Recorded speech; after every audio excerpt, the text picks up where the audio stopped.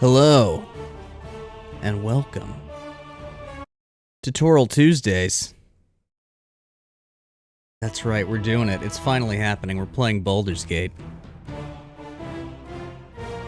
There's some sort of visual glitch happening on my monitor. Hang on. Alright. Welcome in, everybody. Still happening. That's about... We're playing Baldur's Gate, the first one, the original, one of my all-time favorite video games. I have played this once or twice on stream before, never in any kind of extended capacity. I'm gonna change that today. Going to, well, not today. Over the course of the next many days, I'm gonna play through this whole game, which I've done before, but it's been a while. Particularly for this one. I've played Baldur's Gate 2 much more recently than I've played through Baldur's Gate 1. So that'll be exciting. My hope is to get through at least the first game before Baldur's Gate 3 comes out. Ideally both 1 and 2.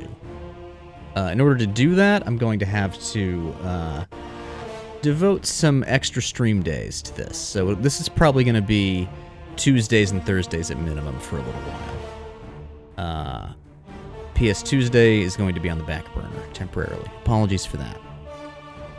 But Tutorial Tuesdays are here for the foreseeable future. I guess before we get too into it, I might as well... Who's Toril? So, Toril is the name of the planet on which the Forgotten Realms D&D setting takes place. In fact,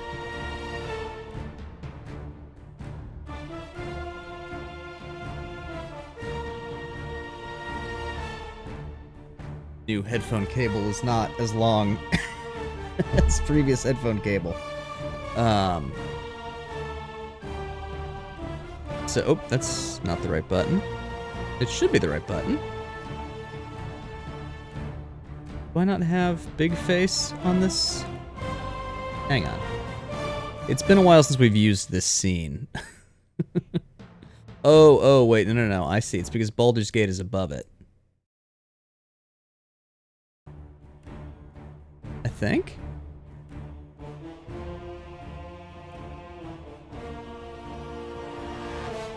Oh. I see what I've done. Okay, I put Baldur's Gate in the folder that runs the big face cam. Okay, there we go. Now it's fine. So anyways, I'm sure all of you are aware of my Baldur's Gate bona fides, but obviously back there I've got Baldur's Gate 2, Icewind Dale, Hearts of Winter, the expansion. My Baldur Fides, thank you, Sarah, thank you. Here I have my boxed copy of the original Baldur's Gate, with the lovely gatefold box here with all the lovely high-res glossy screenshots. But the reason I grabbed this off the shelf is because if I open it up, now I do have one of these, another copy of this, somewhere where I don't have to go into the actual box to get it out, but that one, I've made that one harder to get to. Here's what the inside of the box looks like in case anyone's curious. Quick start guide, chunky manual, and then I've just got the discs here.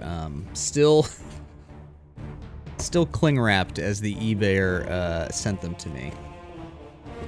Because we'll be playing on Baldur's Gate Enhanced Edition, not on original, unfortunately.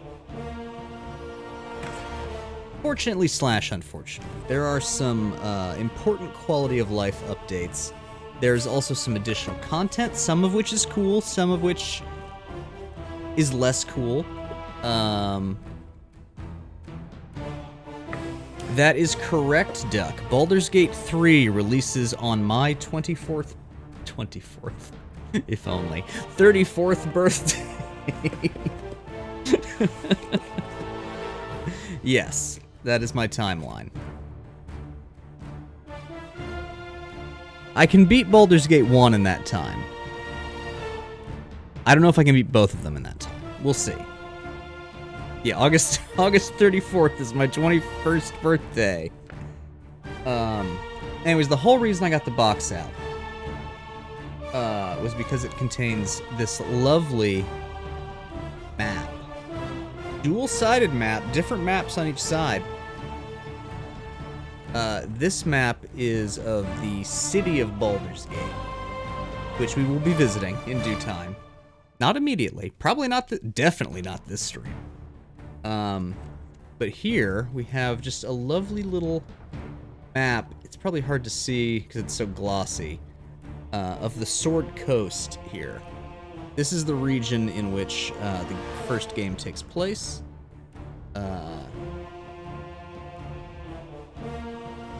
Let's see, what this? We will be beginning. So there's Baldur's Gate. Baldur's Gate's all of this up here. We will be starting here. Candlekeep. Visual reference. Well, there will be maps on screen. Don't worry.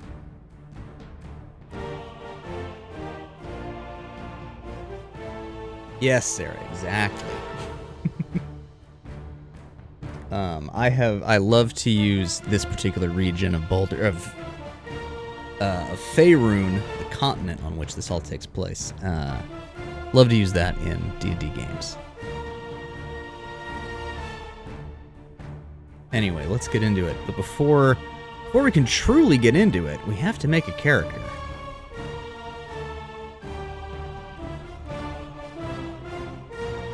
Do I remember where Thistle is from? Was Thistle from the Cloakwood?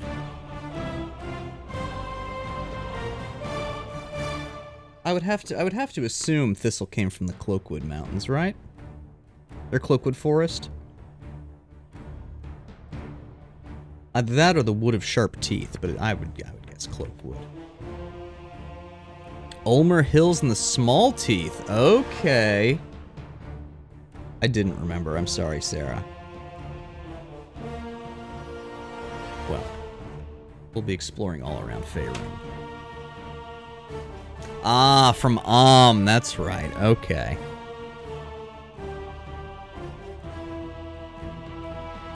Jonna, hello. Welcome in. Also, I don't think I thanked Gilly for that sub while we were on the starting soon screen. Gilly. Thank you for the 13 months with Amazon Prime.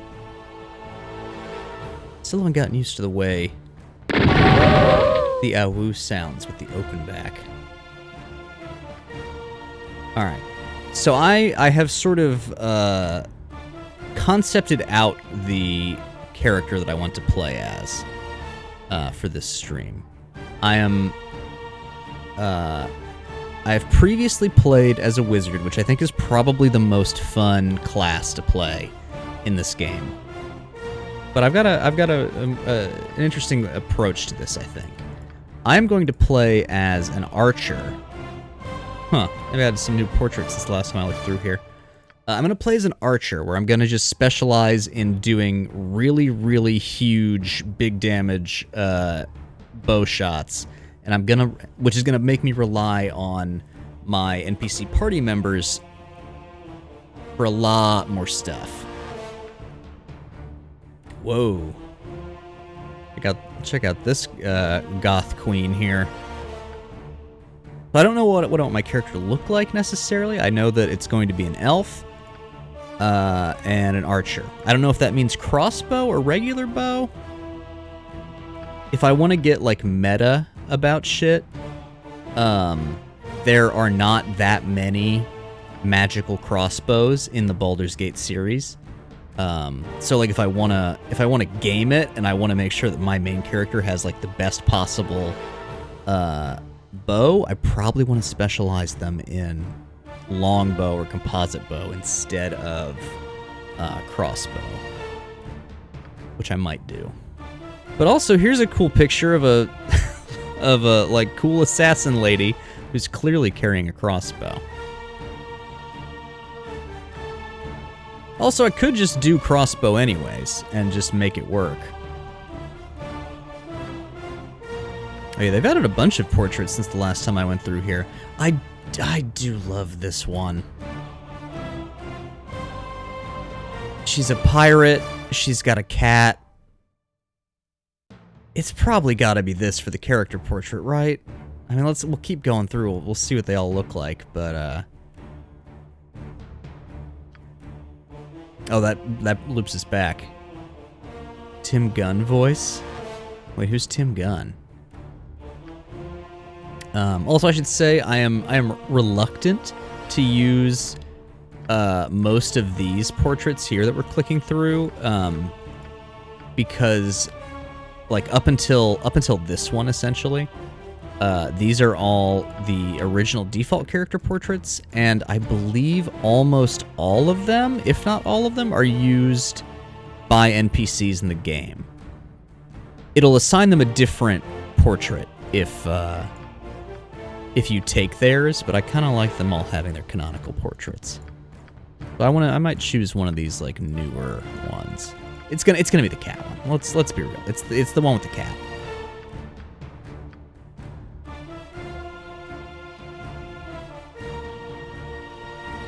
I'm sorry, John. Oops. Oh, right. Every time I click away, the audio will drop.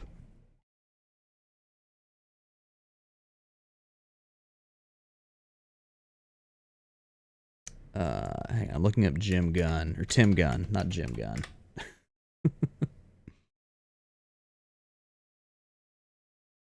American author, academic, and television personality. Served on the faculty of Parsons School of Design from 1982 to 2007. Chair of fashion design at the school from August 2000 to March 2007. Okay. Anyways, Baldur's Gate. Project Runway, okay. Weird that none of that was in, like, the paragraph that I just read.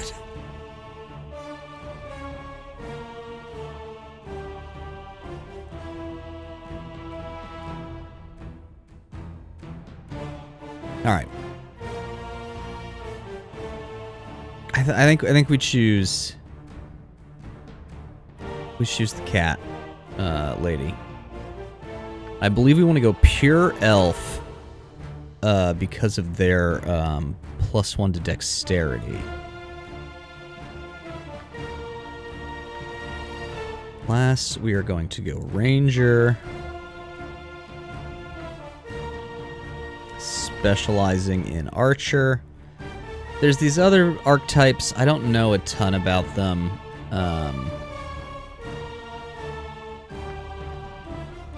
But I like the idea of just like going all in on just, I am really good at a crossbow.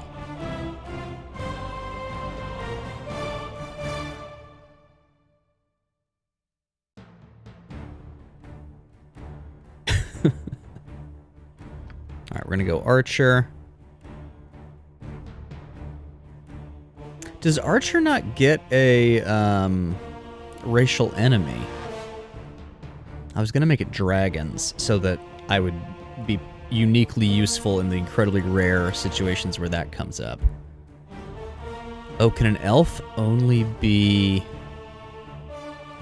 in the good range? Hang on. Let's... What does half elf get us? No, let's go elf. If our alignment causes problems, that'll be a fun problem to solve. We'll go chaotic good.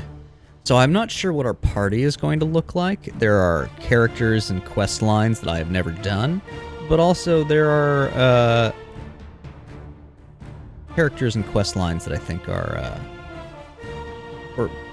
there are people that I think you should have in a party the first time you play. So we might get those in. All right, this is why I didn't do this character building ahead of time. Or what? Or also maybe why I should have.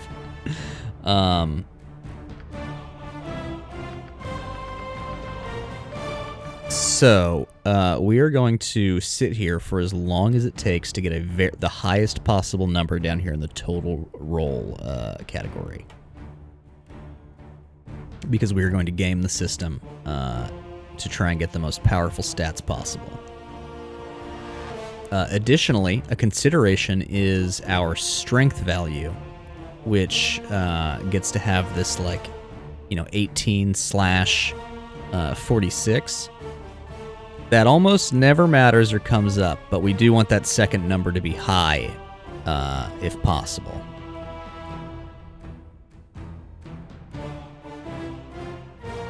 What is the highest number? I'm not actually sure. I think it's like in the low 100s, like 100 to 110, somewhere in there. I don't actually... So it'd be if you got... it'd be an 18 on every roll, right? So what's 18 times 1, 2, 3, 4, 5, 6?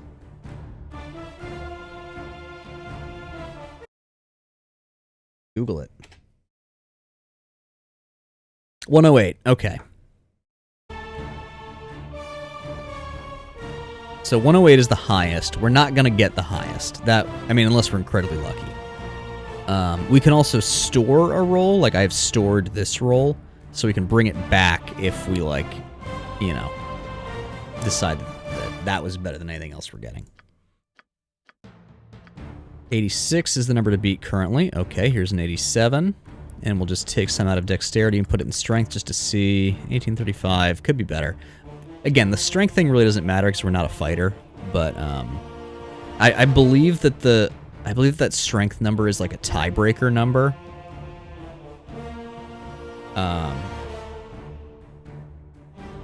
I forget exactly what it does. I believe it's a tie-breaking thing. All right, so we've stored this. We'll re-roll 89. Store that. 1828, not ideal, but still the best we've got.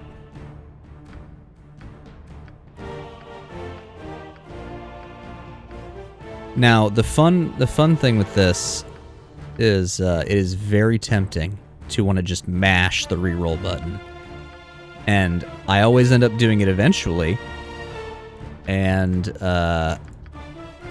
I always end up skipping. Like, I'll see like a fucking 93 and just let it go by because I'm just mashing the mashing the reroll button. Another 88. We got that 89 in the pocket, but let's let's just explore.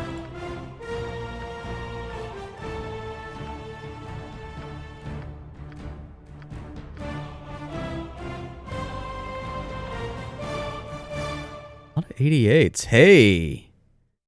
1888 is not bad. Also, let's see what we're working with here. We want our dexterity to be 19. That's a must. Constitution is a max of 17 because we're an elf. And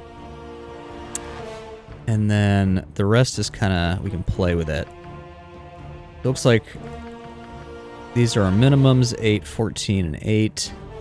We want them to all to be at least a 10. So like this would be a fine way to roll. I would like everything to be as high as possible, but let's I like this 1888. Let's store this. We'll come back to it if we need it. 91. Okay.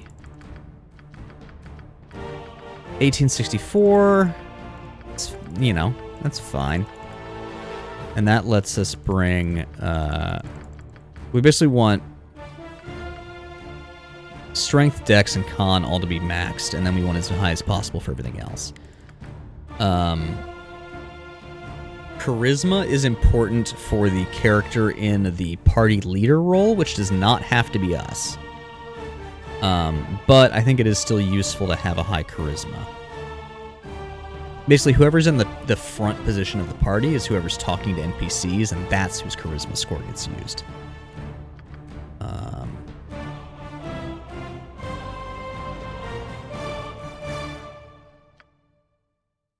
This is a pretty good score. We'll see if we can keep the hot streak going and get higher than a 91.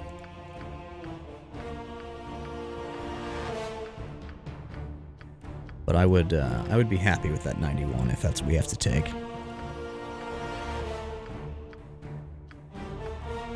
I remember once reading on the Baldur's Gate Reddit that because this game's on like iPads and stuff as well, that there was some user was just like, yeah, every time I make a new character, I just hand the iPad to my kid and have them hit re-roll until you know, it hits like 102 or something, and then I give him a, you know, buy him a treat or whatever. Love the idea of just like some 6-year-old just sitting there on the couch diligently like re-roll, re-roll, re-roll, re-roll, re-roll.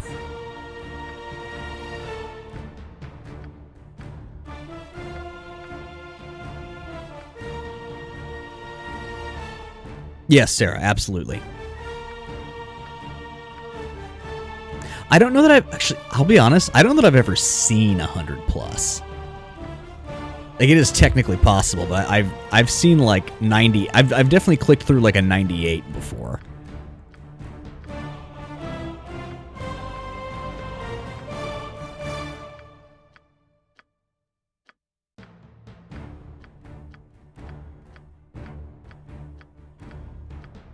$93. What are the odds?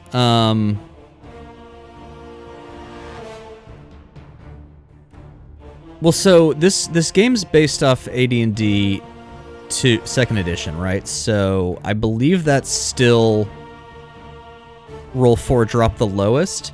So for each one of these like the maximum value for each one of these numbers is an 18. And so, and it's deriving that 18 from 4 rolls of a d6 and dropping the lowest number. So out of 4 rolls, what is the probability of 3 6s? And what is the probability of getting 3 6s out of 4 6 times? So that would be the odds that we're working with.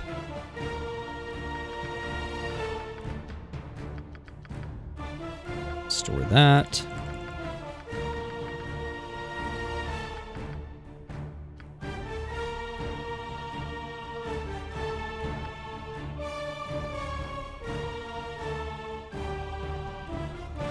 Product rule. Also, this 93 is tasty. This might be the best we're gonna get. I have stored it. I'm gonna store it again just in case. But let's see if we can get that 100.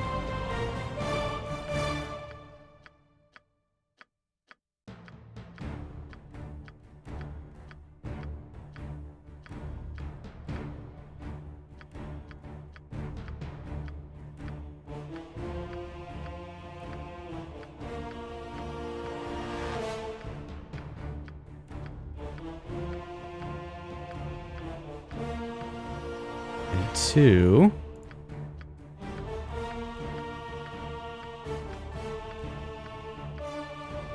Another 92.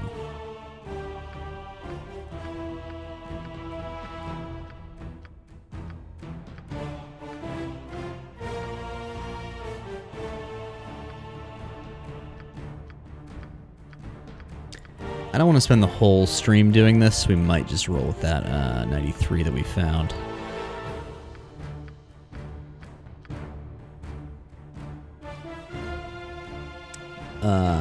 The probability of independent events is multiplied. So you take the probability of all rolls and then multiply them to get that. Okay.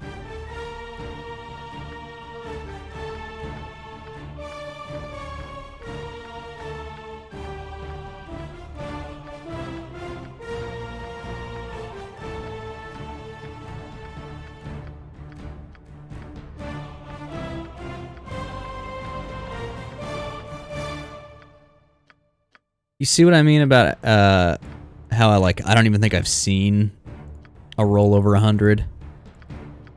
Like even the 90s or anything in the 90s is so rare. Another 92.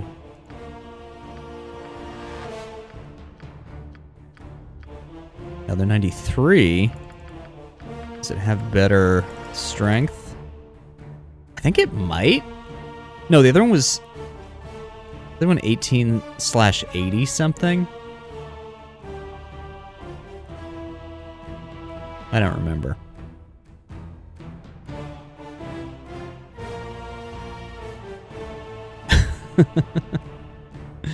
I like rolling stats manually. I think it's super fun. I used to have a page in one of my notebooks that was just stat blocks, just hypothetical stat blocks that I rolled, you know, with real dice to use for NPCs if it came up. It never came up. I didn't run D&D for very long, but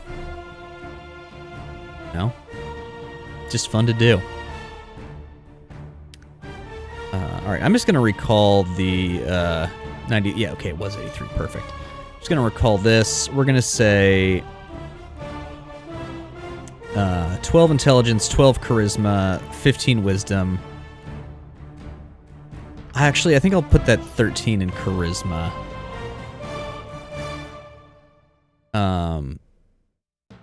So the way D&D works, and I believe this is still true of this older edition, is basically you get bonuses on even numbers. So like 10 being neutral, 12 being +1, 14 being +2, 16 being +3. So like having an extra point in either of these isn't that useful, but it might come up in doing charisma rolls for various NPC dialogues and stuff. Anyways, that's been long enough on ability rolling. Let's lock that in. Now it's time for skills. I think I'm gonna go with the crossbow. I think it's fun. Like I said, there aren't a lot of magic crossbows, but whatever ones there are will be ours. As a ranger, we have 2 pips in 2 weapon style by default. That's not really helpful to us because we're going specifically for two-handed crossbow.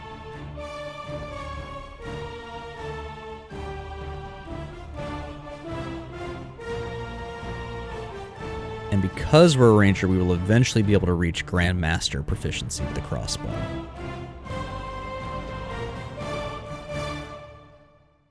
So we need to choose, I think, two-handed weapon style.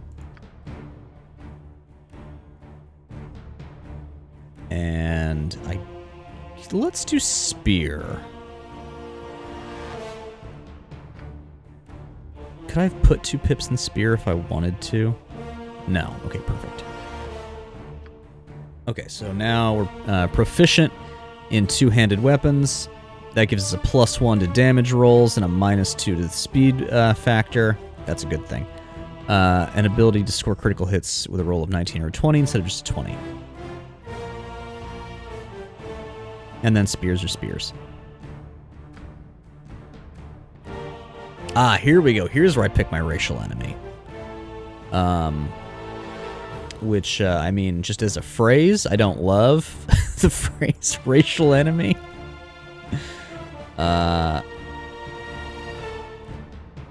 But this is where I get to pick what I will do what I'm best at killing. And there's a trade-off here where like I could pick Hobgoblin. There's lots of Hobgoblins in this game.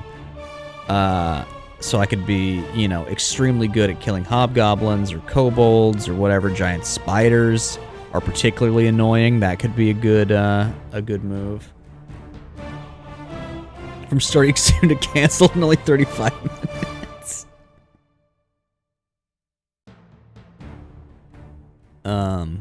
Giant spider is actually a fun idea I hadn't considered.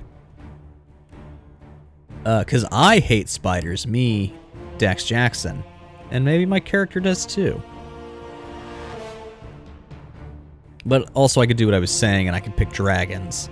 Because being able to do huge crossbow damage to a dragon seems helpful. However, we're not going to fight very many dragons. In fact, I'm not sure that we fight a dragon in Baldur's Gate 1.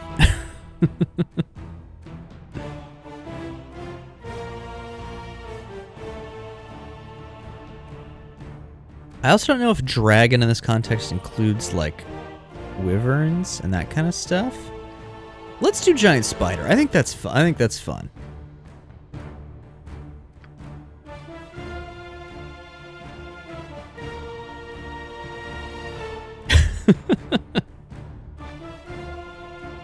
Okay, now I get to choose what I look like.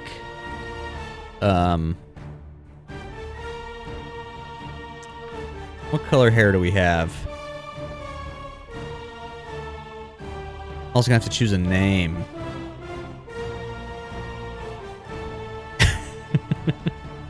It is tragic. How about like a very faintly violet lavendery hair here. Skin color.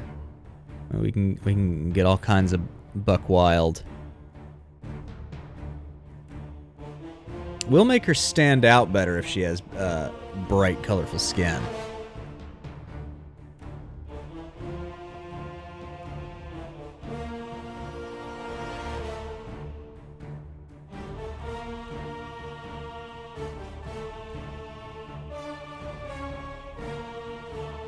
Maybe blue? Dark green? Let's go with blue. I feel like I always do more naturalistic skin tones. But why not? I do kind of like the hot pink. Water Ganassi. Oh right, she does have sort of a pirate vibe.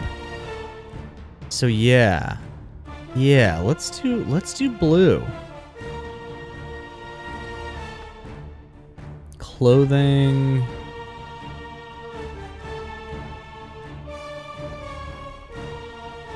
Maybe blue for the clothing as well.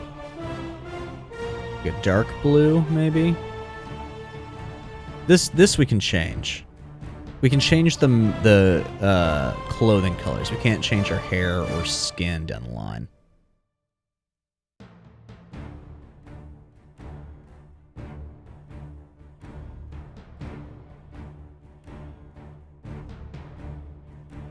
Oh, maybe the metallic blue. Okay. And then we can change our details. Get like a purple on that. Now we have to choose our voice. To battle! All will die. Your life shall be mine. Death will come swiftly for you. Go, go, go! Now you're going to be sorry! You can also play multiple lines from these. I've always been leadership material. Sleepy time can't come soon enough. Some of these are original, some of these are new. Who's in for it now? I think there were like 3 original. Like I think default, aggressive, streetwise, and elderly were all part of the original set. Maybe commanding? Go, go, go! No, I think that's new. Your doom approaches. Do as I say, and we will thrive. I must rest, lest fatigue cobweb my senses. I don't know about that one. You don't stand a chance. Oh, this is such an honor. I don't know what to say. Wait, yeah, I do. Follow me. Oh, we've done so much today. Maybe it's time for a quick nap. I was on board with this one until the like extended What are we just sarcastic standing bit. around for? Golden glory isn't going to rain from the sky, you know. Elderly is pretty good, and that is one of the OG voices. Death will come swiftly for you. There are none more capable for this position. Ugh, I grow tired. We will rest soon. Must we stand about? I have much to do. Yeah. I must get proper treatment for my injuries. Yeah. That's the one.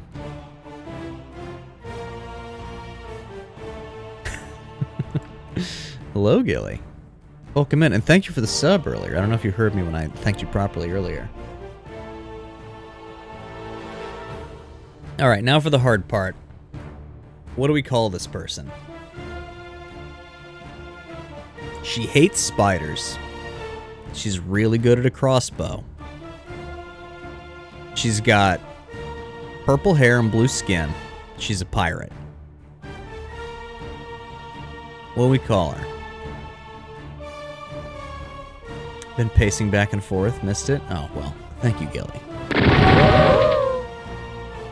Shots to Baxi.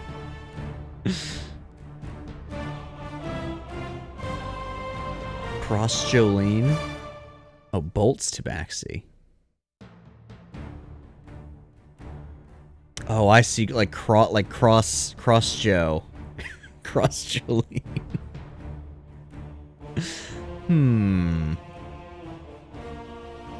I feel like... Now, Sarah, maybe her cat's name is Bolts Tabaxi. Pull up my NPC names document. Good idea. 1 second. I believe that's pinned in voice text of ASJ. Yeah, here, I'll open this in browser and I'll put it on stream. This is a... Oh, I seem to have, hang on. There. How did I manage to put Baldur's Gate in, like, exactly the wrong place? Oh, this just needs to be higher up. Okay. That right there.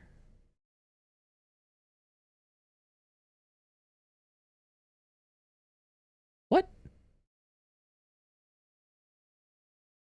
Oh, I'm an idiot. Okay. I'll fix that later. Anyways, this is a document that I made a long time ago of NPC names. You'll see, notably, Dax Jackson is one of the names. Yes, I do still have the physical notebook, Sarah. It's behind me in a box under a table. But let's see. We've got... What are some options here?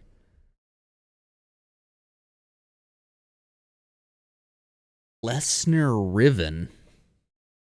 LSSO. That sounds like a Star Wars name. Quinn Winnows is always a favorite of mine. What else is in here? Abigail Raster?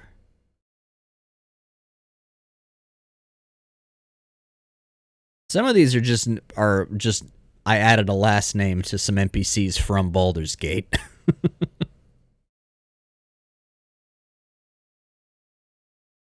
Armina Pennyferry, Madam Samantha January.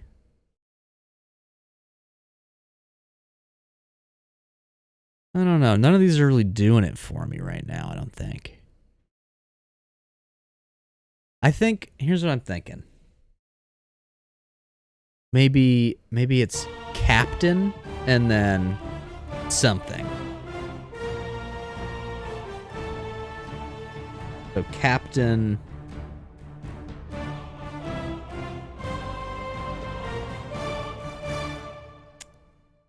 Captain what?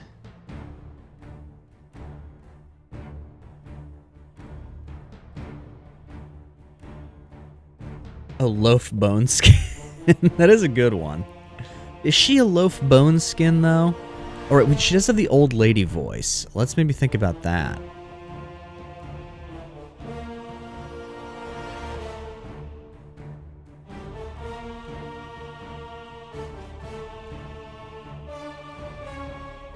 Captain...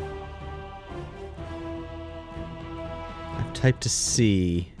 I like alliteration.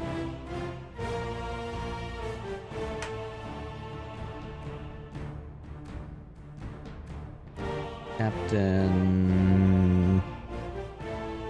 Claritin. Is that anything? Spectrum, welcome in. Spectrum, help us name this pirate. She hates spiders. She's good with a crossbow. What's her name?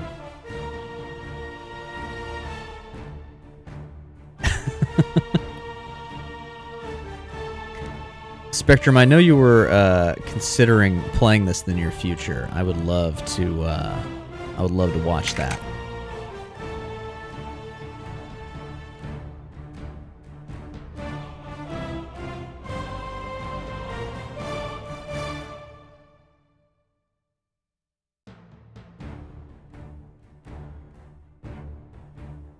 Fuck, I can't type out Captain Robin Williams.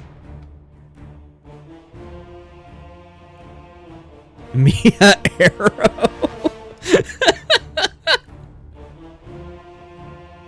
Mia Arrow's pretty good. Blue Boltress.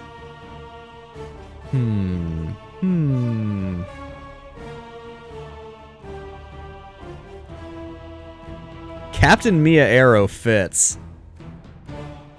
Decades as a first name. Maybe we take Captain out. Maybe she just wears the captain's hat. What would follow Decades, Sarah? 'Cause I'm kind of down with Captain Mia Arrow.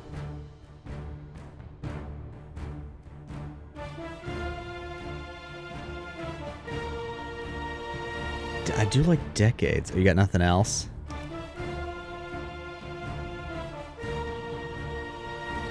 I kind of like Captain Mia Arrow. Yeah, let's do it. Captain Mia Arrow. Except we will be playing on core rules. The enhanced edition of Baldur's Gate thinks that normal is easier than the original game. Yes! Sarah, thank you for the 93 stats bounty bits. Yes, we will be playing on core rules. I have never played on the harder difficulties, though I think that might be fun to do sometime. But for now, core rules. We will potentially be modifying this slightly because they do let you get extremely granular with some of the settings. Acetone, welcome in. You're just in time. We're right about to venture forth. This is Baldur's Gate, the original, an all-time classic and one of my favorite video games. Nestled atop the cliffs that rise from the Sword Coast, the citadel of Candlekeep houses the finest and most comprehensive collection of writings on the face of Faerun. It is an imposing fortress, kept in strict isolation from the intrigues that occasionally plague the rest of the Forgotten Realms. It is secluded, highly regimented, and it is home. Within these hallowed halls of knowledge, your story begins. You have spent most of your 20 years of life within this keep's austere walls, under the tutelage of the sage Gorion. Acting as your father, he has raised you on 1,000 tales of heroes and monsters, lovers and infidels, battles and tragedies.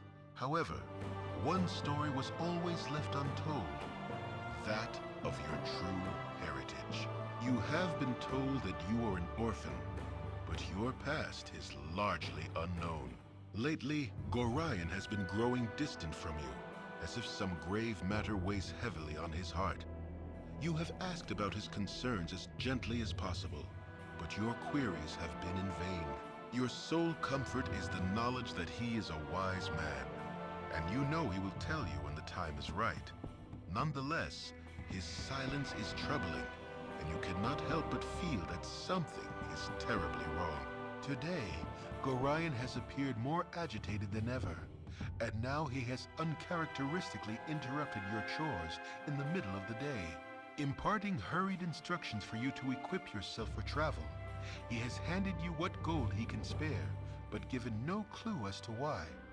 Nevertheless, you now stand before the Candlekeep Inn, ready to purchase what you need for an unplanned and unexpected journey. It drives me nuts that the the text outpaces the narration very, very slightly during that. I don't think it did in the original. But for the most part, they've done a bang-up job here with with these enhanced editions. Real quick, we're going to go into the gameplay options. We're going to mess around with some stuff here. Let's see. Area map background. What does that do? We don't want that on. Chat multiplayer box, gore, weather, group infravision. So these are little things. Some of these were in the original as options. Some of them weren't. I believe both of these were. Group infravision just means that if there's someone in your party that can see in the dark, you'll always be able to see in the dark no matter which character you have selected, which is very useful. There is a widescreen option, Gilly. I'm actually playing this specifically. I have like carefully sized the window to fit this particular scene, but I'm fully prepared to fall back to a widescreen scene if that becomes an issue. Oh yeah, Gilly, don't worry. This thing, it's actually kind of annoying to get this thing to stay in this aspect ratio. But yeah, the enhanced editions are really really excellent. Very highly recommend for anyone interested in getting into this game. Yeah, rest until healed is useful. Basically, anytime you rest, it'll auto use any renewable healing abilities that you have, like spells and such.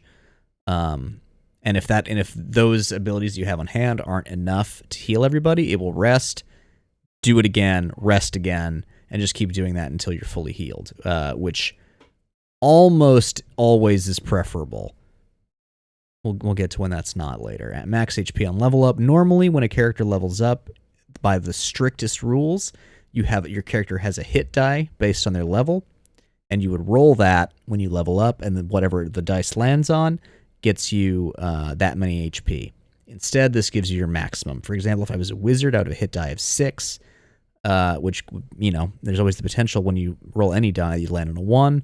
So you could have a level up where you only gain 1 HP. As a wizard, you start with 6, so that would mean at level 2 you have 7.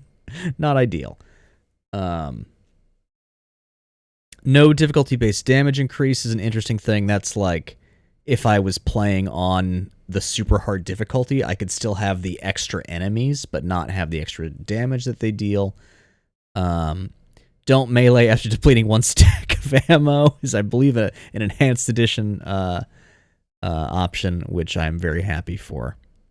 Because previously it'd be like, oh, your character shoots their 10 or their 20 arrows that they can hold at one time, and then immediately just rushes in with their bare hands because they don't know what to do otherwise. Let's check the auto pause settings. Under which conditions should the game automatically pause? We want the important ones are enemy sighted, trap found, spell cast is important to me. Weapon unusable is good. Target destroyed is good. Death is good. Injured isn't strictly necessary. It's just sort of an extra little thing. I don't think we need that. Actually, no, let's leave that on. We can scale that back as necessary moving forward. All right, let's return to the game and actually start playing. No trouble at all. So this is us. We're going to go in here first into the Candlekeep Inn. Interestingly, Candlekeep has an inn, even though it is extremely difficult to gain access to the city. My hotel's as clean as an elven arse. I'm not going to read every piece of dialogue throughout the entire game, but we'll start out doing that. I'll give you the flavor. Well, hello there, young one. Come to visit your old pal Winthrop, have ye? Well, don't forget the 10,000 gold piece book entrance fee as per Candlekeep's custom, don't you know? I know that he's joking, though he's not joking. Candlekeep does have that policy, but not for people that live there and are just going within its walls.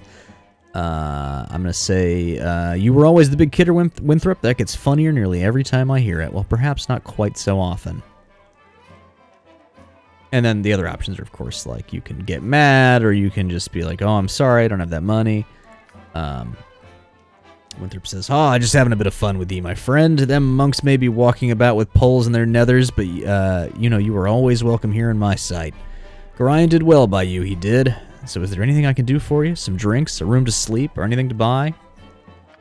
We're going to see what he has. We don't need to sleep right now, but we are going to buy some things. We have 140 gold. There are a few things we need to get. We're going to go ahead and buy a heavy crossbow. And we're going to get some bolts. We're going to get at least 2 things of bolts.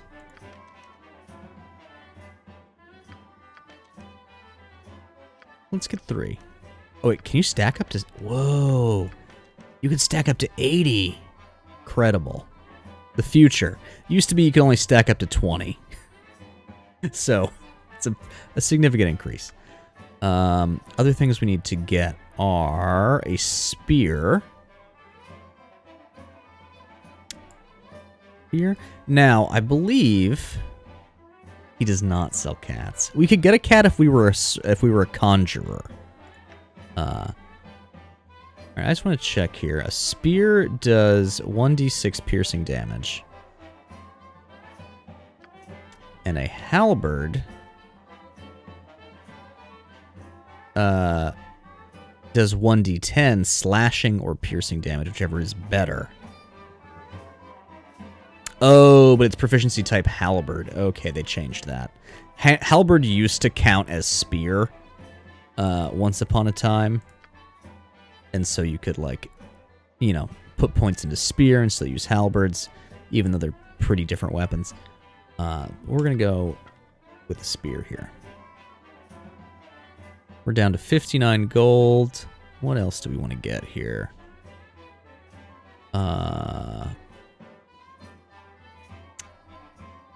Buy a helmet for 1 gold. A lot of this stuff we'll be able to get for free very soon, but, like, why not kid ourselves out from the start? And let's see. Do we want to buy armor?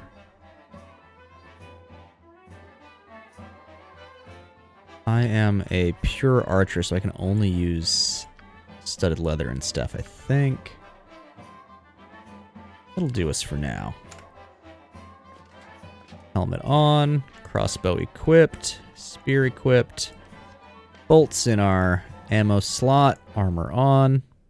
Throw this quarterstaff on the ground because no one will buy it. And now we're going to rob this place blind.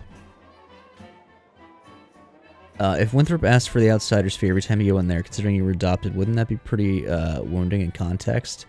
Is Winthrop a huge dick? I guess what I'm asking. Yeah, basically. I mean, he's not being serious. He's fucking around, you know. But the implication that he said that every time is funny. All right. Oh, let's also quick save. So this chest that I've clicked on here is locked. I don't have the lockpick ability, but I do have a pretty high strength roll, so I could try and force it with my spear, and I have done so. It contained some scrolls, magic scrolls that I can't use, and some gold. Here's a dagger. What else we got? No trouble at all. Hop into the sleeping man's room and steal the 4 gold coins out of his bedside table. We'll try and force this lock. Successful. It had a necklace inside.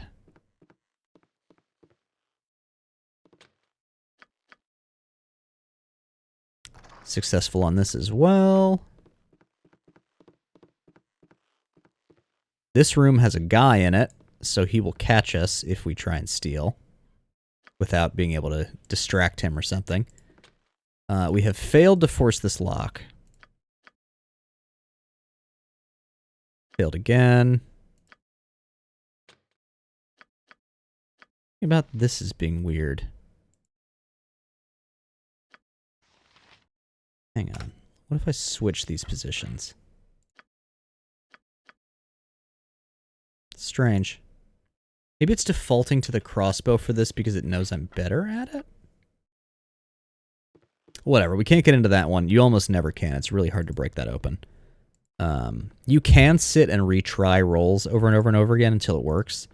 Even if you have terrible stats at something, I mean, it's still possible to get it, but No trouble at all.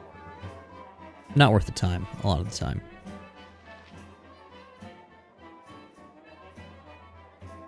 Yeah, it's kind of like Skyrim, Jana, in that, like, you can get away with literally anything as long as no one saw you do it. It's hard to find decent folk nowadays. Almost. If you indiscriminately kill people, you will get in trouble for it. Your reputation will go down no matter what. Firebead Elvenhair says, "Ah yes, I'm back within the hollowed walls of Candlekeep. With this iron crisis upon us, the trip from Baragost was more hazardous than I care to relate. You're Gorion's ward, aren't you? Ma, you have come into your own, if you would permit an old man jealous of youth to say so. I left an identify scroll with Tethteril in the inner grounds. He should be done examining it by now, so if you could fetch it for me, I'd be grateful." Okay, so he wants us to find him a scroll. My hotel's as clean as an Going back to elven Winthrop arse. because we're going to sell this dagger and this necklace that we found for a whopping 6 gold pieces. And we're not going to ever talk to any of these green robe guys if we need to, because they are tutors. All they exist to do is tell us basic game mechanics that I already know. I don't remember what these noblemen have to say. No time to chit-chat. Step up to the heat, young one. You'll need a good fire to warm the chill stares of those monks. Most inhospitable, aren't they? Or most inhospitable they are. Isn't that so lovely? No woman says, "Yes, darling, they are most standoffish." We have a lot of options of shit to say. They lead a somewhat cloistered life here, so they are unaccustomed to many visitors. You are perhaps a bit colorful compared to what they are used to. Or, "Watch your tongue, this was my home for a good part of my life, and I'll not have you slighting them in their own keep." Or, "Oh, I would not let it concern you, milady. Perhaps they are not used to wealth such as yours. You are quite wealthy, are you not? Bring a lot of expensive jewelry with you?" Perhaps they have not been as welcoming as they could have, but you are strangers in their home. I'm gonna go with 3. Let's see what they say. I shouldn't answer that, lovely. Seems as though this scoundrel might be trying to get a bit too familiar. Sizing up the potential loot, I should think. Best that you move along, lest the local constabulary get involved.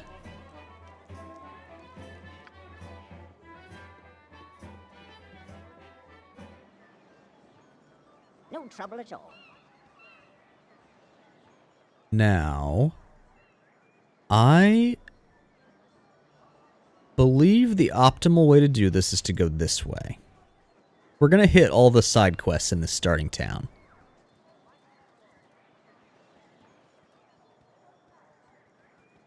There aren't many. They don't take very long.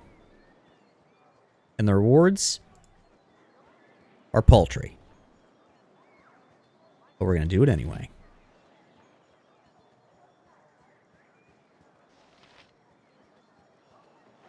Also going to take the 8 gold out of that barrel. Let's see, we got a barracks here. Let's pop in the barracks. Consider it done. Now, one of these chests should be unlocked. This one, I believe. In it, there is an antidote. We will take. And Hull's longsword. We'll also take. There are other chests in here. They do have stuff in them. However, it's very hard to steal from them because this is where the cops live. No trouble at all.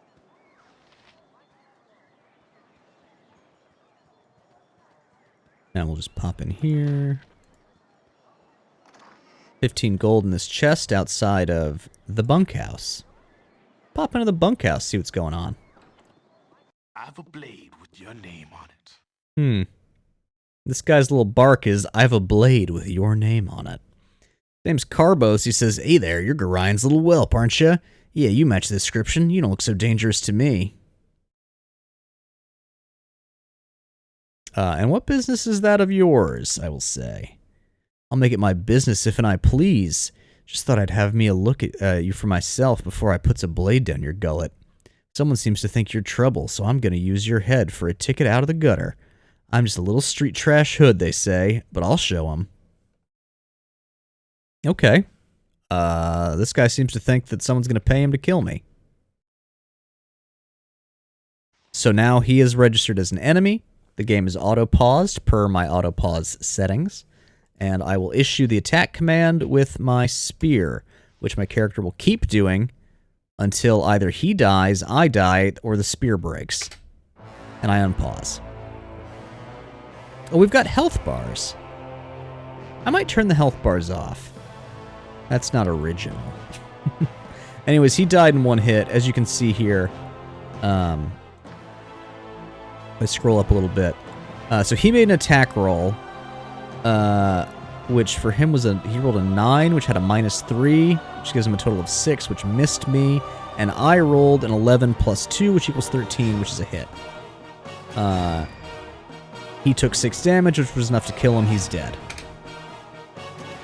Oh, and then I unpaused, but then it repaused because my target was gone. That target gone's going to be useful down the line, though, don't worry. He had a dagger. I took it from him. What else is in here?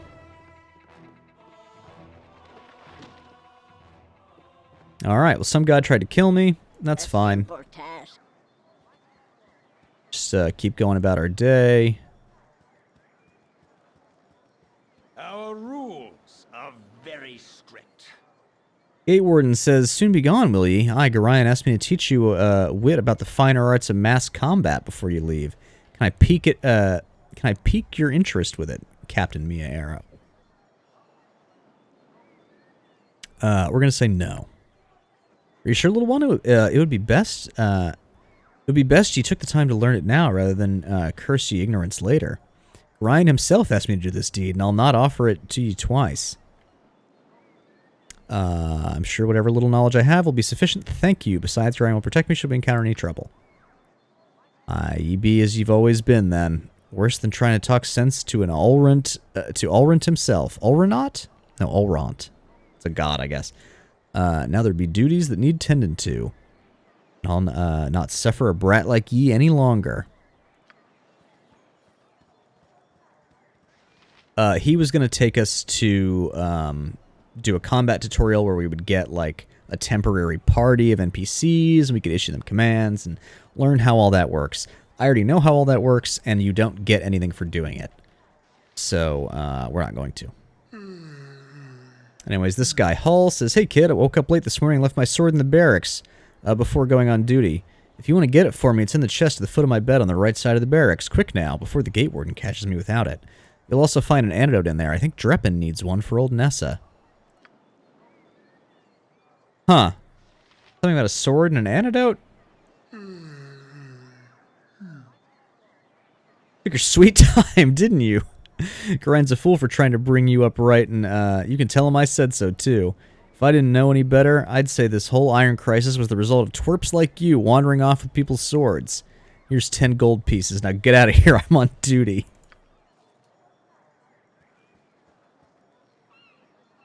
Yeah, guard forgets his sword and then calls us a real fucking piece of shit for it. Chill guy. But also, again, this something about an iron crisis. That guy Elven Bead Firehair mentioned an iron crisis. That guy just mentioned an iron crisis. What's this iron crisis all about? We probably won't find out, right? By Moradin's hammer. By Moradin's hammer. Love this dude. Reavor says, "I thought I asked you to clean the rats out of this building yesterday already. Hop to it. Get in there." Agab. Alright, this guy seems to think we're supposed to go in here and kill all the rats in his storage room. So I guess we'll do that. We'll use our spear because it seems pointless to waste crossbow bolts on this. Auto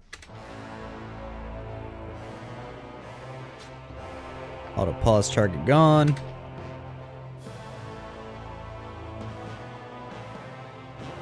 So, the reason why, for example, I issue an attack here and then my character just stands completely still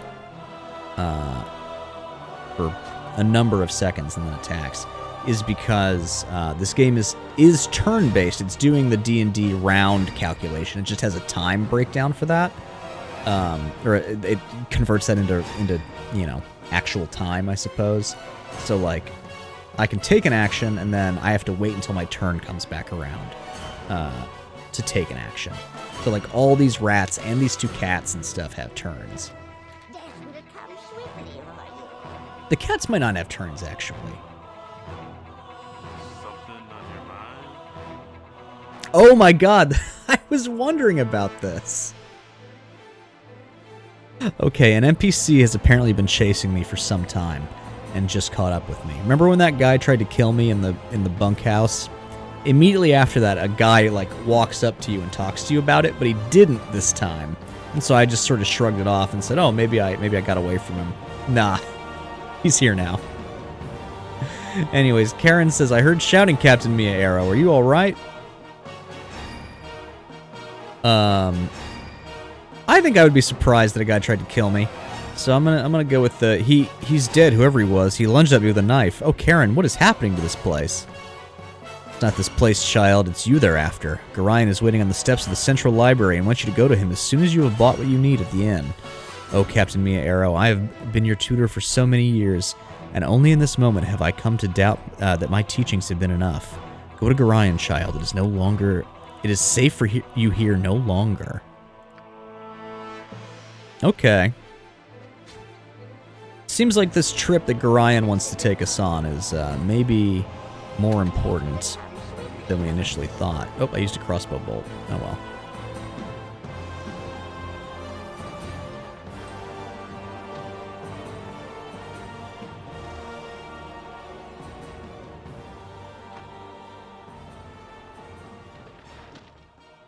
Anyway, we killed all the rats. A simple task. Hammer. Ah, yes, killed them like the rats they are. A glorious battle, unlike any this world has ever seen.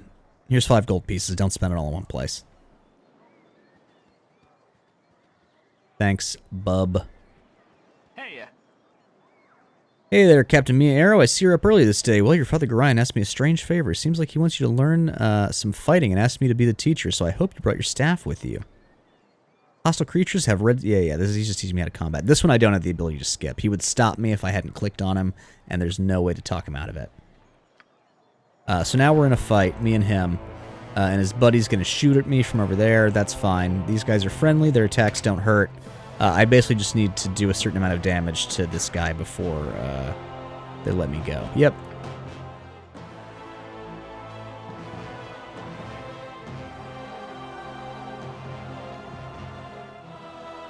Up here is the local temple. There aren't any quests or anything here. Just a guy. Walls contain the world's knowledge. We can go into the temple menu. Some neat stuff. You can just donate money to the temple. If you donate, I mean, the secret is that if you donate at least 1,000 gold, I think they give you like a fancy blessing. But also, you can buy and sell potions. You can have things identified if you don't have a means to identify them yourself. You can also pay them to cast healing spells on you. If for some reason you don't have a cleric or the ability to, heal yourself otherwise. Wisdom is only possessed by the learned. There's something you can do. Hello, child. Shall we continue your lessons?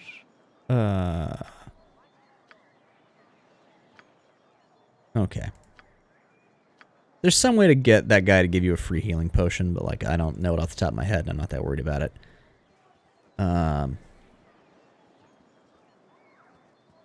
what do you need?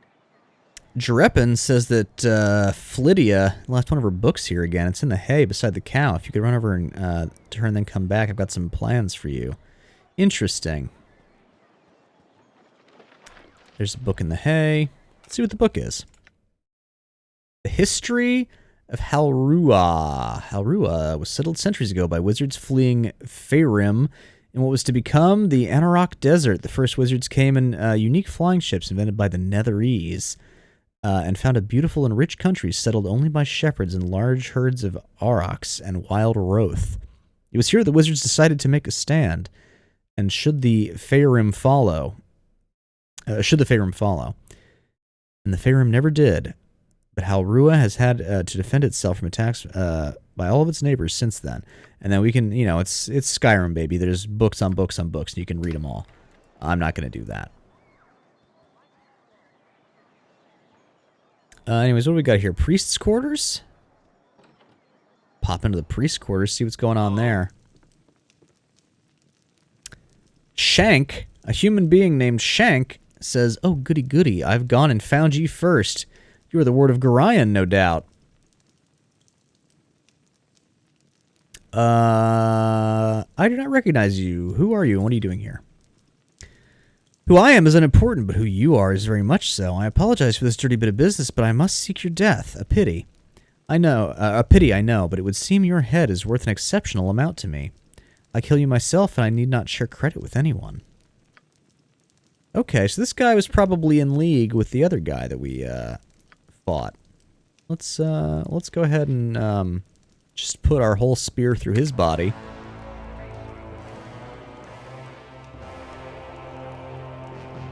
Critical miss. We rolled a 1 on that.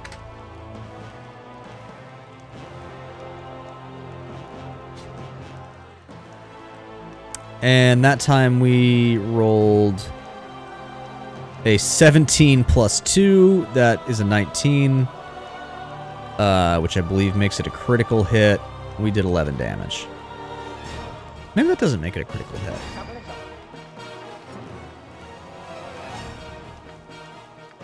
Anyway, let's loot this room. We've successfully forced this lock. It had a worthless dagger in there. This table's got some gold on it. So I know where all the clickable stuff is in these early areas, but you can, in the Enhanced Edition, hold down Tab and highlight everything. Which kind of trivializes some areas.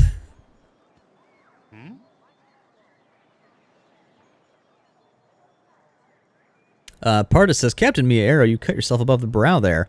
What's wrong, child? Something in your eyes tells me it is very wrong indeed." Let's lie to this guy. It's nothing, Parta. One of the cats didn't like me petting it. I'm alright, really. Yes, well. Get what you need from the inn, then, for Gorion is desperate for you to be off. A simple task. Wouldn't have missed if I took the training. You know what? Good point.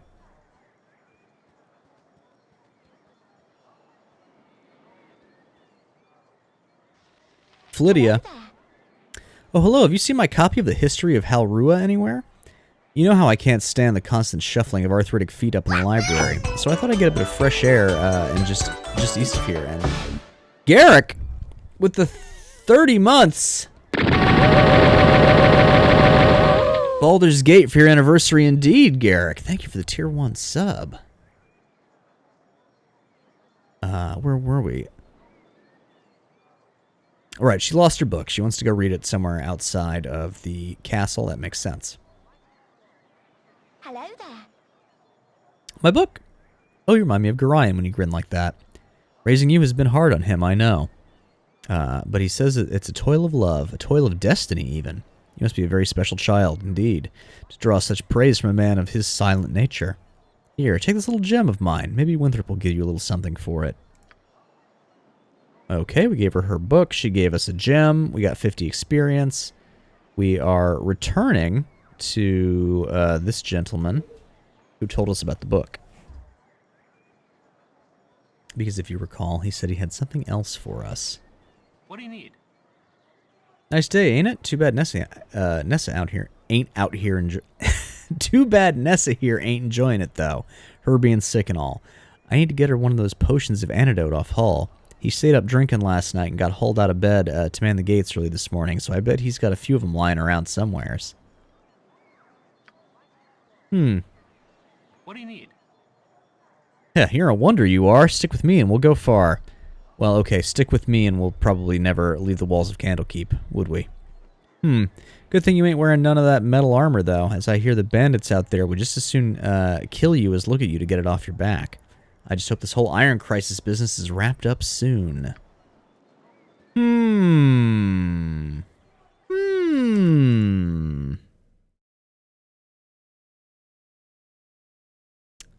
Okay, I think we missed a quest down at the barracks, but that's fine. I'm not worried about it. There's a guy who wants a stack of crossbow bolts, and he's like, go get me crossbow bolts, but then you have to pay for them. And he's like, all right, here's some money, you little piece of shit. Ho,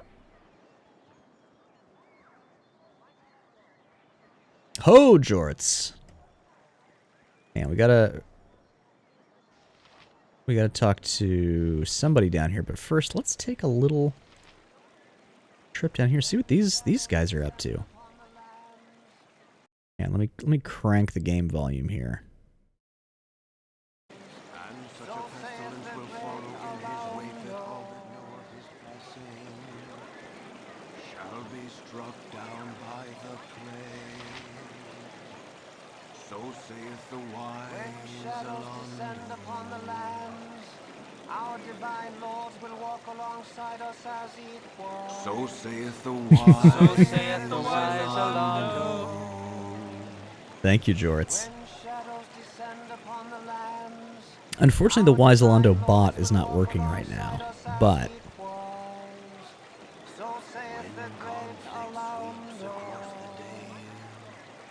yes, these are the Candlekeep chanters. In the lore, that is their job to just all day and all night chant this chant of Alando's prophecies. One of those prophecies pertains to the story of this game. But who's to say which one? Jorts, thank you for the 100. So saith the wise Alando. Greetings, young one. Here's the guy we were looking for. Teth'Daril. Firebead says has sent you to me, hasn't he? Very well. Return this scroll to him, but then you must hurry and speak with Gorion. He is waiting for you on the steps of the Central Library. I assure you, child, it is a matter of greatest urgency.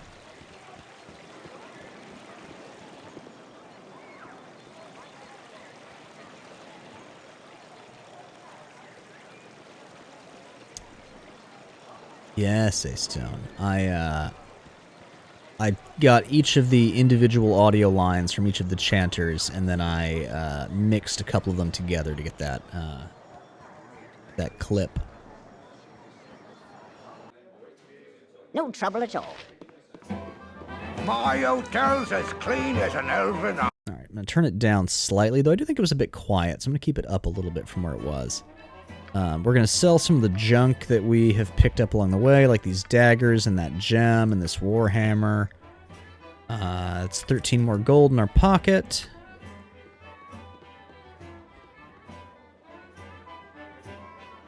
Let's talk to Firebead. Find decent folk nowadays. I'm glad to see that that age has not hardened your heart towards an old man such as myself. I'll take all of your Identify scrolls. I have great use for these types of scrolls. Here, allow me to cast a little spell on you. It will protect you from any evil you might meet tonight. And he has cast protection from evil on us. Consider it done. Alright, we'll go the slightly longer way around, because I think that will let me give that guy those crossbow bolts. And then we'll be into Baldur's Gate proper. I also need to refill my water glass. I'm very thirsty.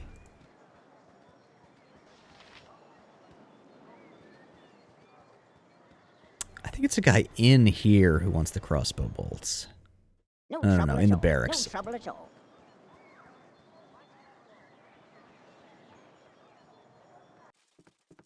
a simple task. I should have joined the army. Look, what a meat-filled night. That hull is just too much. Poor Sap had to go man the gate this morning, too. I don't know how he does it. What can I do for you anyways? I love the idea of, in a fantasy world, you can just get rip shit drunk and then, like, take an antidote potion to get rid of the hangover. Just wondering if you have any errands I could run. Errands? Yeah, actually need a quarrel of crossbow bolts. If you could get some off Winthrop at the inn, I'll reimburse you. Oh, very well. There'll be a few coins in it for you, too, so you can stop giving me that look. I should have joined the army. Here you are, you little money grubber. Put a few pieces in your purse. No trouble at all.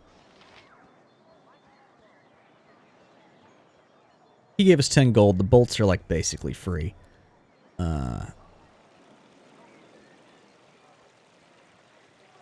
Let's... Here, you know what? I'm going to grab some water, and then we'll initiate the, start here. So give me, like, 30... Oh! Talk to Imoen first. I'm surprised that stuffy old Gorion let you, away from your, studies and chores. That old fiddle-faddle. I snuck off, too. Old Puff Guts Winthrop was looking for me, but I've got all day to do his chores. You have time for a story today? No, I can tell you don't. What have you been up to?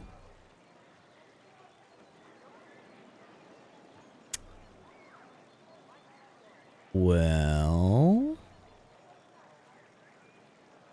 I think I'll go with this one. I'm afraid I cannot chat today, little one. My foster father wishes me to prepare for a journey, but will not say to where.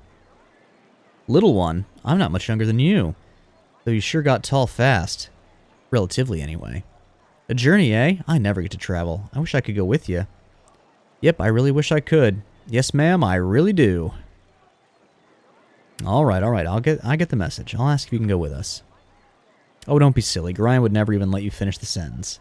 Especially after what that letter of his said. Did I say that? No, of course I didn't. Never saw no letter. Nope. I'll just get back to work now. You had better go. Gorion is waiting. You reading my grandpa's mail? Imoen? Alright, give me 60 seconds and I'll be back.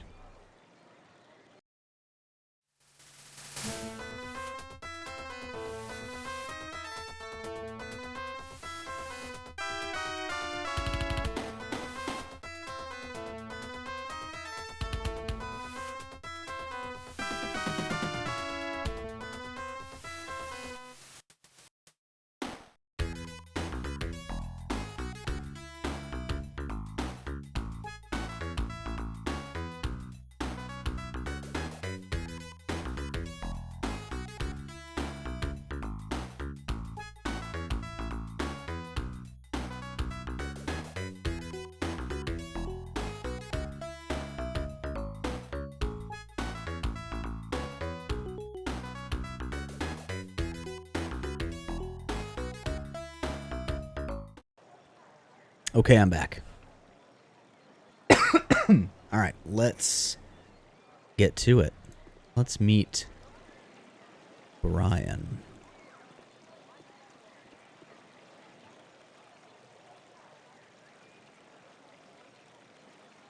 Oh, my child, I am glad I have found you. This is very unnerving, I know, but you must trust me.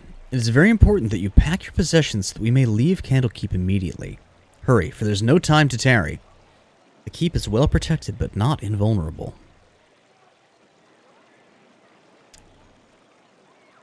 Let's see. Do I have an option to ask for Imoen to come along?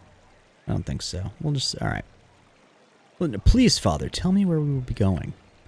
Alas, I cannot, for I have not truly decided yet. All that is certain is that we will be far safer on the move. Perhaps the woods might offer some secluded secrecy, or perhaps the city of Baldur's Gate would offer cover amidst its teeming throngs of people. I do not know where we shall end up, but I have a few friends here and there. I will think on this.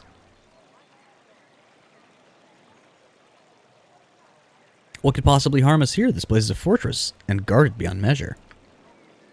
Candlekeep is indeed a formidable obstacle for ne'er-do-wells, but it is not insurmountable. No matter how thick the mesh, at least one mosquito always finds its way through. No, my child, we must leave as soon as possible, for our safety and for that of our friends here. Okay, I'm ready to go right now. Listen carefully. If we ever become separated, it is imperative that you make your way to the Friendly Arm Inn. There you will meet Khalid and Jahira. They have long been my friends, and you can trust them.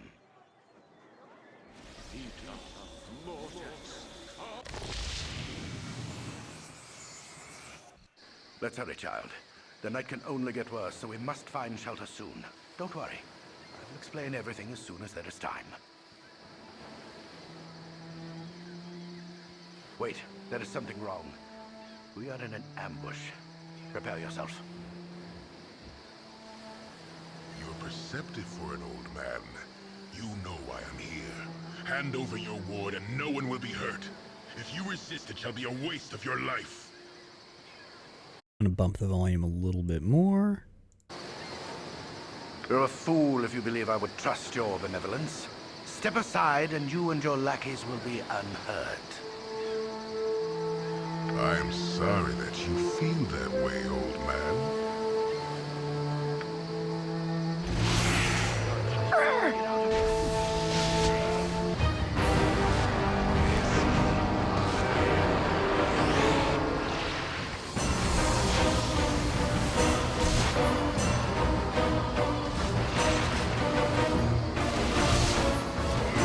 This is what real deal high level Baldur's Gate gameplay looks like.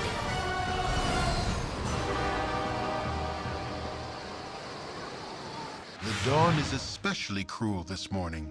You awake with the realization that you have not been living some horrible dream. Ace-Tone, this game's teeming Ambushed, with big voice you actors. saw Orion cut down before your eyes, and even his powerful magic could not stop the onslaught. It was his wish that you flee, but that does not remove the feeling of helplessness that now overwhelms you. Hand over your ward, the armored fiend had said. He was after you and you alone, but why? If only Gorion had given some clue. But now you are alone and lost. Candlekeep is near, but you will find no quarter there. The readers pay for their serenity with rather draconian entry rules, and without Gorion's influence, their doors will remain closed. You will not last long on your own with your meager equipment. Perhaps you can get some help from the friends Gorion mentioned, the ones at the Friendly Arm.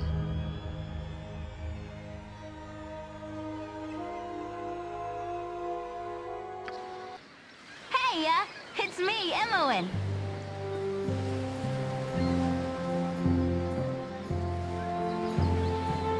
Wait, was that Lance Reddick?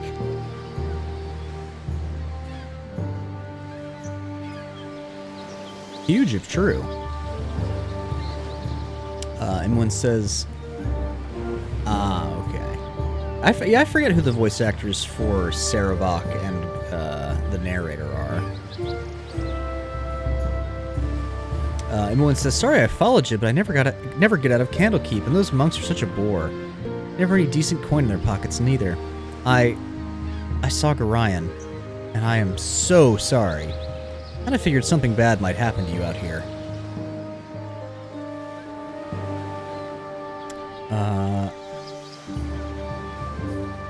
I could be really mean and shoo her away, but we'll keep her around. Minor spoilers, but Imoen is one of the canonical party members. In fact, the most important canonical party member. She will have a story function in Baldur's Gate 2. I accidentally read a letter on his desk the other day. I can't remember exactly what it said, but he might be on his body. Anyway, I'm not going to let you wander around here all alone. Never let a friend down. No, ma'am. Stick with you until you say otherwise, I will.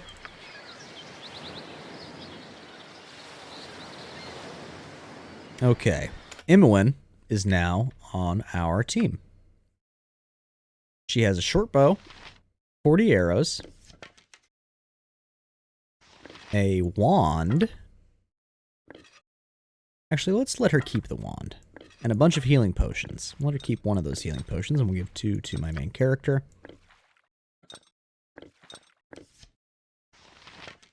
Oh, that piece of shit! When I gave that guy those crossbow bolts, he took the stack of 80 instead of the stack of 20. What a fucking asshole. But yeah, Imoen is in our party now. Imoen is a thief. Not a particularly good one, but we will keep her for the whole game. A simple task. She'll get better in Baldur's Gate 2. Anyways, we're heading north towards the ambush site to see what we can collect off of our slain foster father's body.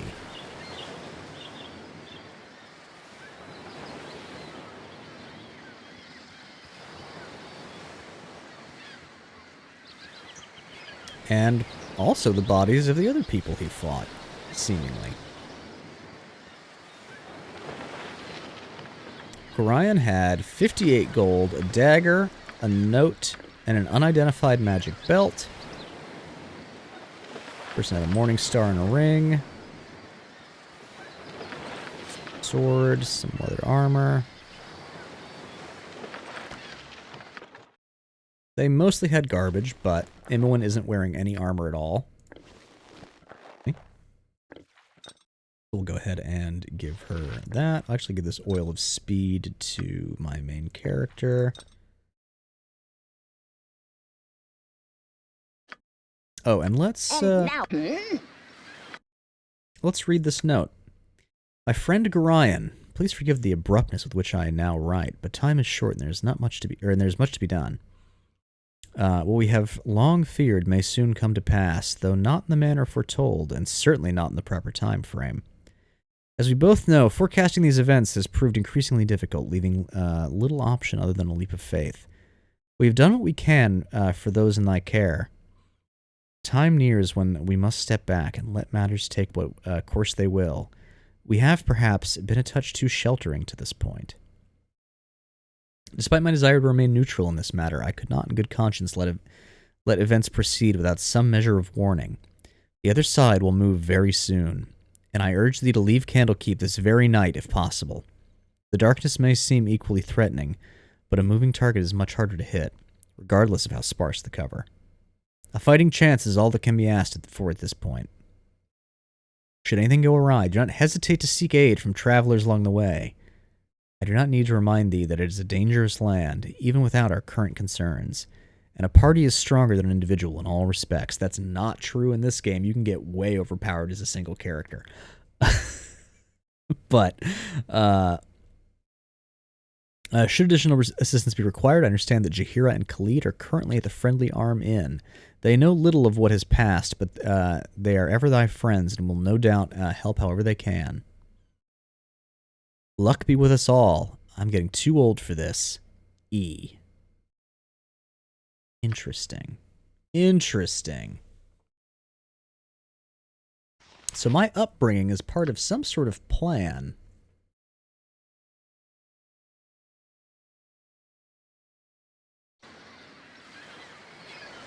And now what? Consider it done. Now, there's not much to do on this particular screen. But there are... We should perhaps get back to the road a little bit more.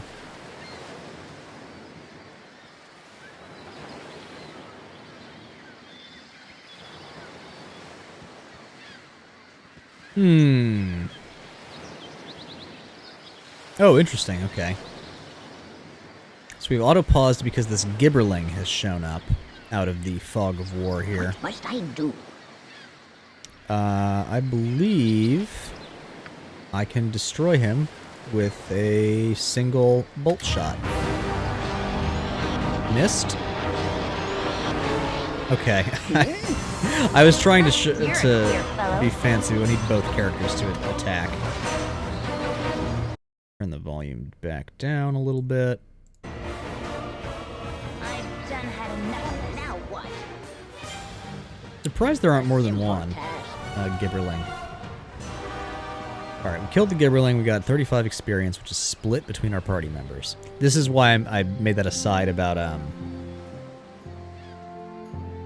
I'm not sure who killed it. Let's see. I told them both to start firing at it.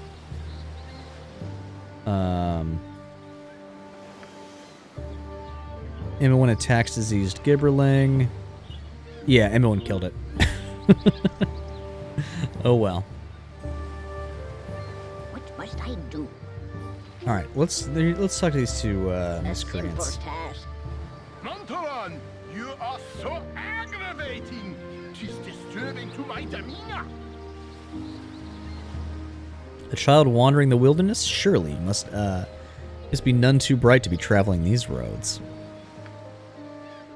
And you look a bit scuffed, too. A fine pair of troubles all your own.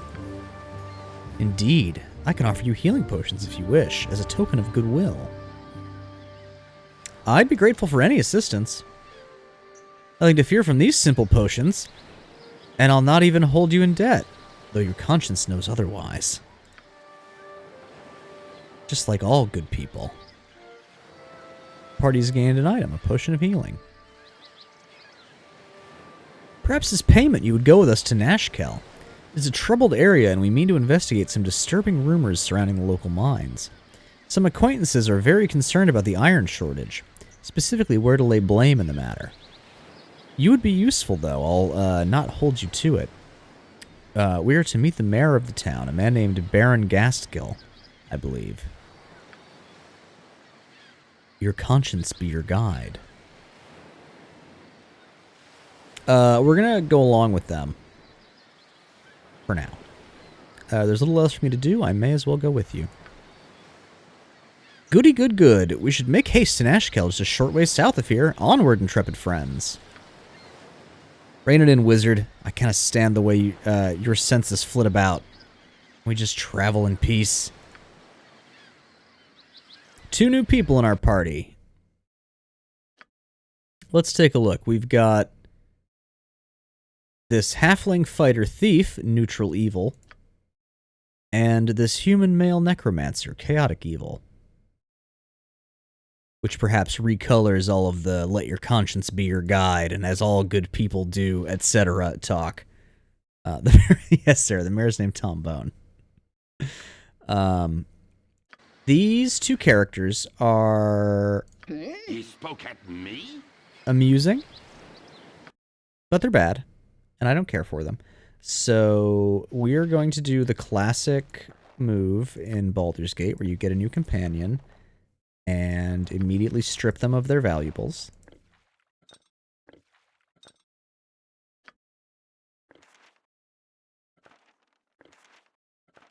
We'll let them keep their shitty short swords or whatever.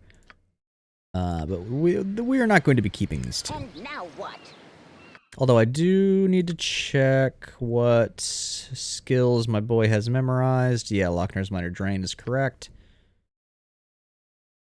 Stop touching me! What does Chill Touch do?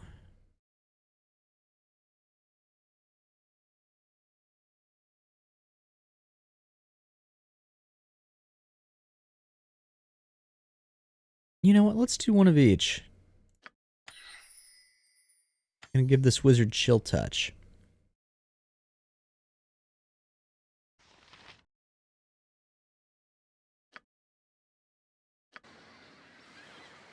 What must I? No trouble at all.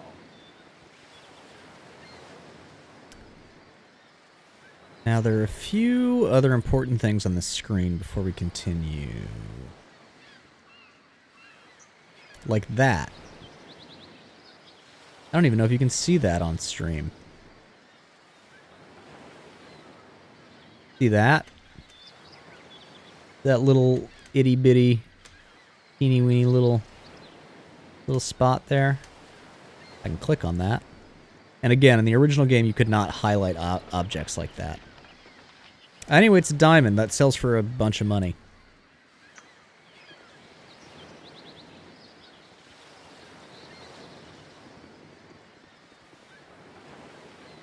Somewhere in the game is a quest that would point me towards that. But if you know what's there, you can just take it. And here we have the map screen, our first look at it. Here's Candlekeep. There's Baldur's Gate up here. As you can see, Baldur's Gate is broken into a bunch of different little zones because it's so large. And we're going to travel to this location right here. The only place we can reach right now. There, wanderer. Stay thy course a moment to indulge an old man. It's been nigh unto a 10-day since I've seen a soul walking this road, and I've been without decent conversation since. Traveling nowadays appears to be the domain of either the desperate or the deranged. If thou wouldst pardon my intrusion, may I inquire which pertains to thee? I can be rude, I can be desperate, or I can be mean. We'll be desperate.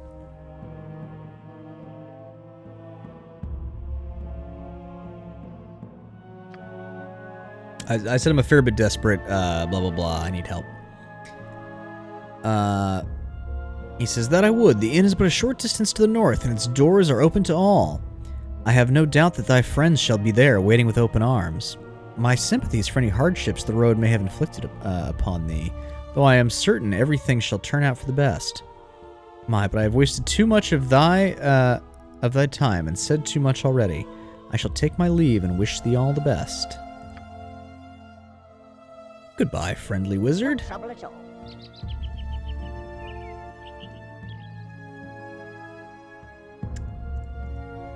Here we will follow the road. This tells us where the different roads head to. We're going to head north to the Friendly Arm Inn before we head south to Nashkel.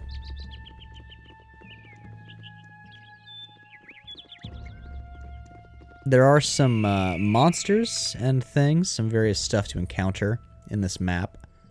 But there are some things that can one-hit kill us around here, and I'm not going to worry about that right now. Hello, pal. Aeoln says, if you don't mind, please try to keep your voices down. There'd be beasties with better hearing than we. You seem quite at home here. What's the most dangerous thing you've seen? Most dangerous thing I intentionally went after? Stalked an ogre mage for a few days once. Had a party of my own back then. Killed the ogre, lost the party. Not really worth the trade if you ask me. I've seen more dangerous beasties, but usually over my shoulder as I'm making tracks as fast as I can. No shame in running when your life is on the line. Off with you now. I have meat to catch. Okay. Poor guy lost all of his friends to an ogre mage. We've all been there. Now let's head north. The Friendly Arm Inn. Take 8 hours to reach. You have been waylaid by enemies and must defend yourself. And that's the thing about long travel times. The more hours it takes to get from where you are to where you're going, the more likely you are to be waylaid by enemies and need to defend yourself. This is a lot of enemies. A troubling number of enemies, one might say.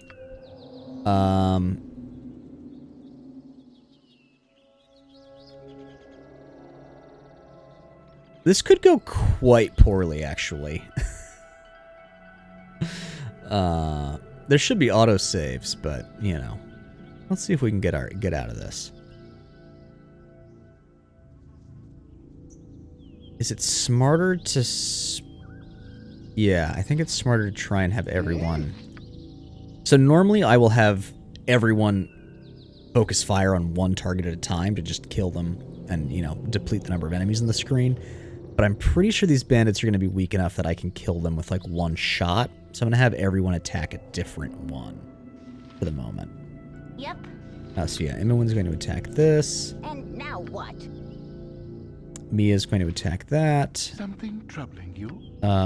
This wizard can't do shit, so he's going to cast a spell on that guy. This better be good. Yeah, we'll have the two of them team up on this guy, while these two take out each of these, and we'll just hope that there's a very plausible chance that I unpause this and all of them fire arrows at my main character at the same time, and she dies. Also, hang on, Leo is rioting outside of my door. I need to let him in.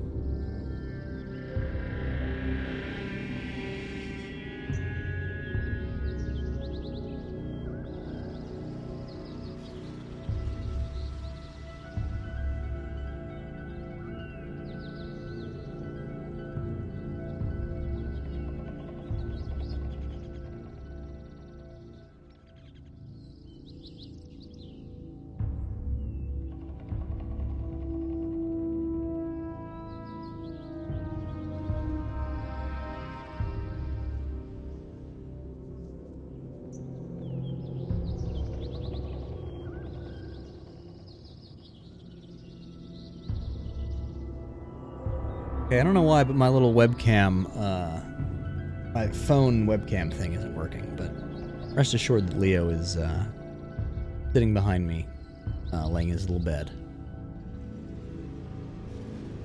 Which is apparently all he wanted. Usually he's more, demanding than that.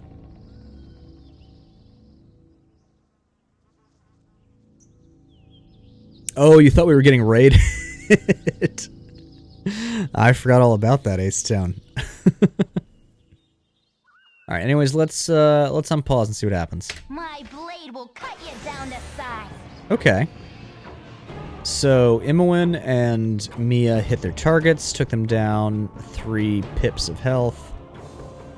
His spell hasn't finished casting yet, and he is still moving. Your voice is ambrosia. This is gonna go so fucking bad, holy shit.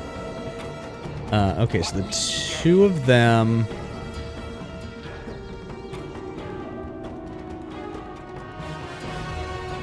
Have them attack that guy.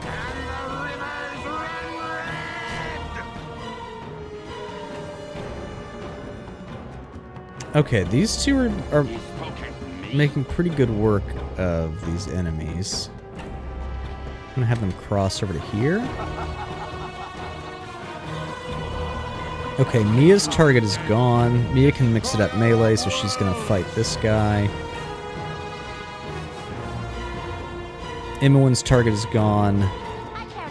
Imoen does not have melee capabilities, so we're gonna have her shoot this guy far away. Alright, these 2 doing excellent work with their stabbing.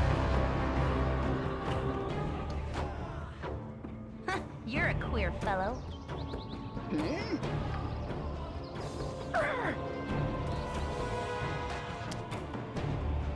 Okay, Mia is at half health. Oh! It's game over, folks.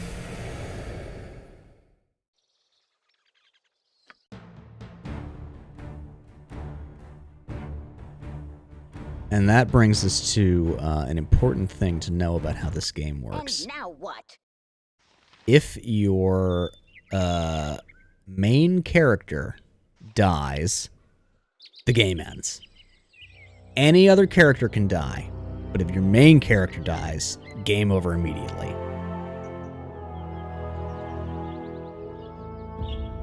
It did go south very quickly. We're dealing with such low hit point numbers that, you know, one attack brought her from 13 HP down to 7, and then another attack brought her from 7 to 0. Something troubling you? What must I do? A simple task. We may not get attacked this time. See? Sarah, you missed the first game over. Oh, it's okay, Sarah. Also, I'm not gonna do this every time probably, but so this game has like redone all the CG cutscenes in the style that we just saw.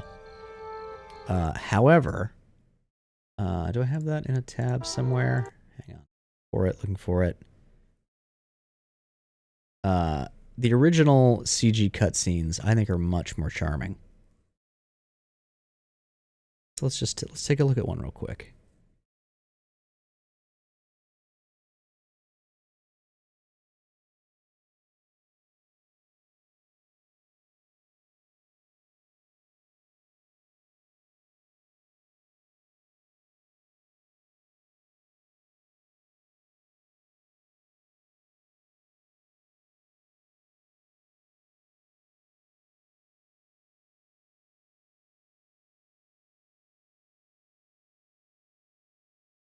See what I mean?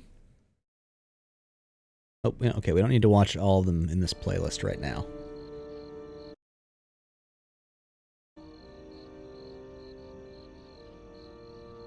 Anyways, here we are. The friendly arm in. We've got our 4 homies. Do a quick save. I could go get a funny thing right now, but let's hold off on that for the moment.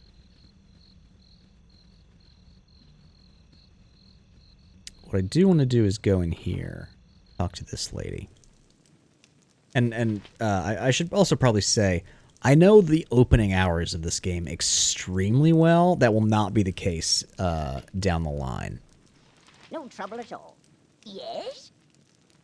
So I won't be like, oh, I need to go here before here and talk to this person to do this and da-da-da. Like that will go away basically once we're done with Nashkel. Joya says, hey there, you're new, aren't you? New here, aren't you? Can I trouble you for a moment? Certainly, milady, speak your mind. Such manners. Well, I need a gruff hand for this task, so keep your please and thank you garbage for the nobles. I was robbed blind by some hobgoblins within sight of this very inn's walls. I need you to return the favor. They took my ring, and that's all I want back.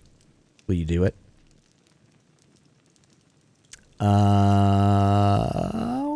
What's in it for me? Nothing. I have no gold to give you. I was just robbed, remember? You'll be doing it out of the goodness of your heart. Okay. I will do this for you. I thank you. The creatures were just north of the inn. I swear I could almost see them from the upper rooms. Bring my ring back here when you get it. You'll know it when you see it. It's a flame dance ring and very striking. Okay. You're a queer fellow. Now, she has some stuff in here that I could try and lockpick, but she'll get very mad at me if I do that. Consider it done. A simple task.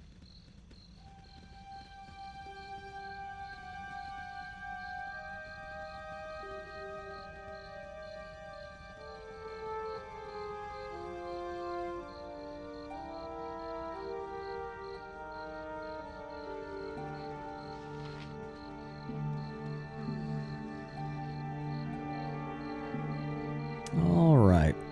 Let's... Oh! Maybe this is the friend Gorion was talking about. Karnash. Hi, friend. I've not seen you here before today. What brings you to the Friendly Arm Inn? Oh, nothing much, really. Just road-worn travelers looking for a place to rest. I see, I see. Pardon my being too forward, but you have the bearing of someone I've been looking for. About your height, they were. Same style of dress or thereabouts. I dare say you seem to be the spitting image of them. Might you have traveled from Candlekeep by any chance? I may have visited there on occasion. What of it? Oh, nothing really. I'm just looking for someone from that region. Would your name be Captain Mia Arrow by chance?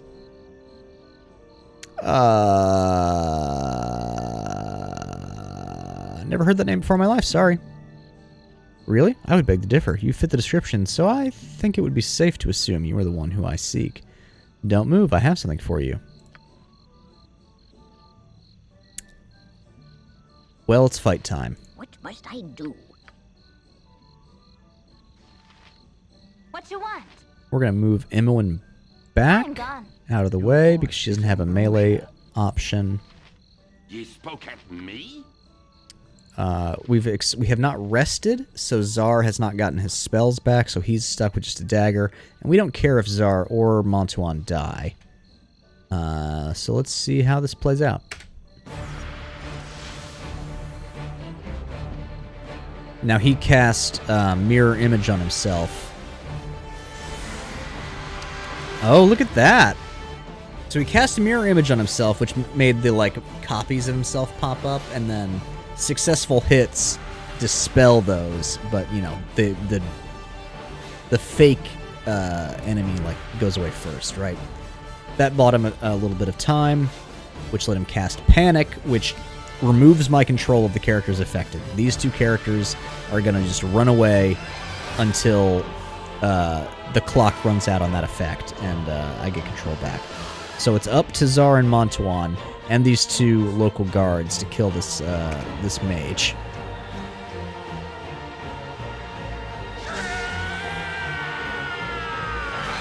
Okay, Zar is dead.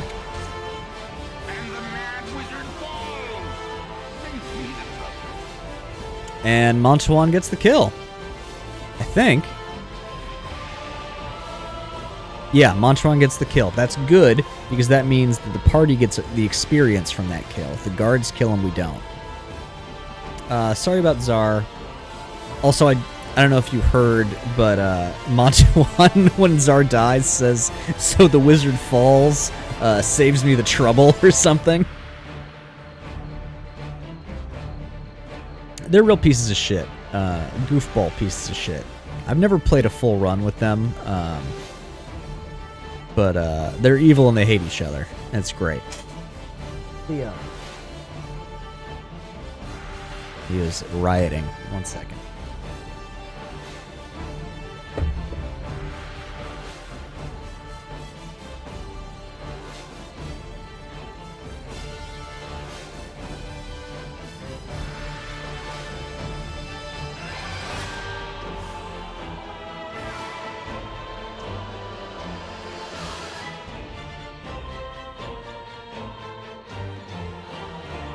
Okay. Leo has been taken care of. He didn't initially want a taco, but he does now. And a taco has been given. Alright.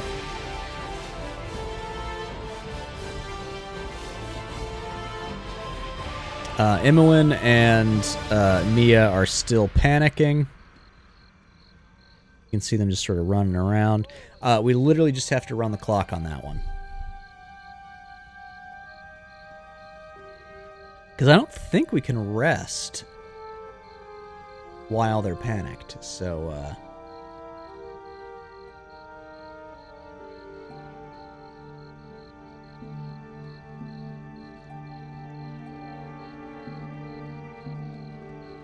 Anybody, see any good YouTube videos lately, or...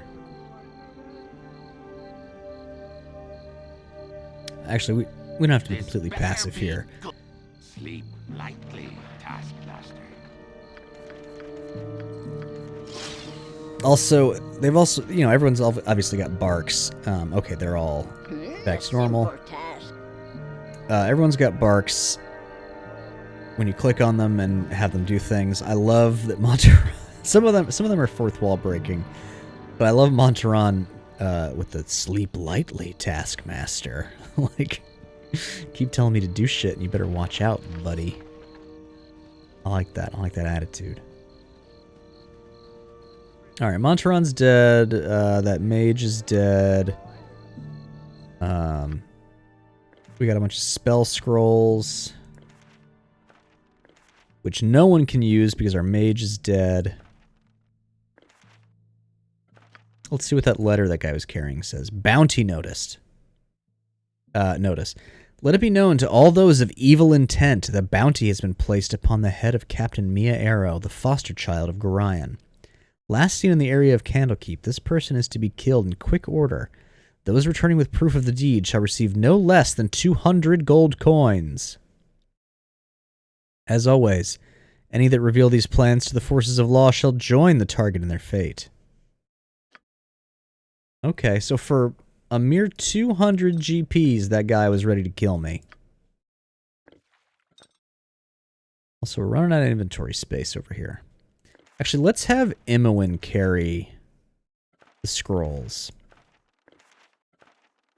Because Mia Arrow can carry 280 pounds. Imoen can carry 50. So it seems like maybe we should have Imoen carry the lighter stuff.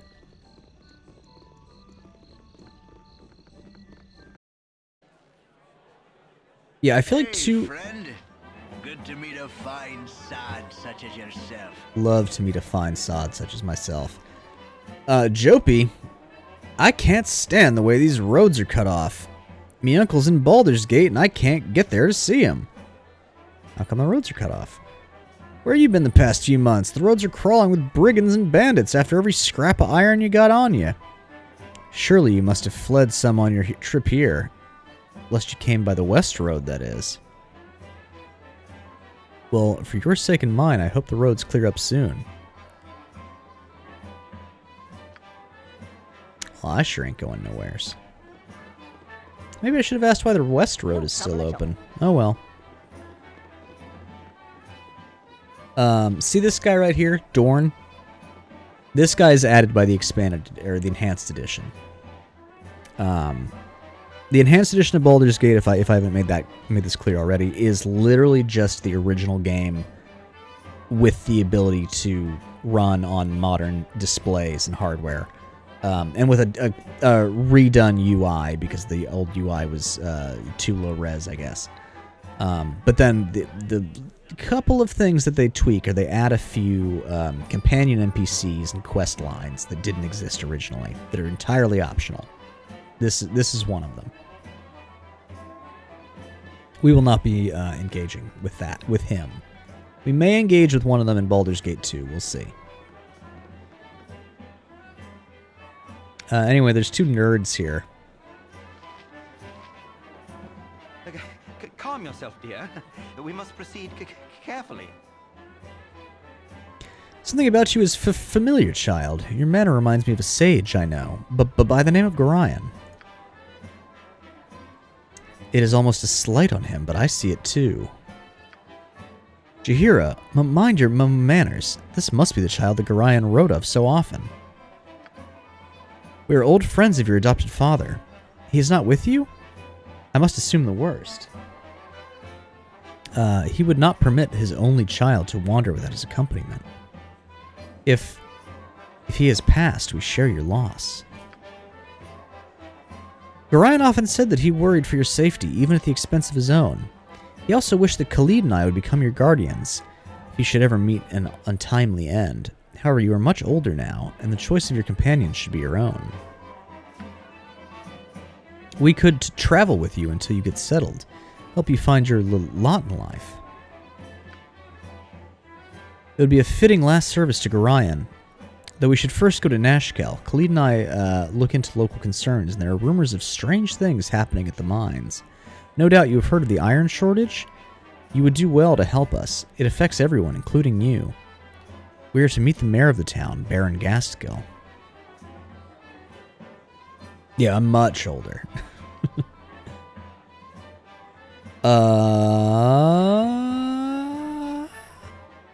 Your company would be welcome, I say. Good, we'll leave as soon as we're ready. Though it should be soon. So, we now have Khalid and Jaheira. What must I do? We are probably going to get rid of Khalid because he's not very good. However, if I tell Khalid to leave the party, Jaheira will go with him because they are married. There are ways around this, however. No trouble at all.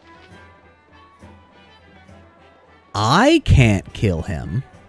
It's been dreadful slow business. But if I allow him to die, then perhaps I can fill his slot with someone else.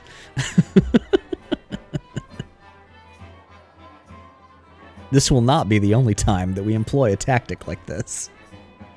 This is worse than your cow grinders. Well, so here's the other thing. I don't have to play that way. I haven't decided what style of party we're gonna have, or how I'm gonna play this exactly. So maybe we can decide together whether or not we think Khalid is worthy of remaining in our party. Montaron is not. Montaron's gone for sure, though. There's other more important people we need. We need at least 2 other people in this party, which means Zar and Montaron gotta go. Bentley Mirrorshade, the proprietor of this place, says iron is the lifeblood of this whole region. It's sure painful when it gets scarce. So what can I do for you? Let's see what he has to sell. First, let's take a nap. Do we need to take a nap? We should. It's been long enough. Your characters will complain and get worse at their stat rolls if they become too tired. So yeah, let's rent a room.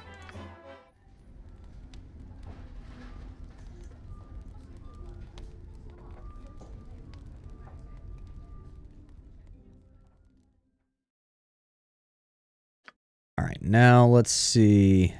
What can we sell here?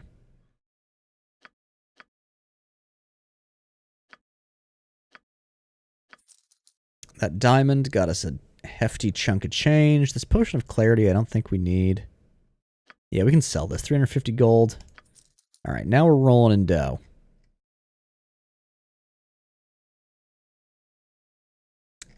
Let's see. What do we need? We could, right now, buy full plate for Jaheira. Wouldn't be a terrible investment.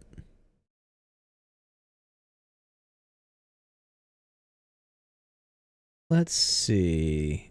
There's also another way to get Jaheira some pretty good armor. I think let's buy the plate.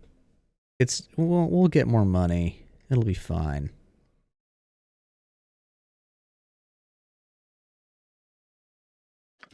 Also, let's take a look at what our characters have here. Jaheira's in full plate. You love to see it. Invisibility potion that she has in her inventory, we'll give that to Imoen. Jaheira, by the way, is a half-elf fighter druid, which is a pretty cool combo. Jaheira's a good character. She's good to have around. Khalid is a half-elf fighter with a strength roll of 15. It's not very good. He's not very strong. He's not very charismatic. Just doesn't have a lot going on. But back to inventory. Khalid's got a long sword and a shield, healing potion. He's got a hot wife. Let's see. What is Jaheira good at? Jaheira's proficiencies are club, quarterstaff, and sling. Khalid's proficiencies are longsword, axe, and longbow. That's annoying. That's an annoying combination of things to be good at. Let me show you why.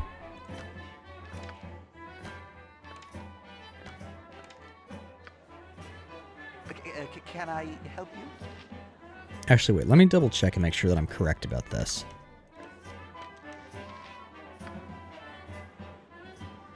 Oh, he can. Okay. So maybe this is an enhanced edition change. I for one support Captain. So Khalid is a sword and shield guy, but he can't use the shield while using the bow, which is like mostly fine.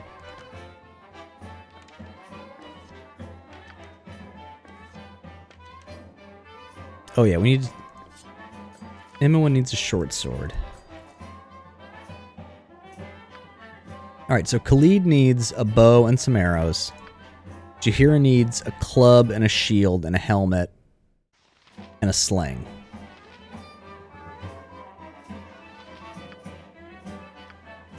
I can but try.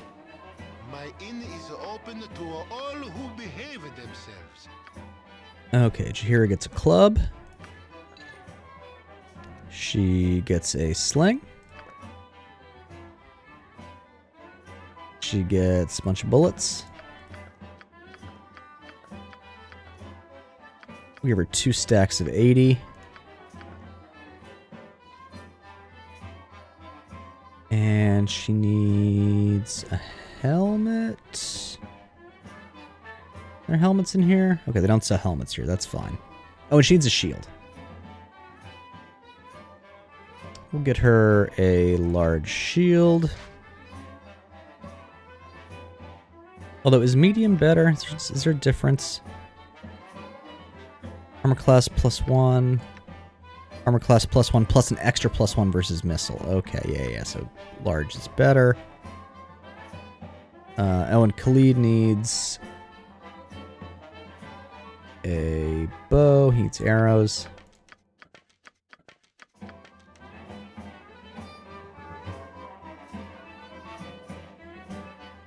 we will get... Damn, longbows are expensive, huh? Well, he's not the only one that's going to need it. So we'll go ahead and buy that for him. I think we're good on gear in that case. Whip. See, the nice thing about slings, and an argument for why...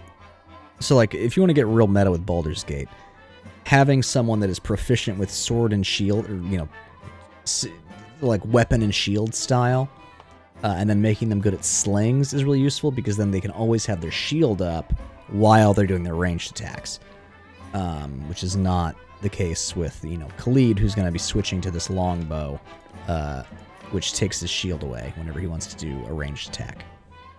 We're also going to take this helmet off of him and give it to Jaheira. What does a helmet do? It just protects against critical hits. And now what? A simple task. Now, I have a special mission. Must consider it done. Yep. I've done had enough. Or specifically for... Let's save. I have a mission for me and Imoen, which is to go through this whole place and steal everything we can steal.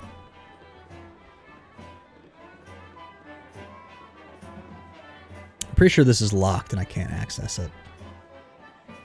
So we're going to steal everything we can steal, and we're also going to pick up a couple of quests in the upper levels of the Friendly Arm Inn. Consider it done. But I'm taking both of them because if Imoen can't pick the lock, I can try and force it with Mia. So this is locked. Imoen lockpick failed. And now what? A simple task. But Mia successfully forced the lock. There was a gold ring. Okay, Mia couldn't force that. You're a queer fellow. I've done had enough of this. Lockpick failed, lockpick failed, lockpick failed, lockpick failed. Yeah, alright, we're not getting into that one. Consider it done. That one's got a guy in it, so he will get mad at us if we steal anything. This is someone we should talk to for a quest. Cannot get better than the stability stone walls provide. Have you heard there's a rogue ogre with a belt fetish to the south of the Friendly Arm Inn? I had to bargain my new girdle of piercing for my life out there. Wasn't even interested in an autographed copy of my book. Hey, if you can get that belt back to me, I'd be mighty grateful. Okay. There's a rogue ogre with a belt fetish. Yes, a roger.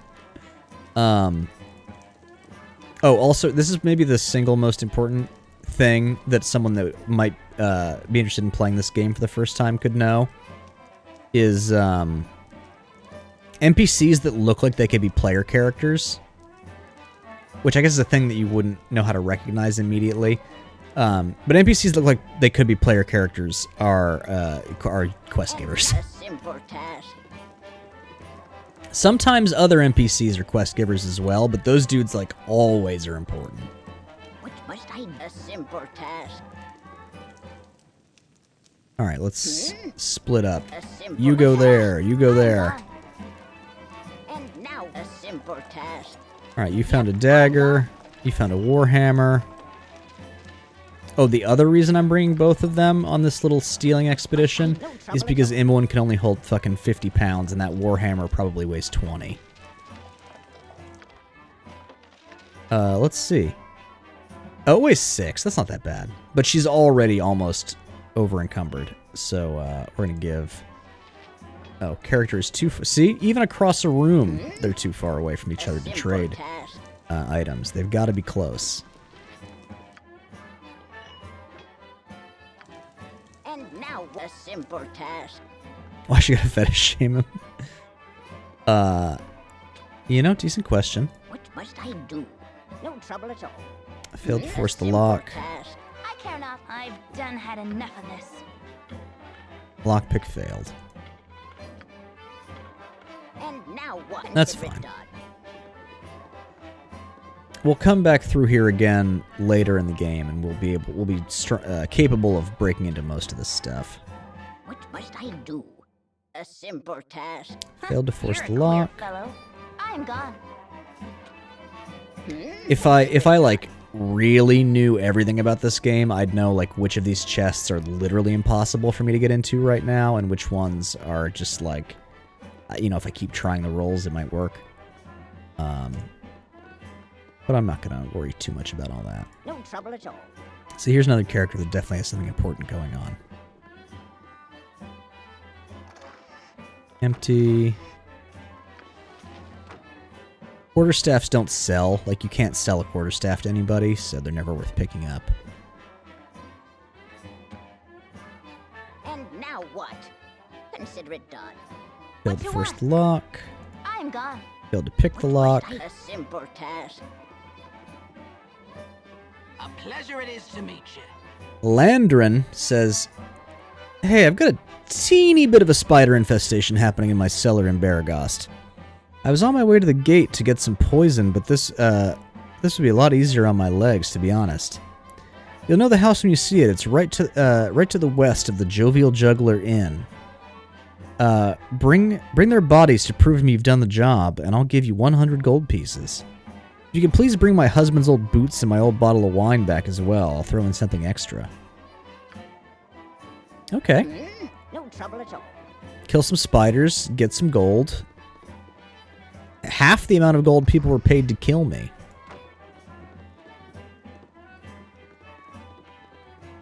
We don't know if Mia's scared of spiders. Mia is extremely good at killing spiders. Mia has a +4 to attack and to hit. Or sorry, to hit and to damage spiders. Yep. This way. So I don't think Mia is afraid of them. I think Mia hates them.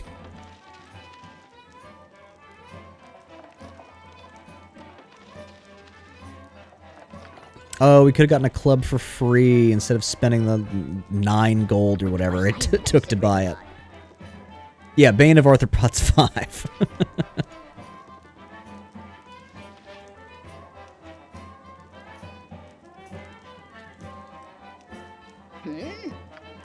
Consider it done. Failed to force the lock. I am gone. And now consider it done.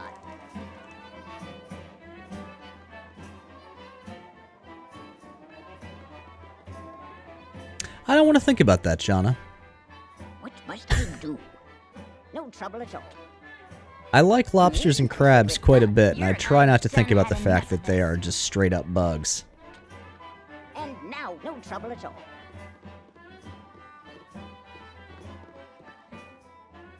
Okay, there's a guy in there. Alright, so that's all the looting we're able to do for now. Consider it done.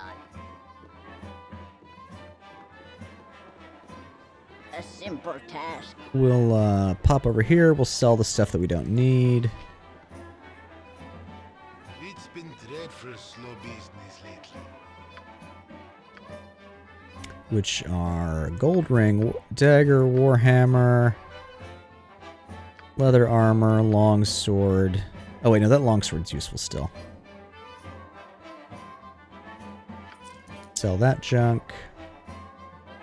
Short bow, battle axe, throwing dagger. This letter, I've already read it. We don't need it anymore. Oh, am I selling these throwing daggers one at a time? Okay.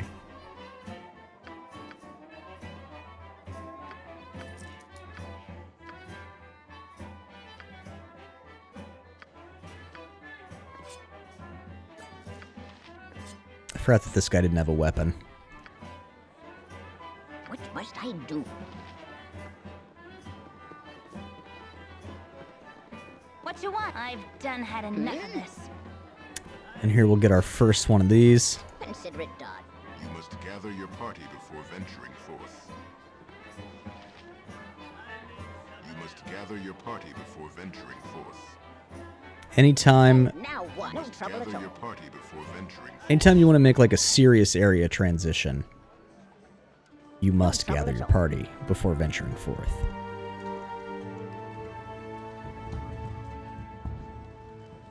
It is now daytime. We did rest. We did rent a room.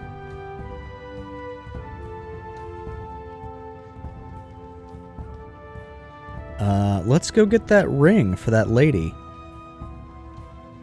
Who asked us to get a ring for her out of the kindness of our hearts. And maybe, just maybe, we can find a ring for us as well.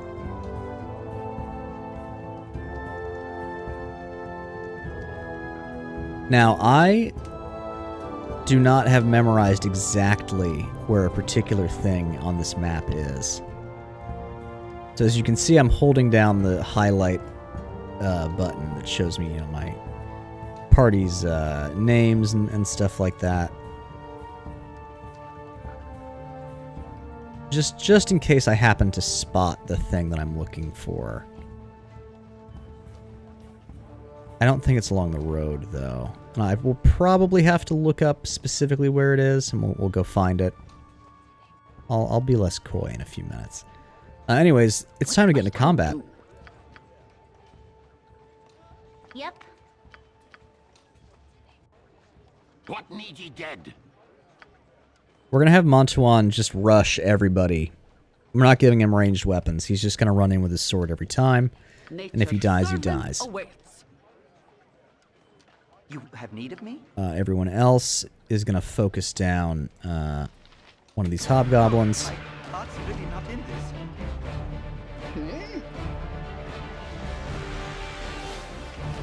Okay, they're all dead. Ye spoken. I'll do your toil. Okay, one of them had magic bolts. Magic crossbow bolts. I could use magic crossbow bolts. Alright, he got a helmet for himself. He got a helmet for Khalid. What need ye dead? And some magic crossbow bolts. Unidentified.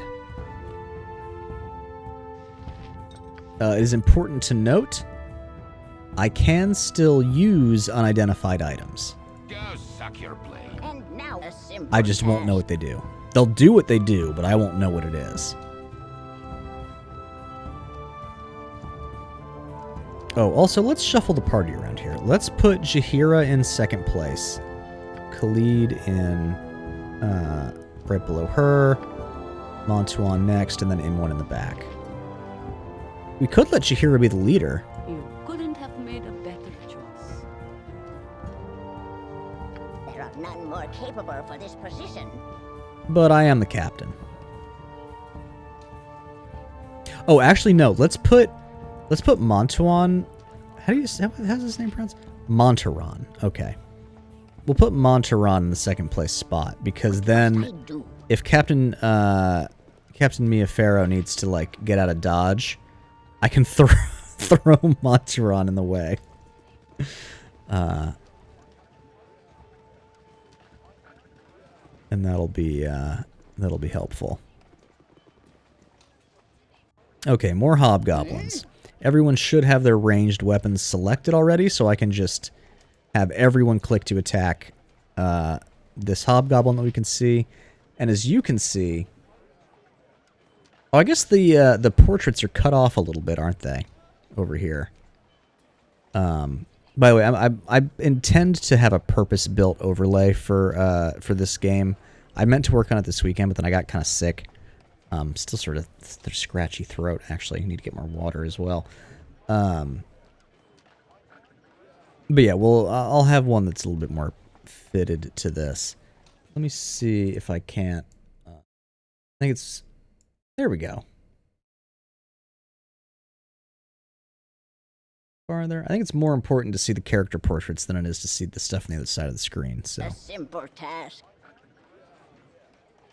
And now what? What I was trying to illustrate is you can sort of see now, in the corner of each portrait is their weapon and their selected weapon. So this is what they're all going to be attacking with. That is a change from the Enhanced Edition that I think is nice.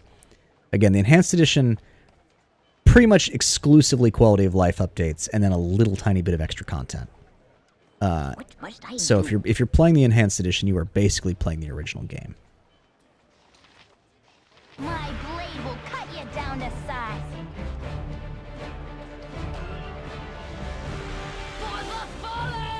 And again, we're going to just have everyone attack the same target because there's a decent chance that multiple people's attacks are going to fail. So if they're all launching missile weapons downrange at the same target, they'll die faster. It's more efficient to do it this way than try and spread them out with multiple targets.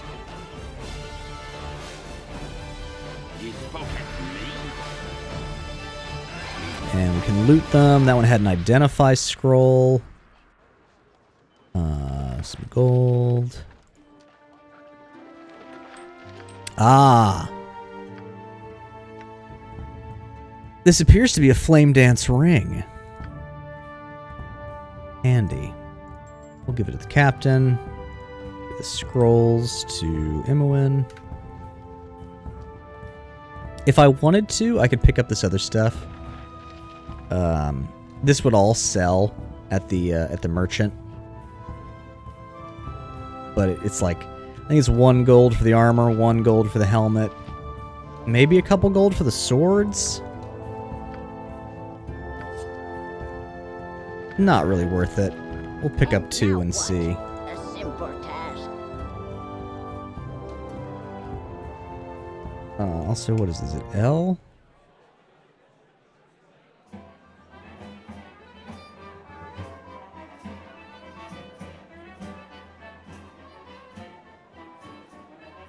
I just did something dumb. I just loaded.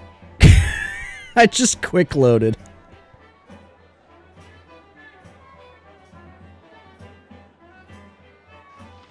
Let me see something real quick. Hang on, well, here's what we're going to do. We're going to save the game right here. Okay, this is what I thought. So I just loaded this quick save. But we have an autosave that's better. So, yes. Load autosave. Apologies for that. Now what? Consider it done. So yeah, we just have having left the friendly armaments. We'll have to kill those hobgoblins again, and shuffle the party around again. What must I do? I was trying to hit a button. I couldn't remember what the button was. There's one that shows you your cursor's exact position on the screen. Actually, let me just look something up real quick.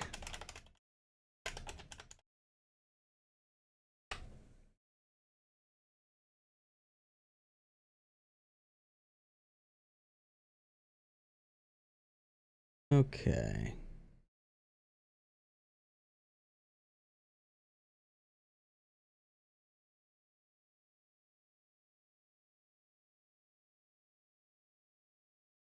Okay, perfect.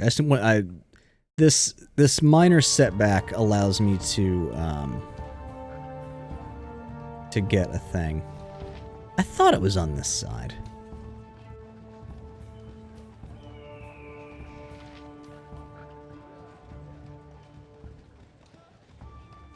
Anyway, we just sort of...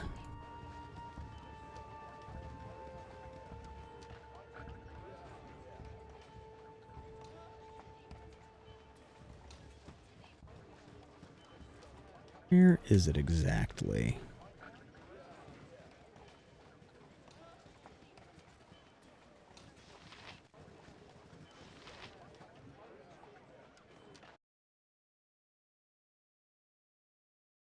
Oh, it's there. Okay. Ah, so easy to miss.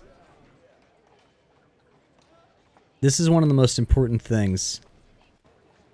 One of the most important cheeses to know about in this game. It's not really cheese, but...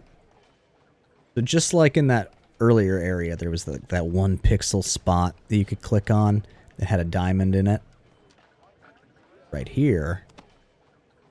The magic ring. We don't know what it does yet. But we got it. And it's probably going to be important. What that ring is the Ring of Wizardry, which I forget exactly what it does. I forget the exact specifications. It gives you an extra spell. Is it an extra level 1 spell per level? I don't remember exactly what it does, but it increases your spell capacity. That will be useful to give to a mage down the line. We will have to make a choice between 2 mages shortly. And now what? Ye spoke at me? Nature's servant awaits. Can I help You're a queer fellow. What must I do?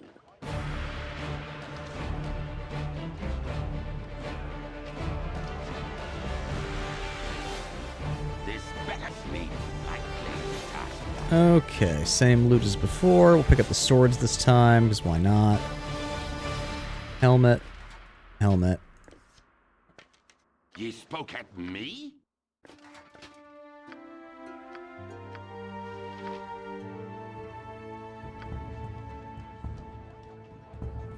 No trouble at all.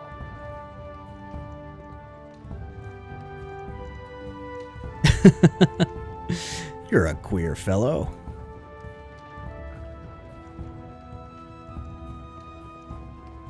Just wait till we meet that ogre with the belt fetish.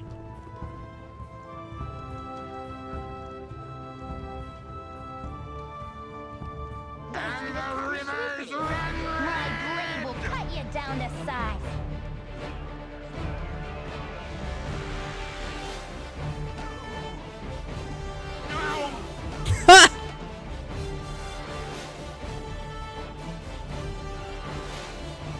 Okay, Monteron almost ate it there. And a simple Taskmaster. Pick up the swords. Pick up the rings.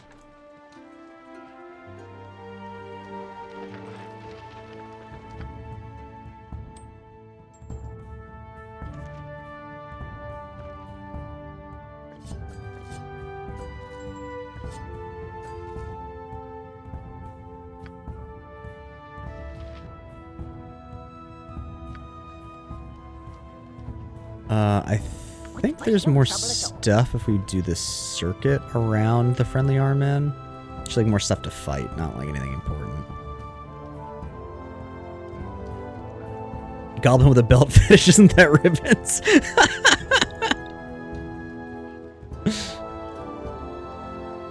Oh yeah, I guess it is technically an ogre, but still.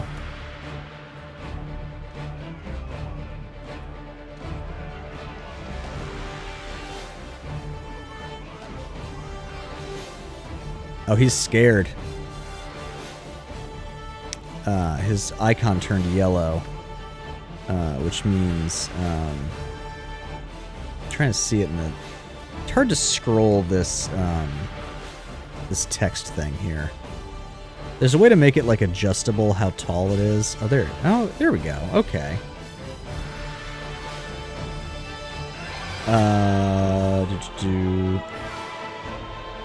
Hobgoblin takes 5 missile damage from Captain Mia arrow, morale failure running. Okay. Oh, and then we can make this much smaller. Let's make it like 2 lines tall.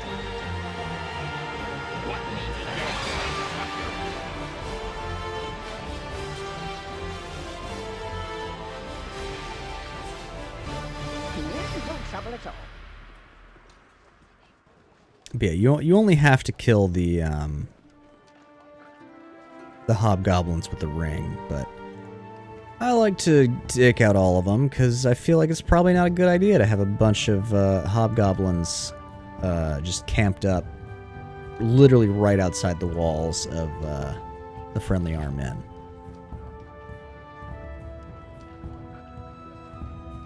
The Forgotten Realms lore, because this is all these locations are pre-established stuff in the Forgotten Realms. These are all places that, you know, D&D players of the time could plausibly have, like, you know, gone through in their campaigns. The lore of the Friendly Arm Inn is that it was a castle that got, like, overrun by monsters or ghosts or something, and a band of adventurers, such as ourselves, cleared it out and decided to turn it into a defended rest spot for travelers.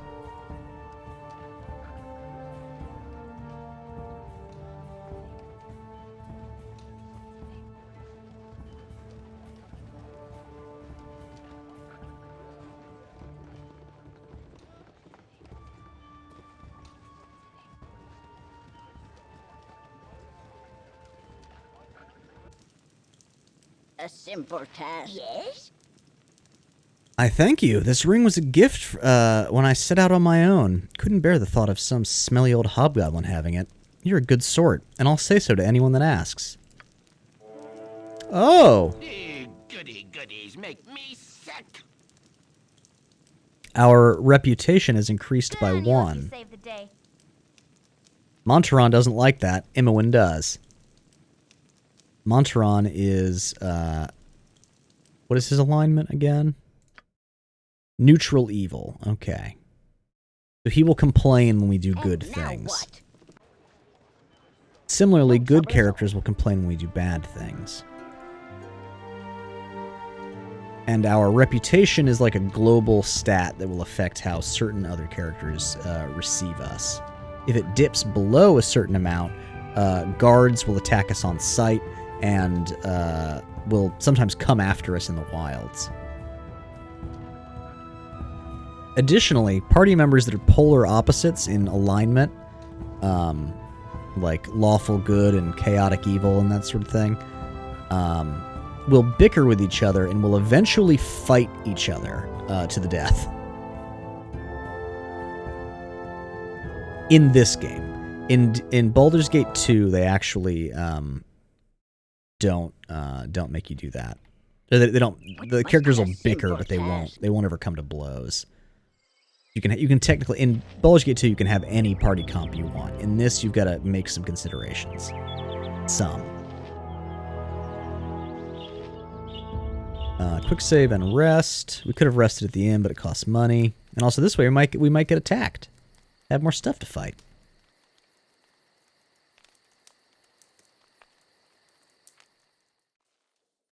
Nope. Now, as you recall, we've been here previously. We went down the road.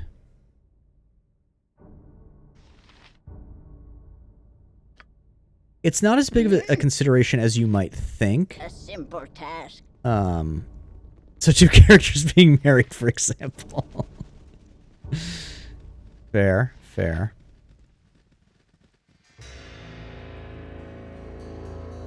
I mean, so like, Khalid and Jaheira are part of the canonical party. There are 2 other members of the canonical party, one of which we are definitely taking, and the other of which we may not. I'm going a little bit off the beaten path here deliberately because I want to encounter some stuff to fight. Someone got a critical hit. You saw that screen shake? That means a critical hit.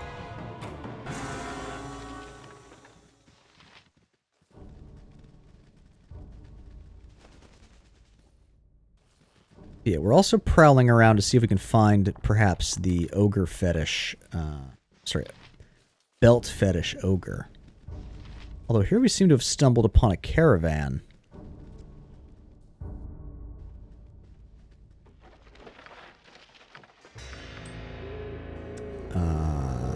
Rip to them.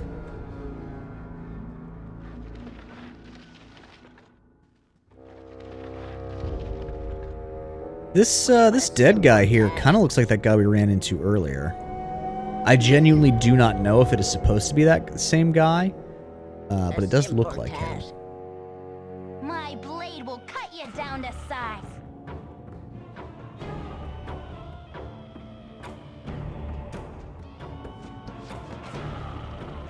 Death will come swiftly, Lord.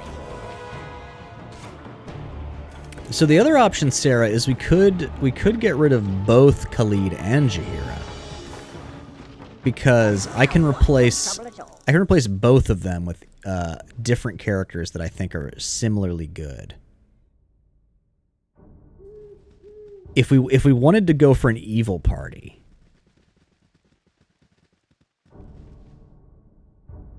or a less good party at least.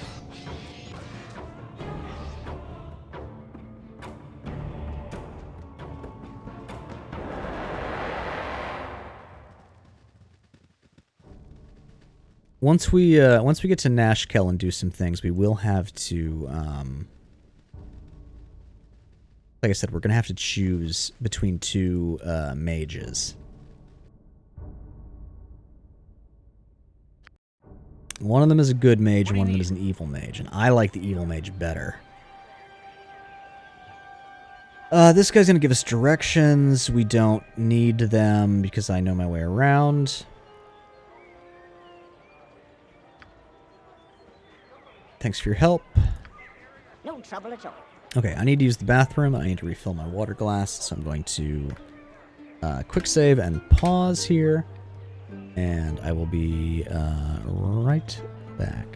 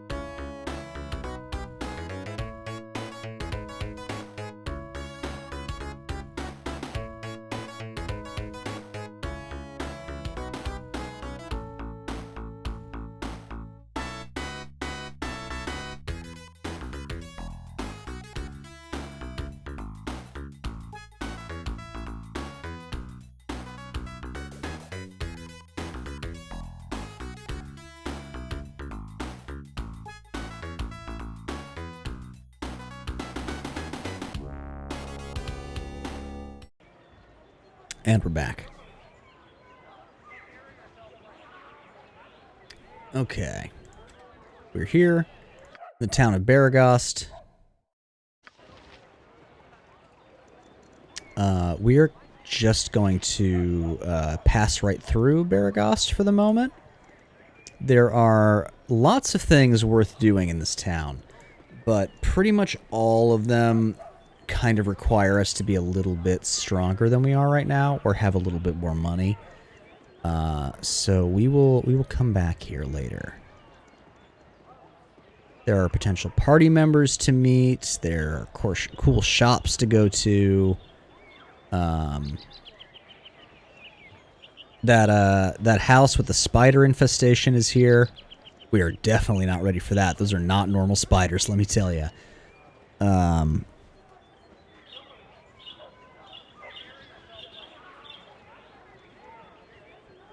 Yeah, Baragos is a cool place. I go back and forth between Baragos and Baragost. I think it is Baragost, but Baragos is how I said it when I was a kid.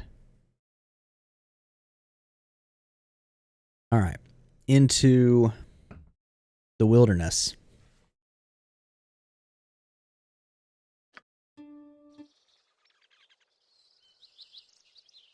Consider it done.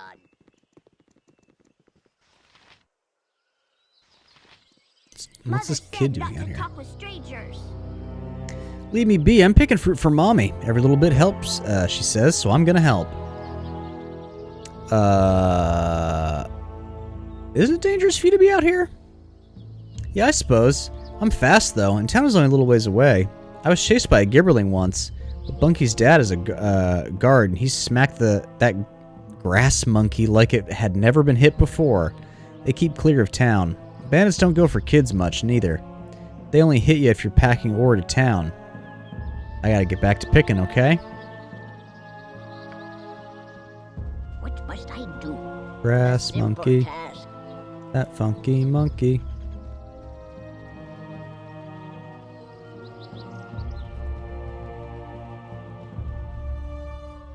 You know, we're gonna make a real save.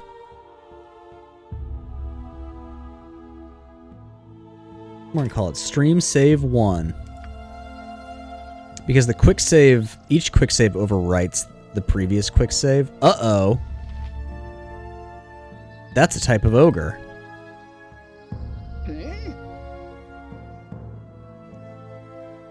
My blade will cut you down to size. A death be in me if I no get help.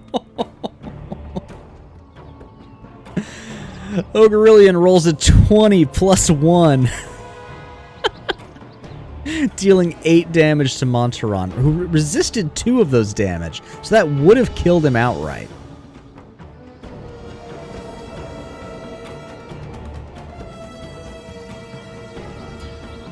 Well, folks, this is going to be where Montaron dies.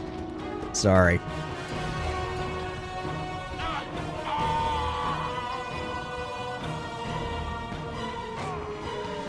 It was bound to happen. Khalid, get in there. In fact... No, you keep shooting, actually. Jaheira, get in there. Alright, first Ogreillion's dead. Ooh, Khalid! Khalid's hurt, but the Ogreillion took 24 missile damage from Mia Arrow with an attack roll of 20 plus 4. That's a 24 to hit, folks. Dealing 24 missile damage. Pretty good. A simple task. That one had a scroll. This one has a ruby.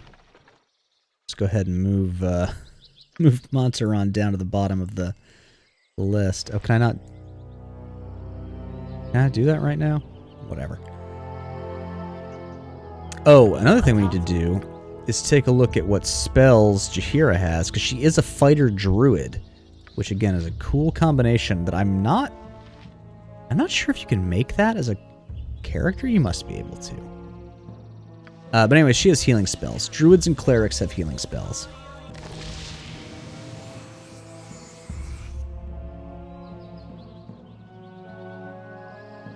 I should also mention I could go to a temple and I could have Zar or Montaron resurrected, or both. What must I do? It is possible for characters to die in a way that they cannot be resurrected, however. But also it doesn't matter, because even if they're resurrectably dead, you can still dismiss them from the party without angering their companion.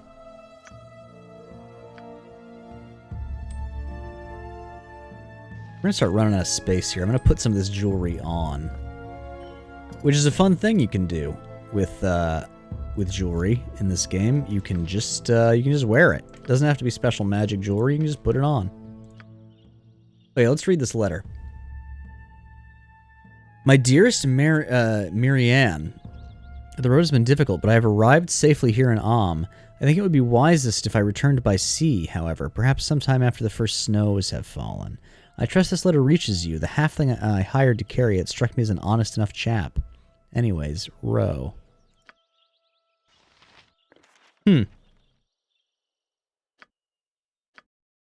Didn't a halfling warn us about the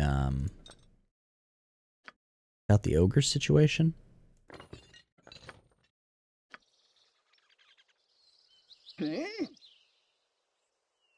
No trouble at all. There's a corpse right there. Okay, probably not the same halfling.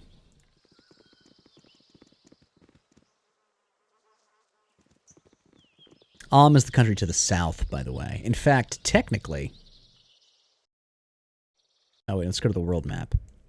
Technically, Am begins here. Like, Nashkel is in Am. We are currently in the Western Heartlands, which are a series of city-states under the protection of Baldur's Gate, or a series of free towns under the protection of Baldur's Gate.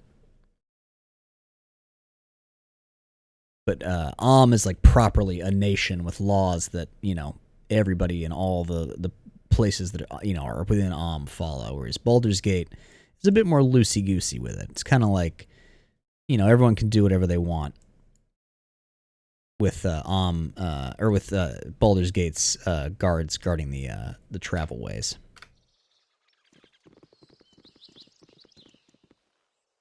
And, you know, presumably there's various duties and what have you to, you know, because the towns maintain garrisons of Baldur's Gate's troops and stuff. Flaming fist. Yeah, these motherfuckers, the Flaming Fist. You there, you're under arrest for banditry and highway robbery. We know you're part of the bandit group has been terrorizing the coastway. Give yourselves up or there will be trouble.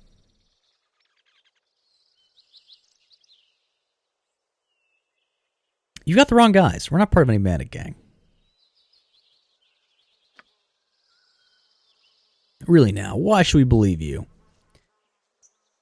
I could say because of my warm smile and honest demeanor, I could give them 50 gold to leave us alone.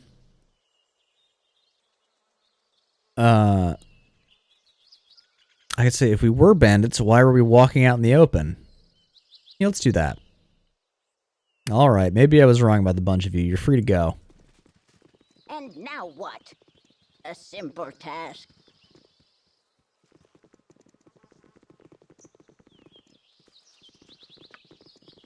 And now our band is only 4. Break up work, Baldur. Yeah. And again, we've only been down this one stretch here. You can explore this area out to the full, you know, both sides. There's all kinds of stuff hidden in the fog of war.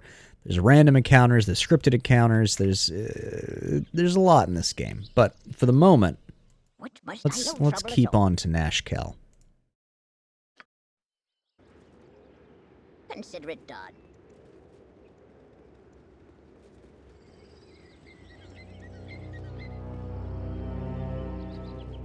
Also, don't feel too bad about Zara and Monteron being dead. We can, they'll pop back up in Baldur's Gate 2 no matter what. For us to also not take them as companions. Nature's servant awaits. What you want? And now what? Actually, I don't. Maybe they're not companions in. Oh, they're not companions in Baldur's Gate 2. I remember they have a quest line.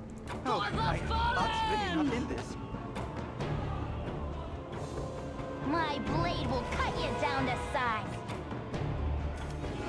But yeah, as you can see, this is the ideal early game combat scenario. Is like you just have all your dudes with their ranged weapons equipped, and you try and, you know, focus down targets before they can get to you. However, my main character has run out of bolts and immediately took a fucking shitload of damage.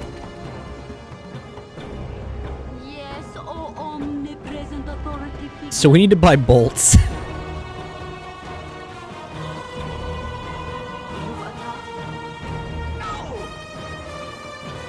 Okay, Khalid took 1 damage. Nature's servant awaits.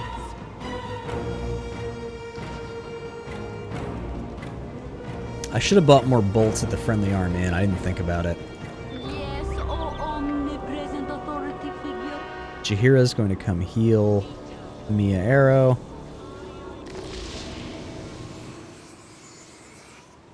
And now what? No trouble at all. Alright, let's loot these corpses.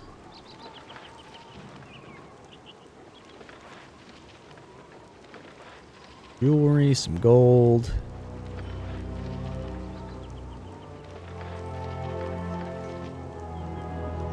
So this is what one might call Gygaxian design.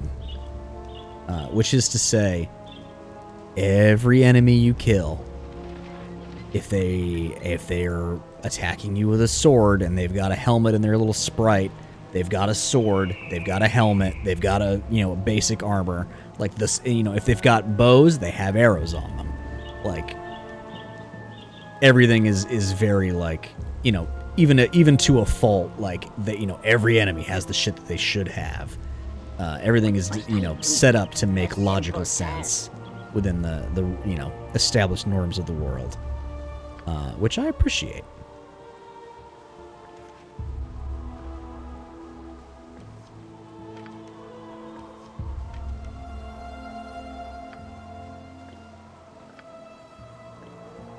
The way I've always heard Gygaxian shit explained simply is like, you know, if there's a big dungeon that's, you know, that would conceivably generate a lot of trash, there's probably somewhere in that dungeon where there's a monster that eats trash that, you know, is like in a you know, symbiotic situation. Consider it done. You've a task? Pride of Geneva Lake, Wisconsin. Is that why Gen Con is up there? No trouble at all. Is Gen Con in Wisconsin? Or is Gen Con in, like, Indiana? I don't remember now that I'm thinking about it. Oh, also, does Jaheira have another... What by your command? Hang on. I'm going to check Jaheira's spells quickly. She has the spells I would like her to have, so I don't need to do anything about that. But we do need to rest so she can get them back. So we're going to quick save. Did that quick save go through? There we go. Now we're going to rest. Always save before you sleep. Always save before you sleep. Because you might get attacked. Oh, okay, Garrick.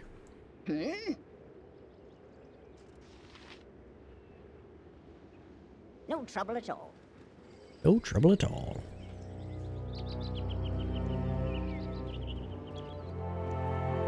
The last time I played through this game, I had the, like, sassy lady voice line.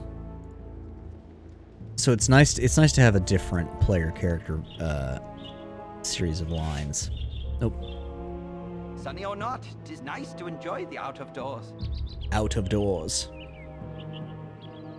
But yeah, it used to be every time I would tell my main character to attack something, I would just get, "Your life shall be mine." And that got old so fast. I mean, they'll all get old so fast, but it's nice to have different ones for once.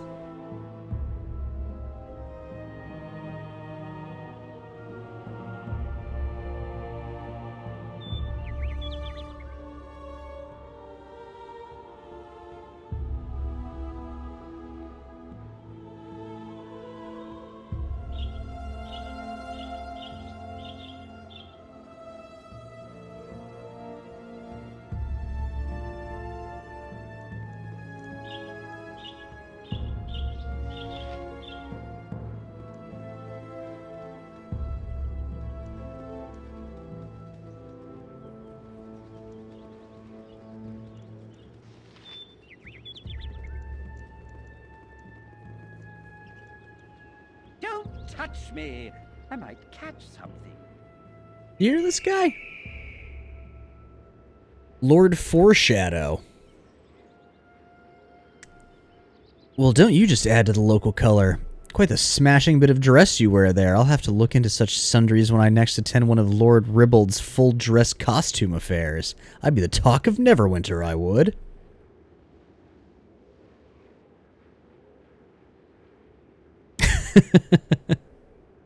Perhaps a bit, Doc. I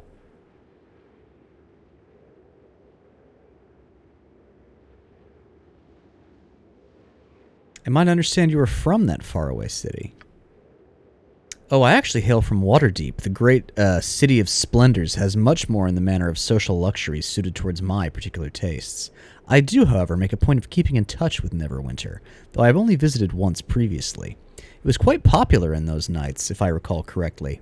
Yeah, okay. I'm going to make my second trip in the coming year, and I'll wager it will be as popular again.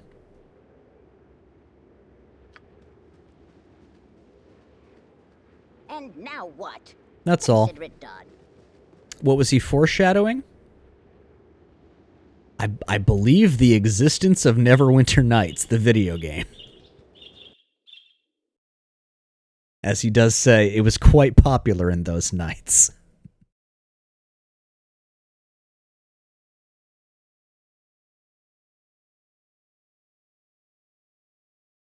Your first D&D character is from Waterdeep? I don't actually know much about Waterdeep as a setting.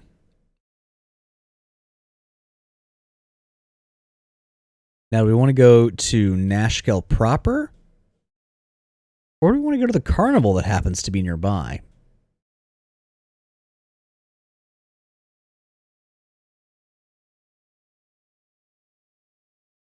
I think we want to go to Nashkel proper first. But this is going to potentially start some clocks ticking.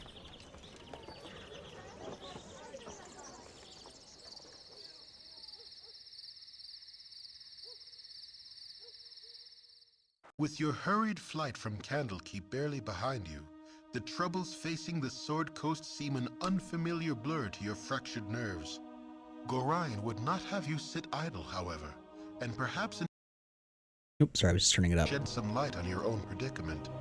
How the iron shortage or the trouble in the Nashkel mines could possibly be linked to you, you have no idea.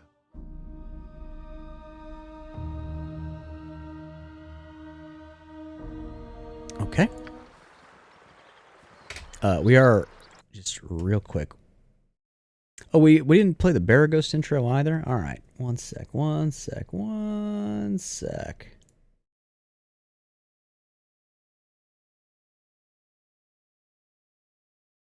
This was the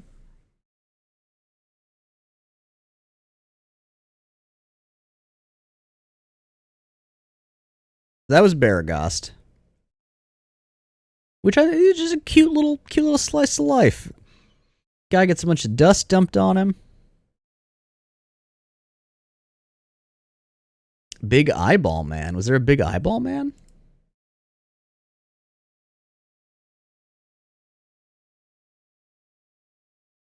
Also, hello, Hunter. Oh, you mean okay, the Beholder. I'm familiar with this individual. I think I have.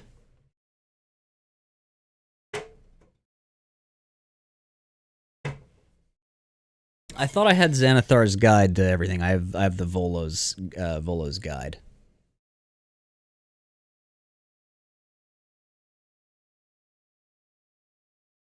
Oh, this is for a tavern we haven't been to yet? Where's the Nashkel intro? Okay.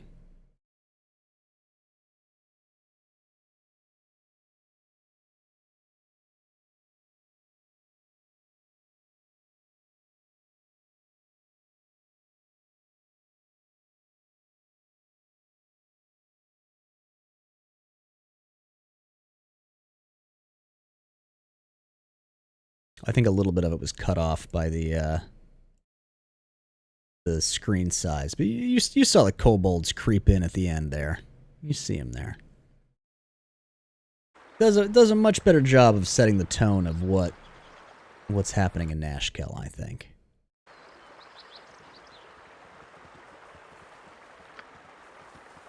What must I? A simple task. All right, we need to buy bolts. That's crucial. Because we cannot have my main character on the front lines. Citizen. Bardolin says, identify yourselves. We are the party of Captain Mia Arrow seeking a place to rest between adventures. Or, I am Captain Mia Arrow. This is my band of fellow adventurers. I hear that this is a troubled region of late. Allow me to put ourselves at your disposal during our stay here. I'm not going to be that friendly with the cops. There be an inn here, but consider yourself warned. Tensions run high right now. Cause any trouble and you'll have worn out your welcome. These guys are Omnian soldiers. No trouble at all. Also, this guy, Rasad, he's another one of those new characters added by the Enhanced Edition. It may be a touch unladylike, but I'm gonna slit your throat, I am. Proud about this. Nira says, just fancy my luck seeing you stroll in here bold as day. I expected a hunt and a chase from the description. But who am I to argue easy coins in the purse? May the Lord of Shadows guide you swiftly to your death. Hunter says, I've been very sick these last few weeks. Oh no, I'm sorry to hear that. Luckily my few waking hours have been spent playing Zelda. Hell yeah. Are you going through with your plan to play through all of the Baldur's Gate games? I'm gonna try, Hunter. I'm trying to get through at least the first game before Baldur's Gate 3 comes out. I'd like to get through all of them, or both of them, I should say. We'll see if that happens. I'm gonna try and play this a lot. Like I'm gonna be devoting a considerable amount of streaming time to this game, I think, because I want to get through it.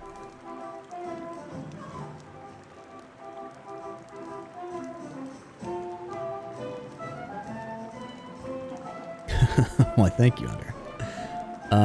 But yeah, there may be some. I might start streaming earlier with this. I might do some like start early, go late streams. Like really put some time into this one.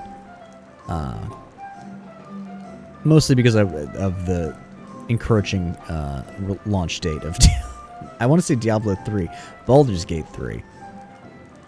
But yeah, I would first know my attacker. Why are you doing this? I feel like we're used to this is the fourth person that's tried to kill us expressly. We've also fought a bunch of monsters, so I'm gonna say I will defend myself if I must. If you wish to die, then attack as you will. By all means, defend as you wish. If you were to simply lay down and die, there should be no intrigue in this profession at all. Okay. This person is a reasonably powerful cleric for how low level we are. This would be a good place for a hench. And now what? So. Yep. Can I help you? I don't think I have anything cleverer to do than just rush her down.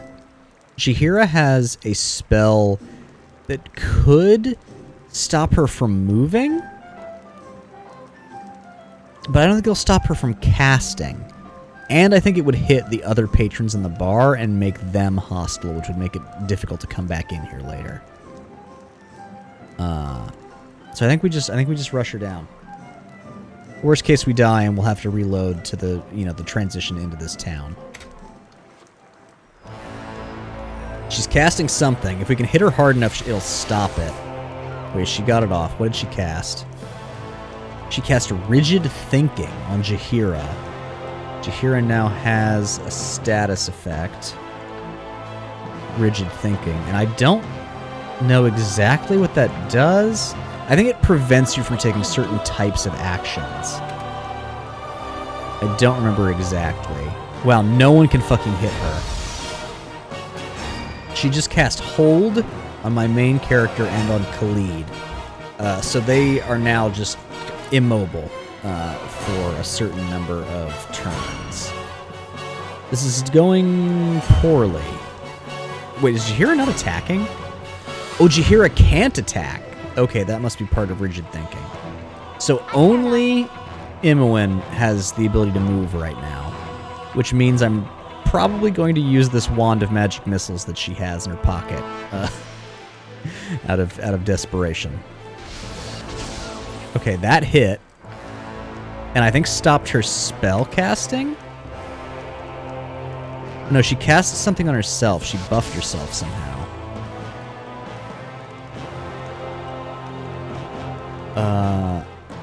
Okay, so Nira has taken 8 damage so far. We've used up 2 of the 10 charges on this wand. I'm gonna keep doing that until we get somebody back. Oh god, Khalid.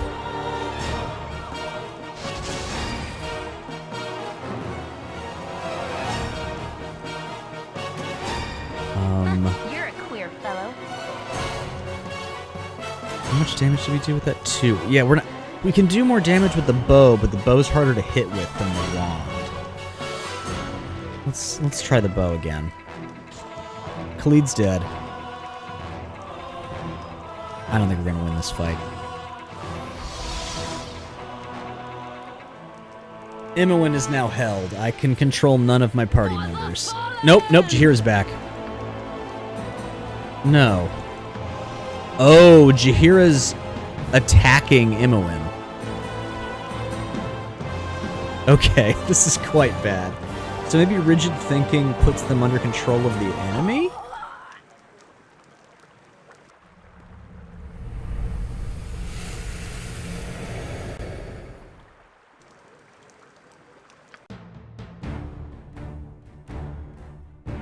Oops. And now what? A simple task.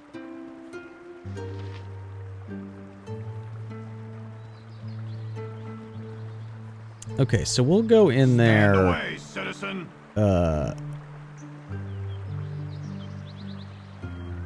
Oh, you know what else we can do? Let's try some hashtag tactics. Wait, first I want to get more bolts. I want my main character to be able to use her primary ability. No trouble at all. Welcome to my humble establishment. Interested in a little business on the side, friend? I have a man who swears by his grandmother he glimpsed a white wolf up in the Cloud Peak ice fields. But it was but a short ways south, and she'd be easy pickings for a smart sword. I'd pay you good money for its pelt, so it's a guaranteed sale if you go. Keep it in mind on your travels. Can I interest you with anything else here in my humble shop? Yes, please buy all these gems that have been weighing me down. Oh wait, no, this has a name. That's important. Yes, sell that stuff. And the scroll.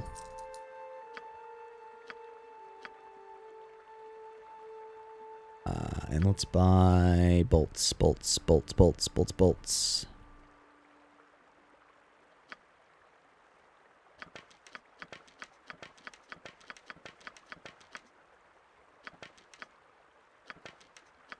We're going to max out bolts. By that I mean we're going to get the full 3 stacks of 80 that we can keep in our quick bar. We're just going to sell this bloodstone gem. Oh, we can identify things here. So we could... it costs 100 gold to identify things. No. What must I do? A simple task.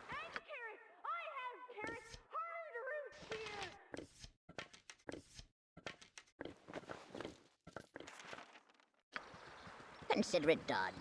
We will... So the thing with identifying is, you can teach the spell Identify to a mage. And then You can just have them identify stuff, rest, identify more stuff, rest, identify more stuff, and do it for free. We don't have a mage yet, but we're going to have the opportunity to choose between 2 different mages very, very soon. And again, we're going to try something here. Can I help you? I'll do We're my going to put best. Khalid You're there. a queer I've done had enough of this. Nature's the city is as good as done. Here. Oh yeah, Jaheira has a lot of great lines about how disgusted she is by cities and thinks that they should all return to nature. No trouble at all. I love it. Quick save. It may be a touch unladylike, but I'm gonna slit your throat, I am. Consider it done. Oh no.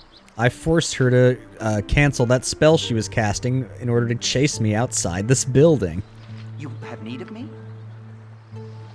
What you want? Where I have my party set up to be far enough away from each other that they can't all get affected by the same spell at the same time.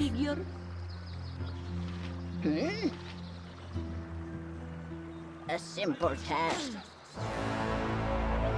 And I've moved my main character far enough away while moving in someone else to... Oh shit, Rashid gets in on this fight. Or Rasad. Okay, she still managed to cast hold on my main character. However, the fight seems to be going less well for her this time. Yeah, she's held 2 of my party.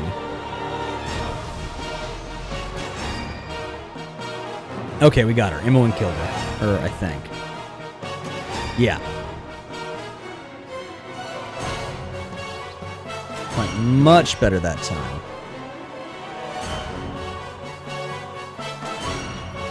Rasad says you should not make a habit of picking fights in the street, my friend. Be careful when inviting danger into your life, for it comes all too willingly.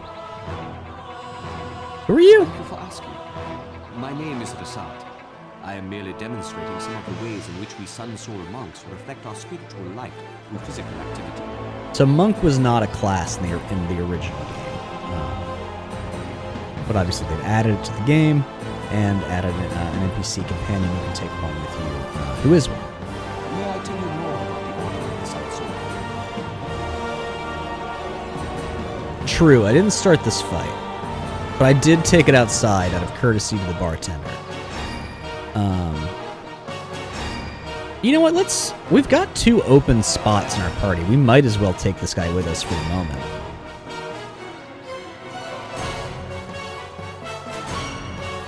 Is Goku a Sun Soul monk? I don't know these Sun Soul monks. But let's talk to this guy. I love that you can say, look, if you're just asking for gold, or if you're asking for money, here's a gold. Don't spend it all in one place. The Order of the Sun Soul was founded during the time of... Hey, what are you supposed to be then? Some sort of kid puncher? Come on, take a poke at me, ideas. I have come not to fight, but to demonstrate a few... Oh, so that's how it is, eh? Your friends about pretend to be some sort of hard man. We've still got the fight music going. Also, what you can always tell the... I think there's 4 companions added with the enhanced edition. You can always tell because they have fully voiced back and forth cutscenes with their NPCs. I am not afraid to defend myself, but I do not seek out conflict without purpose. Instead, I wish to share the light of the moon with you. Look, we all want to share the light of the Moon Maiden, guy. I get it. You're some kind of simpering priest, just pretending you knows how to fight, but really just begging. Oh, interesting. I didn't know that. I haven't played 5e super deeply, and I've never played with or been a monk. A Sun Soul monk uses mind, body, and spirit in equal portions, but not to prove his martial superiority. Rather, he seeks to better the lives of those around him. Yeah, save it for temple school, boy. If you're not gonna fight nobody, I won't waste any more time on you. Good for you, Rasad. I admire a man who stands up for his principles even in the face of ignorance. I think it is not always easy. I enjoy a good fight if it is to improve my skills and defend a just cause.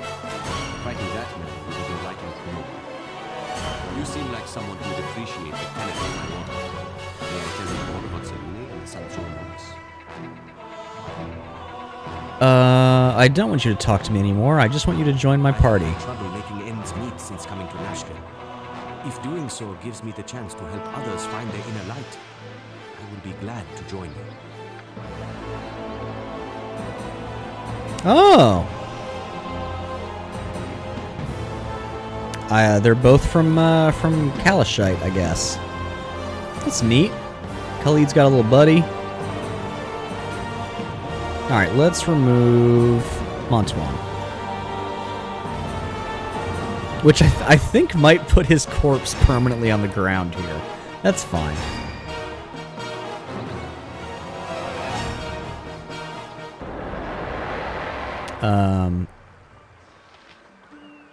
So anyways, Jaheira and Mia are still I'll do my best. incapacitated, so we'll let them chill for a minute. Pick up the stuff that this person dropped. Bounty notice. Ah, this is the same bounty. Oh, but look.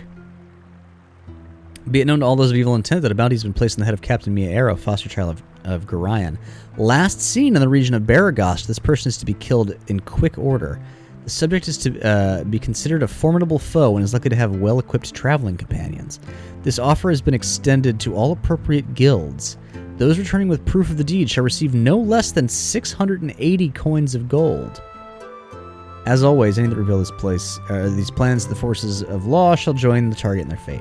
So, they've got updated information on us, and they're offering more money now. Interesting.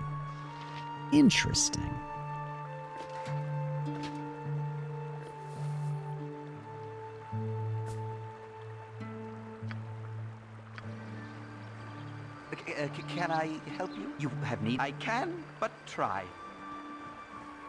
Oh yeah, so there's Montaran's corpse, and it will be there forever, and there's nothing we can do to remove it or interact with it ever again. So, rip to Montaran. We have completely, fully excluded the possibility of him being a part of our playthrough. And I'm okay with that. Okay, Mia is back under our control. Still waiting on Jaheira. My current game has a kobold monk, and imagining him basically fighting like Yoda is very good. That does sound very good.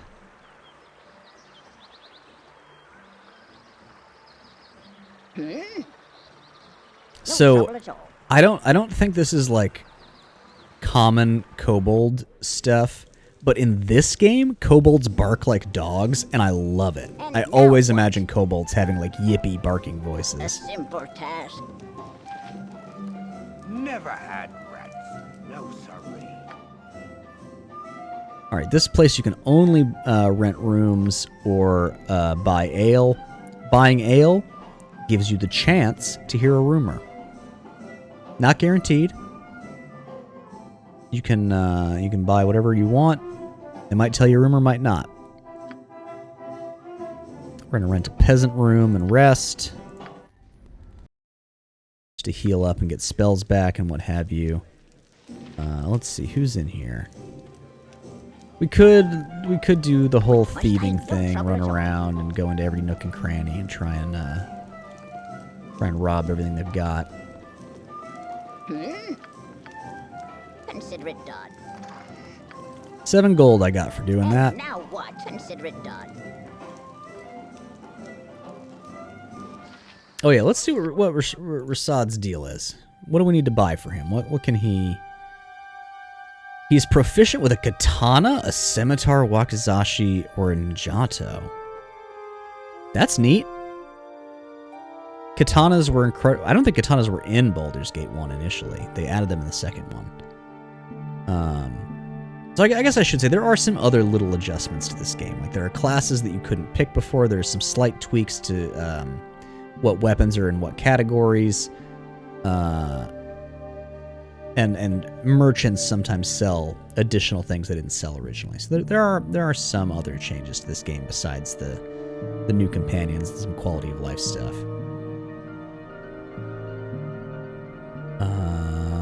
But yeah, he's good with katanas. We need to get him a katana.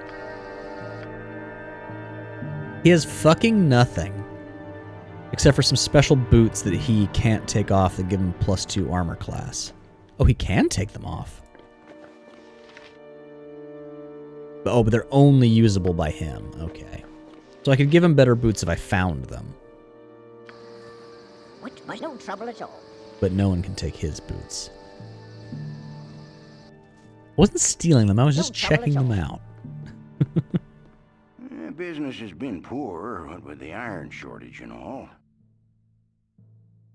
Okay. Do we have anything that we need to sell? Oh, wait, real quick. I don't... Monks can't wear armor or use shields, right? None of this is useful to him. Okay, he can use the club, technically, but he can't use the other stuff. No The trouble at all. customer is always right. So we... I know we don't need the shield. I might need that splint mail in a minute. Do we have katanas for this guy? Is this like small town merchant? Okay, he's got a ninjato.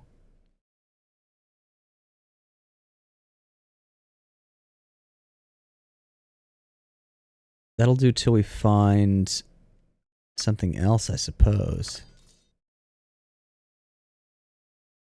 And we'll get him a sling. Even if he's not proficient with it, he can still use it, and that'll give him a ranged capability. Give him 80 bullets.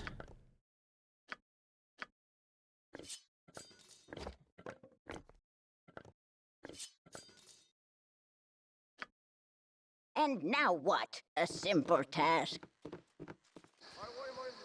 What must I do? Really enjoyed making a kobold wizard who served a dragon the party killed. Oh, that's fun. I only picked spells that made life more comfortable, like Unseen Servant, Spider Climb, and Catnap. Oh, hell yeah. No trouble at all. I love that kind of shit. For the glory of Am! Baron Gastkill. Hello there, I recognized you here in your group, so you must be the adventurers I was expecting. I am Baron Gastkill, Mayor of Nashkel, and I am happy to welcome you. I am sorry we had to meet under these circumstances. What exactly is the trouble here? I can't believe you haven't guessed. Have you heard of the iron shortage? No one's talked to me about it. Well, Nashkel's in the thick of it. Our mines are all but shut down because the workers continually go missing. And what ore we get is tainted somehow. I would send in the town guards, but we need them to protect our citizens from the bandits that raid our caravans. We need you to find out what is wrong in the mines southeast of town. I'll need an appropriate reward for my time. If the gratitude of an entire town is not enough, don't worry, you will be rewarded in gold, if that is all you desire. Now go and do what you can. Okay. Now,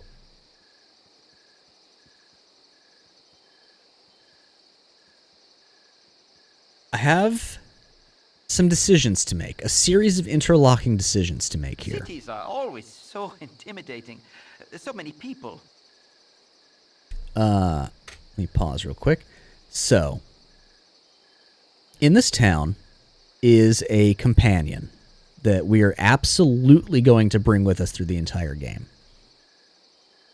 This companion, however, has a quest that they would like us to go on. And if we do not complete that quest within a certain number of in-game days, probably several weeks of in-game days, they will leave the party.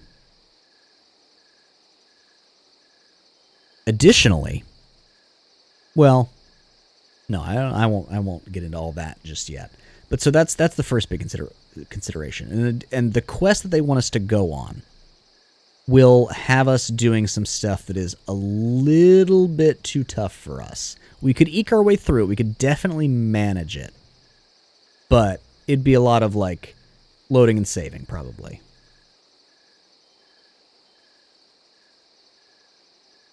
So we can take him now, and then go do the Nashkel mines, and then do his quest, or we could take him and then do his quest, and then do the mines. Well, we'll see what the vibes are. Well, then we'll have a bunch more decisions to make. It's going to be a whole thing. Oh, also, all these gravestones have funny things written on them. Dave F., slain by 13 gibberlings, 4 kobolds, 6 ogres, and 2 dire wolves.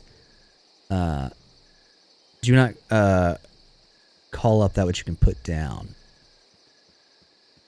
Oh, I guess I don't totally get that one, but I'm assuming it's something about a conjurer. This is the final resting place of Elbin, who lost his life to an ankeg, eaten but never forgotten.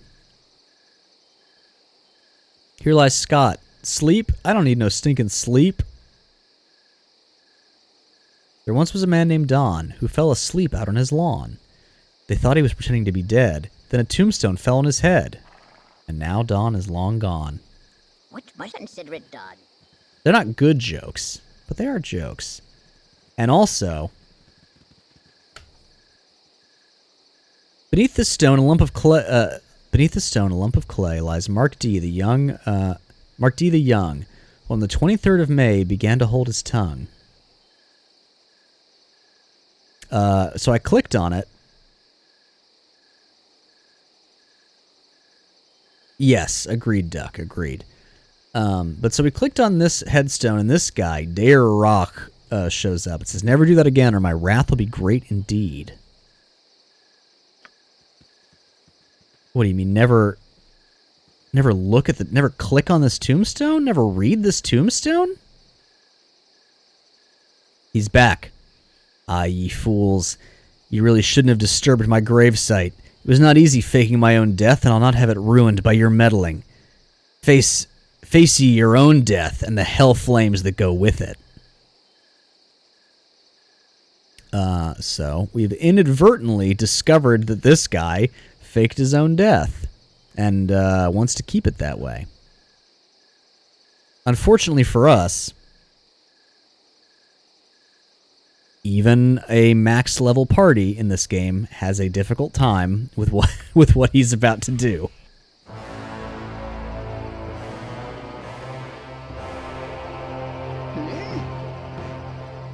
And now what? You've a task? What must I do? These are Phoenix Guards. Oh, we took one down. Damn, who got that hit? Captain Mia Arrow with 9 damage. Oh, they're not as tough as I thought they were. Maybe it was because it was laying down still?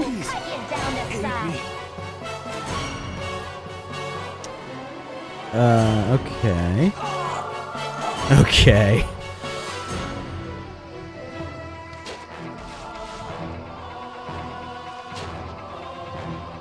The guards are helping us. Oh! I'll need a healer as soon as possible. Yeah. I think we only got that first one because it was still like laying down when we attacked. Yeah, those dudes plus that mage will just fucking ruin you. There's so many of them. And now what? We'll come back there at the end of the game if I remember. Oh, it's good that we quick saved here. In 5e, firing at a prone target imposes disadvantage because they're harder to hit. Huh. I feel like that's got to be circumstantial, right? Like, or should be circumstantial is what I'm saying. Oh, also, let's talk to this guy. You have returned, and so soon. No, say not another word. I would not think of making you wait but a moment for your just reward. When council told me that they had procured Grey Wolf to rid the woods of the bandit Tonquin, I knew we could expect swift justice. I would not have predicted success this quickly, but who else could it be striding into town looking as you do? Please accept this meager sum of 200 gold pieces, as well as the heartfelt thanks of all of Nashkel. So I go along with this, I get 200 free gold, or I could be like, I'm sorry, I'm not Grey Wolf. Which will give us a quest. You are not Grey Wolf, the bounty hunter? Oh, sweet hell, I almost gave 200 gold to a complete stranger? The captain best not hear of this. He'd have my hide. Thanks be for your honesty, stranger. There are those who would not have done as such. That increased our reputation by 1. Gorion would be proud of your actions. What must I do? And also tipped us off that there's something up with this guy Grey Wolf out in the woods looking for somebody.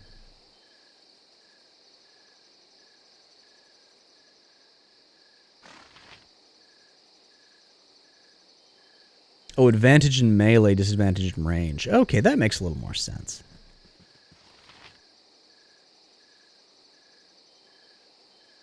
Let's go into this inn first. Let's rest. I want it to be daytime. Stand away, citizen. Oh, this is the barracks. this isn't an inn. Hey there, who told you could come in here? This place is for members of the Omnian soldiery. Little snot noses like you, you're not welcome here. Come on, get out of here, for I have to kick your butts. I'm sorry, we didn't know it was the barracks. Good, run off with your tails between your legs. Now, if you'll excuse me, I have important business. Get out of my way. Consider it done. Okay, fine. No trouble at all. All right, let's get our boy. You all knew this was coming. Here it is, the original, the one, the only.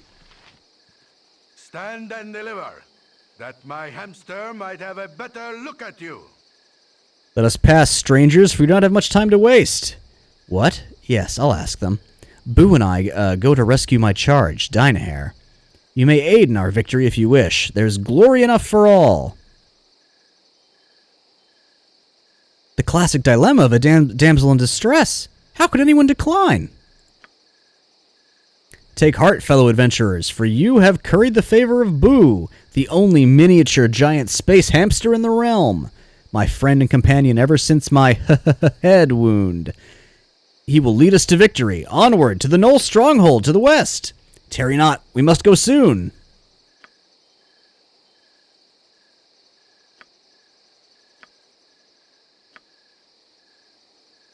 The one, the only, Minsk. He's here, folks. Our boy.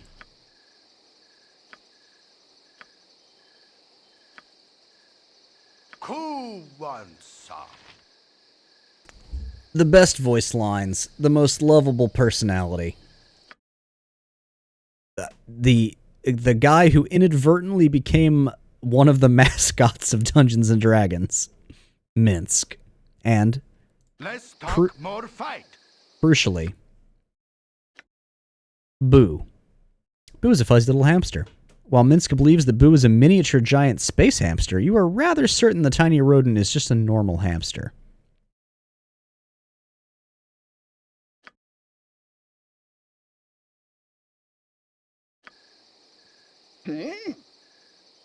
Oh yeah, Minsk has a big two-handed sword. We're going to give him this armor that we picked up off somebody. He'll need a helmet. We'll give him this unidentified helmet. Ooh, spooky. It's a helmet of infravision, that's all it does. It just lets you see in the dark. Which is irrelevant because any half-elf or elf character, including my main character, Elf, has infravision, and that applies to the whole party. So it's just a regular helmet.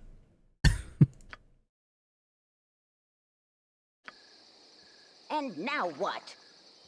We should get Minsk a bow. But he'll be mixing it up in close range most of the time. What must I do? Anyway, so we're now on the clock with Minsk and his quest line.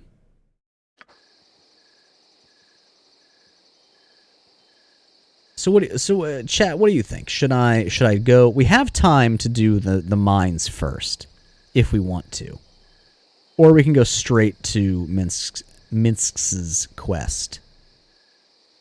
Does anyone have a preference? Does anyone have strong feelings about this?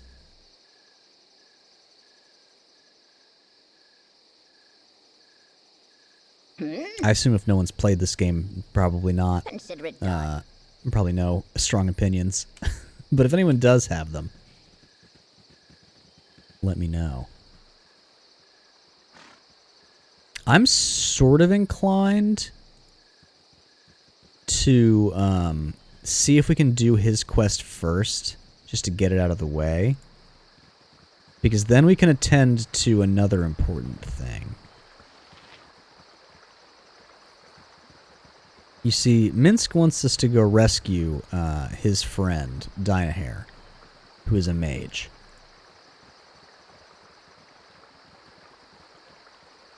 There is, however... Actually, let's go find him. There's another mage in this town who has the quest to go and... Oh, wait, no, we can't talk to him yet. Anyways, he wants us to go and kill Dynahair.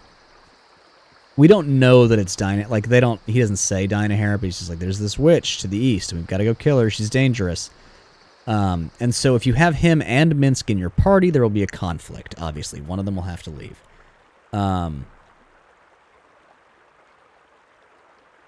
But if you rescue Dynahair, and then she just happens to die, you can get Edwin. So we'll see how that goes.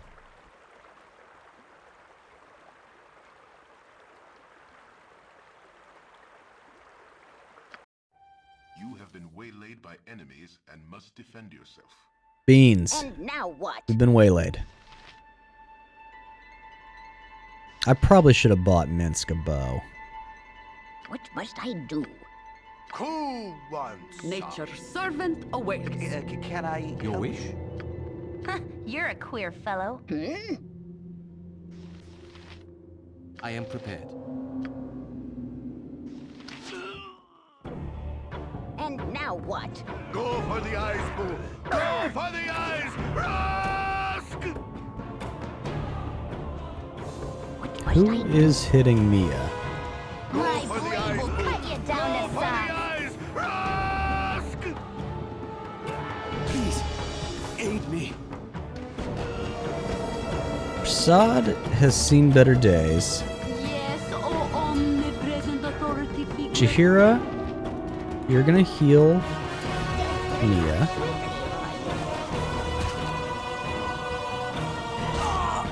Oh! Rasad, we hardly knew ye. You've attacked. And now what?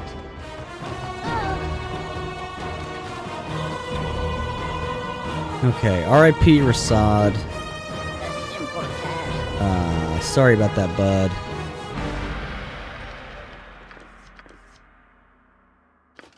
Oh, wait, no, we don't need an extra helmet. Oh, we do need a bow, though.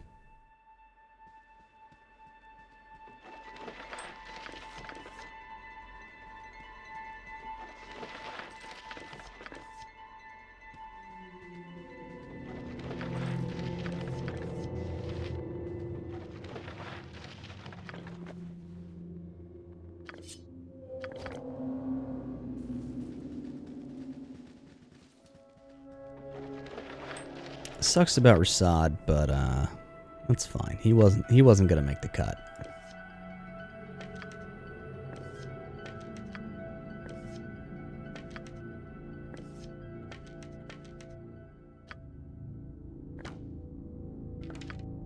Give Minsk a short bow. And arrows. Don't need that helmet. I don't think we need the sling.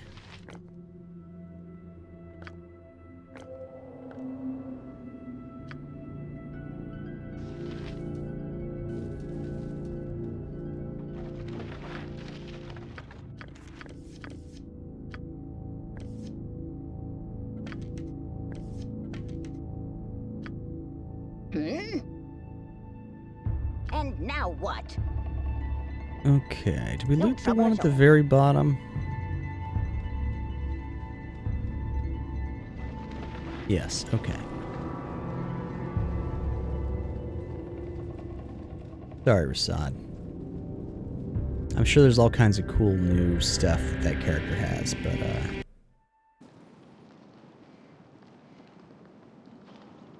we're gonna quick save, and we're gonna rest. What must a simple task?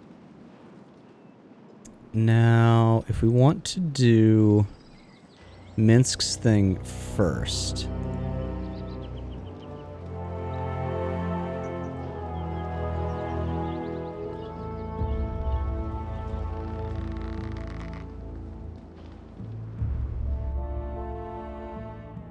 Oh, does that not count as going west? Okay, never mind. No trouble at all. So each of these like map areas, you know, big square, it determines where you can and can't travel to from those areas by like what part of it you leave from. Like you exit via the borders, right? So like if I get down here towards the middle and try and go to the west, then it should allow me. Can also talk to these people here about being led into the mine to do the mine quest line. But we will come back to that in a minute. How do I get out of here? The pit that I found myself in.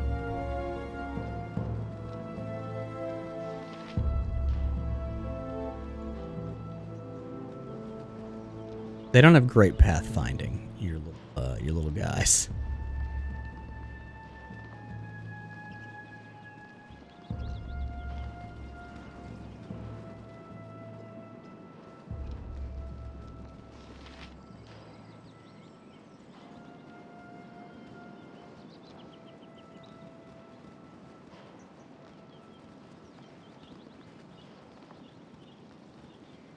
Oh, and if it wasn't clear, we're trying to get to the Knoll Stronghold over here, which we can see on our map because Minsk told us about it, but we can't get to yet. We've got to find some connecting regions along the way.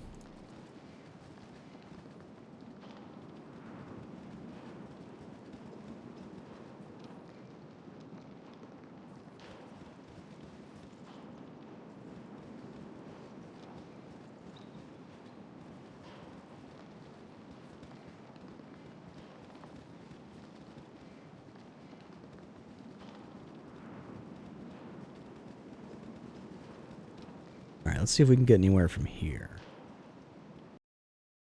Okay, from here we can go to this little group of trees. Okay, we got waylaid by enemies. Oh, and I forgot to do something important. We'll do that after this.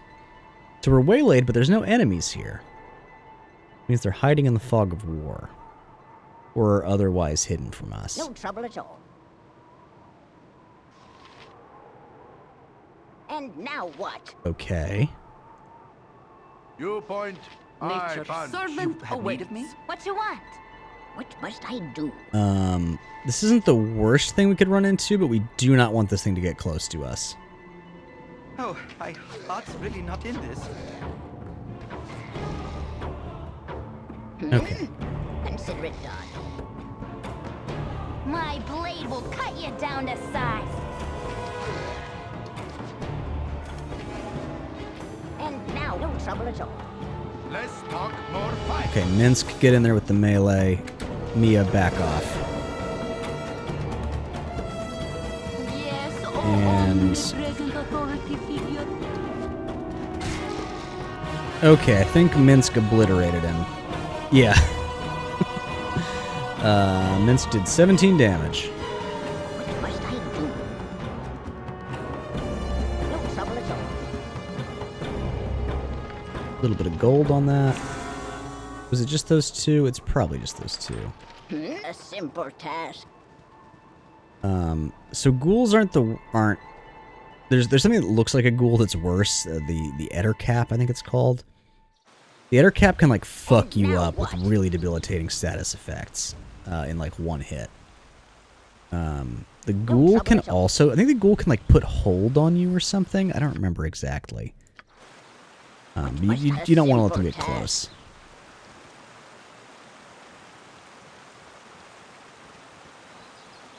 Oh, is this where that is?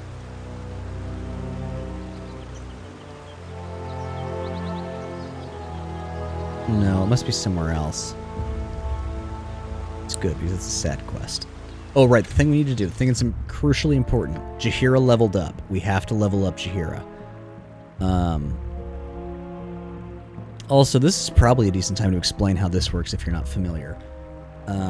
So, we've got all these party members. Whenever we get experience, the experience is divided between each of these party members.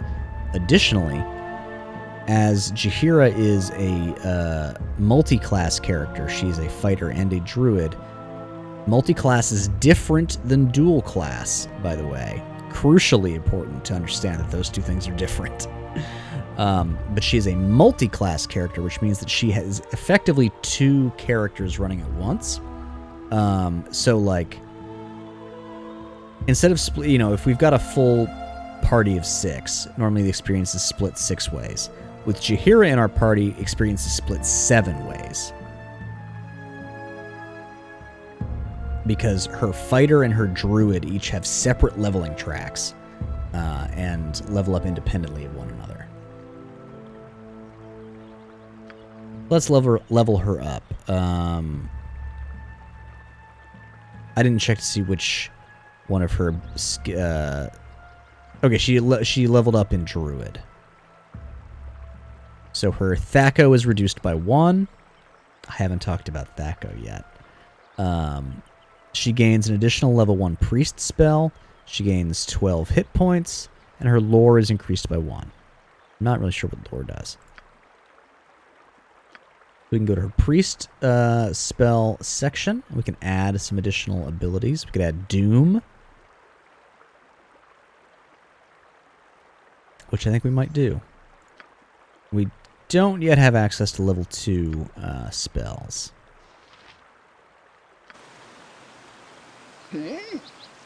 No trouble at all.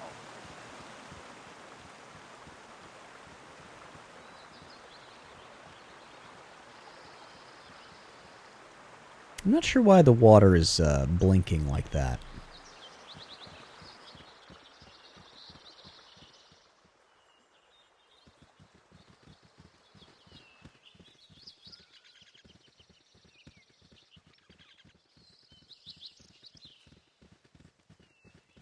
There is a setting that you can choose that's part of the Enhanced Edition that makes unwalkable terrain apparent.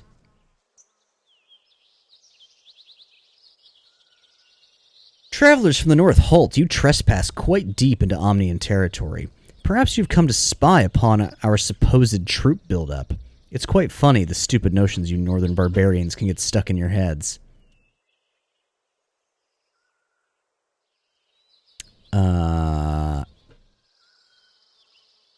I could fight them immediately. I'm going to say, who are you and what do you want? I am Sendai of the noble merchant house Argrims, foremost family in Om. Delgod Alexander and I have come out here to hunt game, though perhaps you would make for a better sport. I assume you have no problem with this?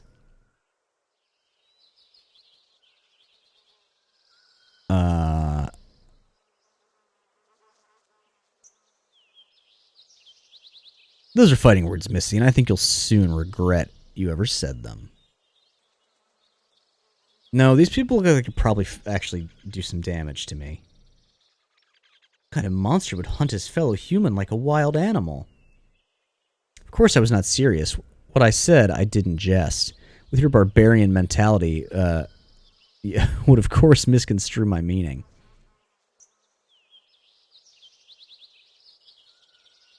Okay.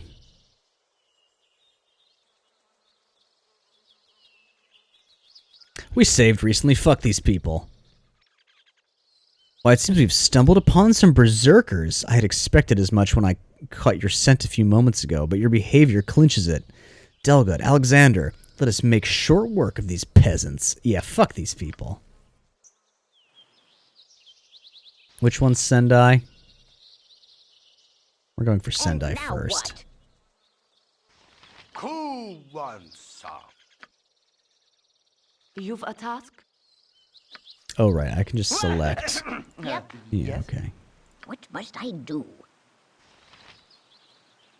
Oh, actually? No, this is good. This is a place for Jaheira to shine. Jaheira is going to cast Entangle into the center of their group and hopefully snare a couple of them.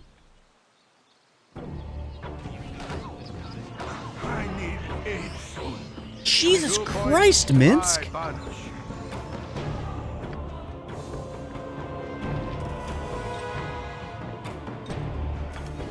Wow, it's okay. So the original game did not let you do that. Entering your inventory at all unpaused the game, and you definitely couldn't transfer items between characters while paused. Anyway, Minsk is going to drink a healing potion. Oh!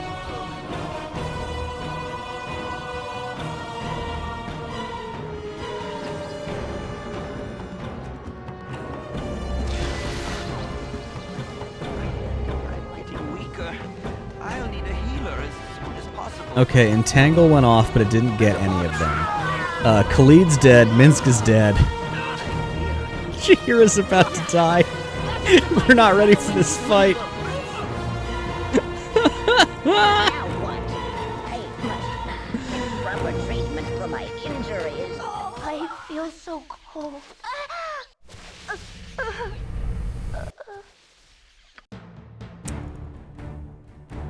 Yeah, they took out our whole party. And now what? But now we get to re-level up Jaheira.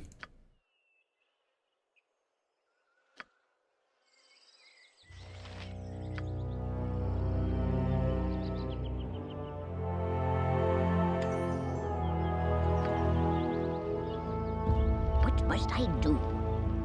Consider it done. That doesn't bode well for No trouble at all. for our ability to take on the Null Stronghold.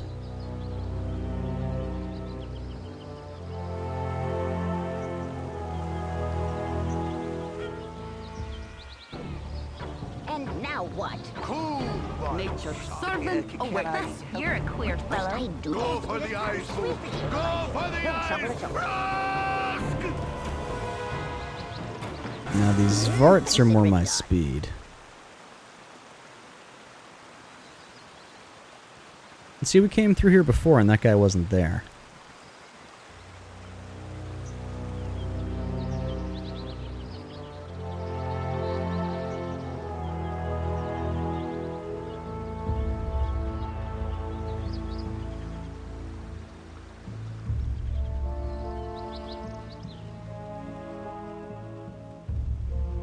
I'm gonna try and cut farther south to avoid those people that we ran into. Fuck, what did we... a skeleton?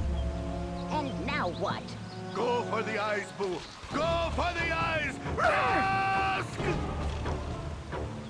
Skeletons are hard to hit with arrows. Go for the eyes. Rask!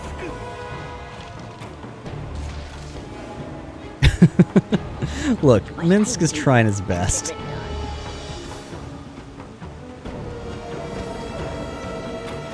Skellington had some darts.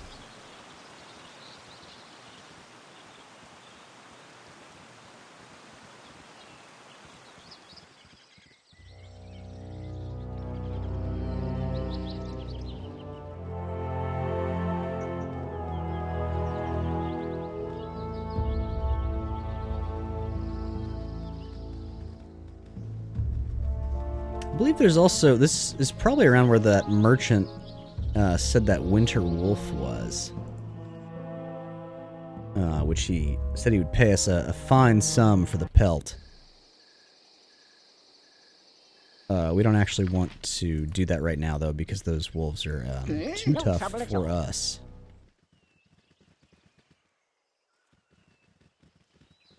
Alright, once again here, we kind of just want to cross this piece of land to get to the Null Stronghold. We'll come back here and explore it thoroughly later. A wondrous ancient oak is in peril. Dryad of the Cloud Peaks. Please, kind spirits, a wondrous ancient oak is in peril. It is about to be attacked by two who would defile the majesty of nature. They avoided my charms, must be stopped before irreparable harm is done. Would you heed my plea?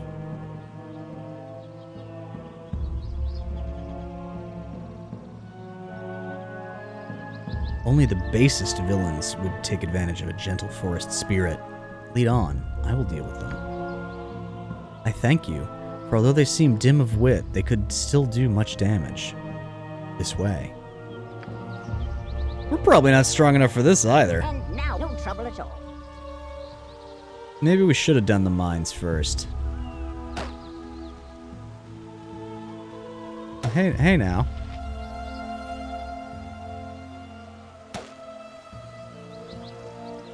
Hey there. I'm Caldo. This is my brother Crumb. I don't know who you are, but I'll not have you sneaking about behind us while we work. We think there's treasure in this tree. If you want to get up front and help, do it. Otherwise, me and Crumb will do something, well, something really nasty. Ain't that right, Crumb? Let's do it, big fella. Riches beyond the dreams of avarice. So wait, I'm sure.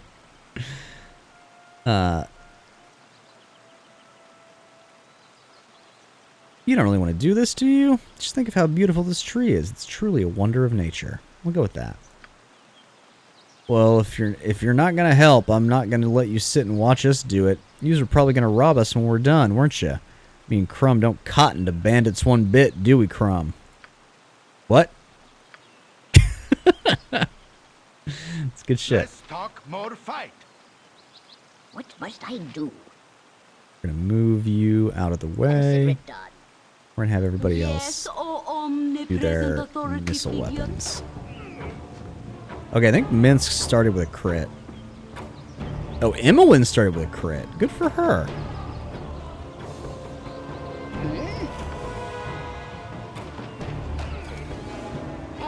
Nope, keep running. Oh, God! Proper treatment for my injuries. What must I do?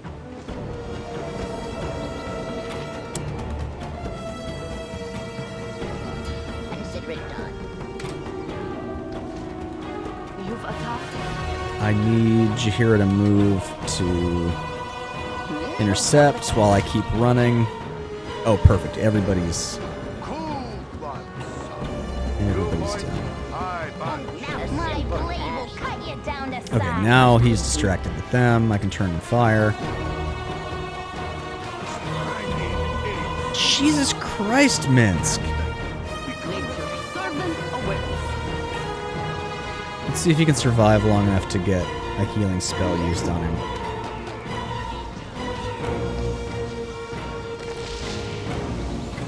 Okay.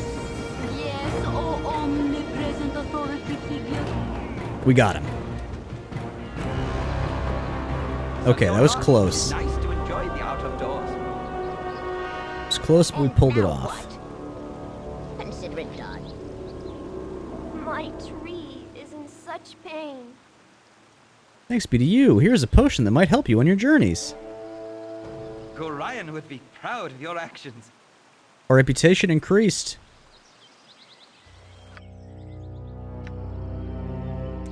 And we got just a regular antidote potion. That's fine.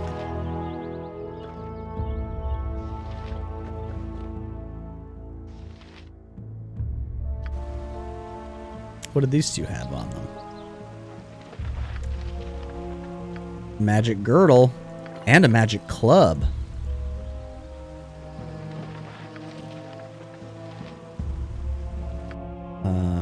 I would love to start using some of this magic stuff, but I sincerely don't know what these belts do.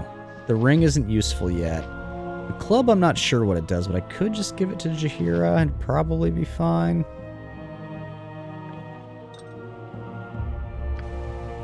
What must I do? Oh, speaking of which.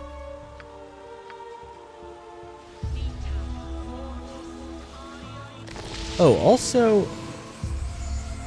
let's, here, I'm gonna quick save.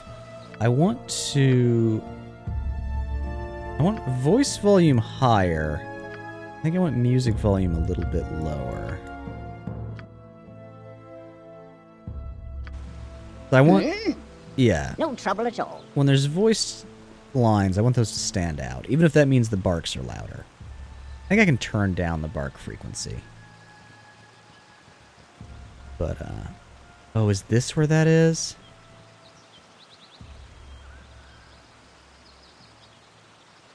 Oh, maybe not. Okay. There's a waterfall with something in it somewhere. Oh, we need to rest because we You got do not hurt. dream often, but tonight the visions are vivid indeed. Long have you walked, but now you find yourself back amidst the stones of Candlekeep. Your former home looms before you, but the gate is closed and barred. Over the walls there is a candle in your old room, but as the light goes out, the brick surrounding the window closes together. The very walls conspire to keep you at bay. A familiar voice startles you, though it is calm and caring. You cannot go back this way, child. You must go on. Gorion forms before you, and though his image should be comforting, it seems but a shade of his living self. He is dead in your dreams, as in life. The phantom of your foster father gestures toward the blackness of the wood, as though it should be inviting. Perhaps it is, in a way, but the traveling will be hard. As you think this, a smooth and obvious path becomes clear out of the corner of your eye. It seems meant for you, pulls at your very being, and promises to quickly lead you away from the life you once led. Perhaps this would be for the best, but it is a bit too convenient for your liking. You do not wish to dwell upon the loss you have endured, but neither should it be forgotten. Gorion smiles and fades away. The pull becomes a push, but you turn away, steadfast in your new direction. The way is not quite as clear, but it is sure to be interesting nonetheless. A whisper follows as you stride away, something vestigial and sinister that you recognize, but yet have never heard. You will learn. You don't look back.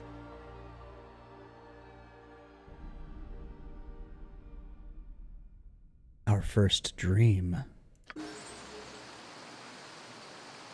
And having dreamed such a dream, we now have a special ability, which is a single casting of Cure Light Wounds, which no trouble will at be all. very useful. I genuinely really like the dream sequences in this game. They happen on, you know, like, there's basically like story progression triggers that it's like, okay, once you've gotten past this part in the main storyline, a random sleep can trigger a dream sequence. And the dreams are vague and weird, just in the right way, I think. Like, I think they communicate what they're communicating pretty clearly. Let's talk more fight. Nature's servant awaits. But And now what? But they keep it vague enough that you probably wouldn't know what they were talking about specifically if you didn't know the plot. For the fallen! Yes, O omnipresent authority What must figure. I do? For the fallen!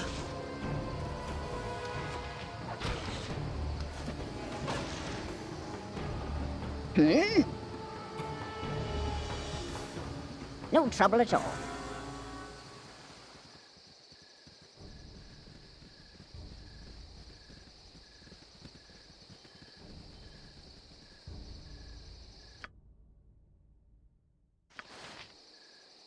Where are we on the world map? Oh, do I have to cross south to get there? I think I might. And now what? A simple task.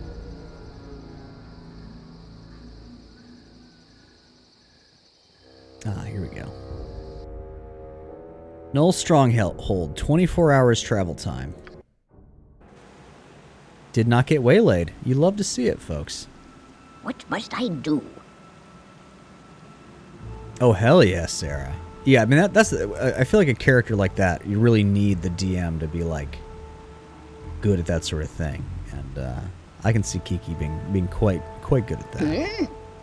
Consider it done. And now what? Let's see. We'll need to... well... A simple task. Won't rest until we get tired. So this is going to be tough. But the fun thing about a game that's based entirely on dice rolls... Now, me hungry! ...is that it's very easy to... not very easy. But it's entirely possible to just keep retrying something until it works. Within reason. Stop, you go nowhere. This is our bridge. You pay to walk it. Yeah, you pay 200 for all heads, or lose heads. Isn't 200 gold a little steep? I mean, do I look like I have that kind of coin? Okay, maybe 200 gold is too much. Maybe you pay 100 gold. 100 gold for all heads, or lose heads. Pretty good deal.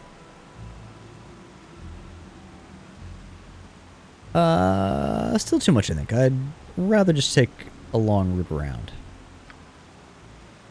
Your head's so dumb you not miss it. Yeah, we'll kill you, take stuff, and get gold anyway, dumbhead. Cool one, sir. What must I do? You have need of me? Alright, we're starting to reach the point where I think I'm going to want to maybe make someone else head of the party for non-dialogue stuff. Well, let's see how this goes. What is this? Oh, he's just Gnarl. We don't know what he is. My blade will cut you down to size. Okay. Yeah, that went pretty well. Oh, my heart's really not in this. Please don't kill Minsk. Okay, there we go. A simple task.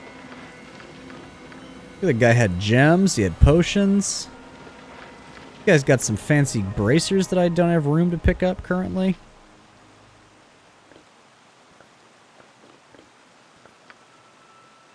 Maybe I'll give this jewelry to Imoen.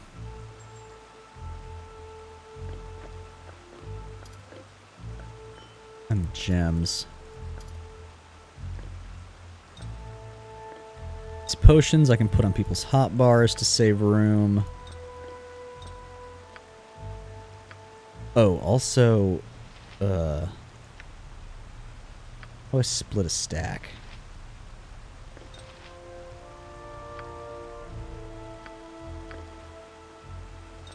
I feel like Minsk should probably have healing potions on his hotbar. Seems like he's gonna want those.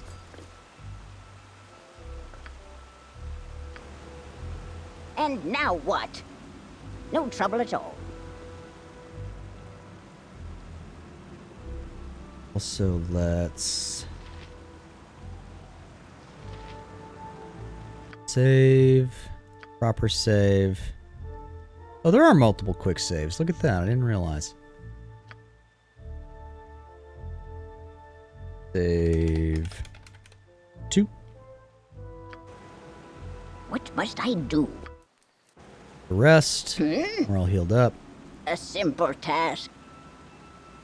She's done a few where I was convinced I knew the meaning based on things that happened in the session, but she's just like pulling at random from a doc of them. Oh, wild. That's so good.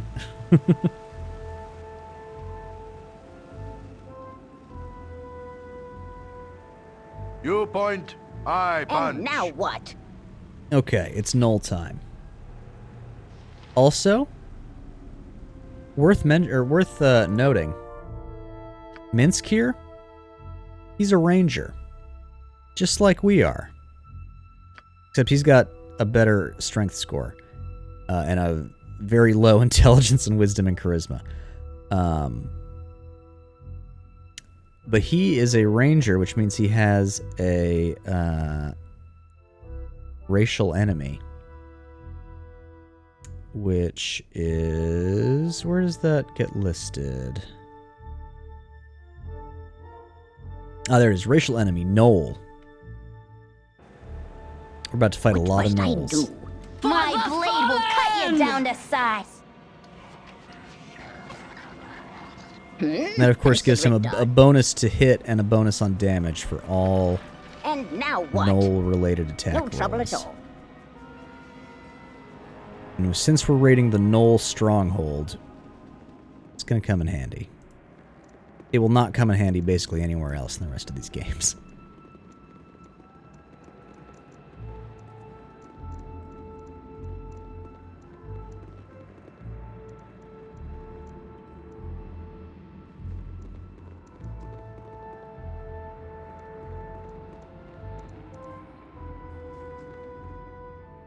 My blade will cut you down to size. Less talk, more fight. What must I do? Death will come swiftly for you. Consider it done. My blade will cut you down to size. A simple task. Oh, actually, something just occurred to me. We bought this extremely expensive full plate mail. Not full plate, just regular plate. For Jaheira, but we should actually have that on Minsk. Because Minsk is going to be mixing it up in melee more often than she is. Minsk now has an armor class of 2. The lower the number, the better. AD&D, 2nd edition. He has a THAC0 of 17. We'll get into what the fuck THAC0 is later. I'm not gonna teach that class right now. Consider it done.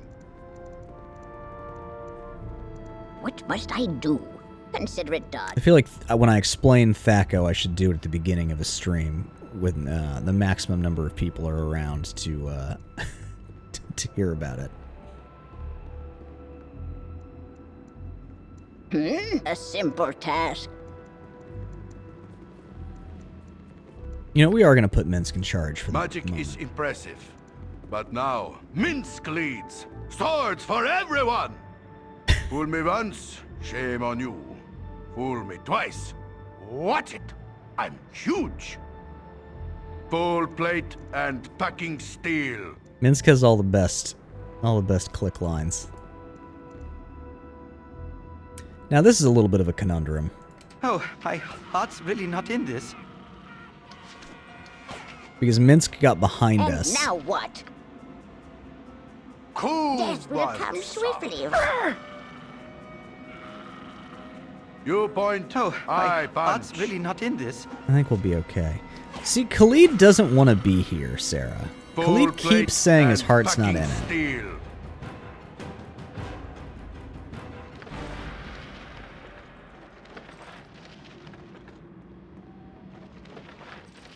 Less talk, more fight. Full plate and packing steel.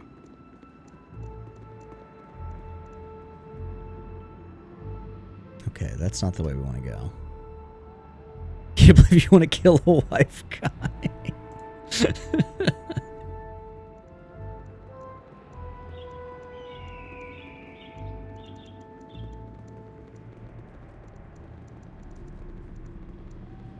We don't have to kill him yet. What must I do? Cool one, sir. You point, I punch. We are going to have to make a Full decision plate and packing steel. about Dynahair, though.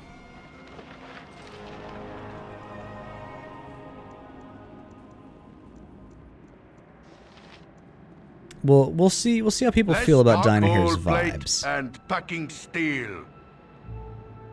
She's in one of these pits, which is why I keep going down them.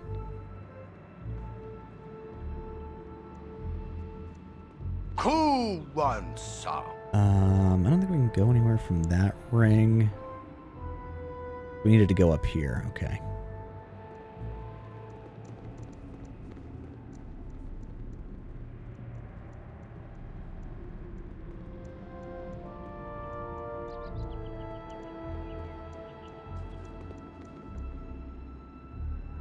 Enemy sighted. Oh. Oh, my heart's really not in this.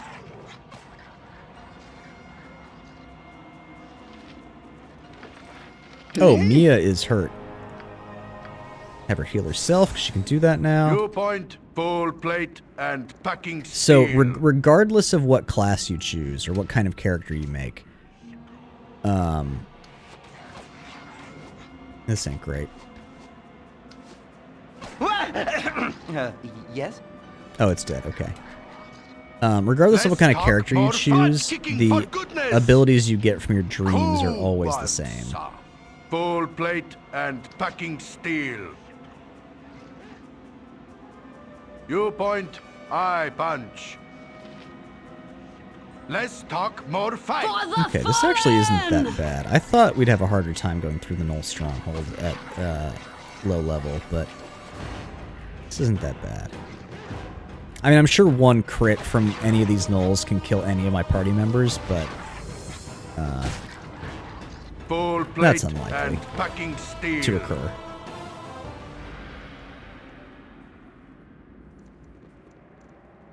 I think Dynahair might be in this one. Cool. Squeaky wheel gets the kick. Nope, You we're not. point. Not out of the I woods punch. yet. Yeah, it's probably this one because there's like a boss Knoll here. Less talk, more fight. Woof. Hey, Mince, pop a pop, my guy. You point, I punch. Ah, what now? Also- Need your pantaloons pressed? Go for the ice. Yes, boom. Chihira, I need my Go for the pantaloons ice pressed. thrust. Less talk, more fight. By your command. Cool one, sir. It's a Battlestar Galactica joke. Oh, my heart's really not in this. By your command. You point, full plate, and packing steel. Yeah, a lot of the barks are kind of meta.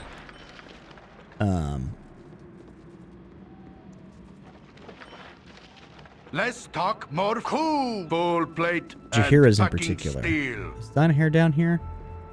No, Dynahair's not in that hole. You point, I punch. Yeah, what's Dynahair's other one? Like, something about you being an omnipresent authority figure. Like, so, a lot of the barks are definitely targeted at you, the player, and not Less talk, you, more the fight. the character. Butt kicking for goodness.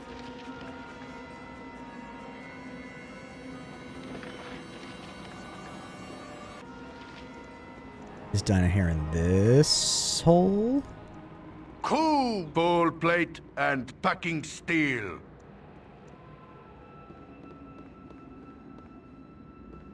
No. Oh, yes. Okay. I'm gonna make a hard save here, just in case I fucked something up.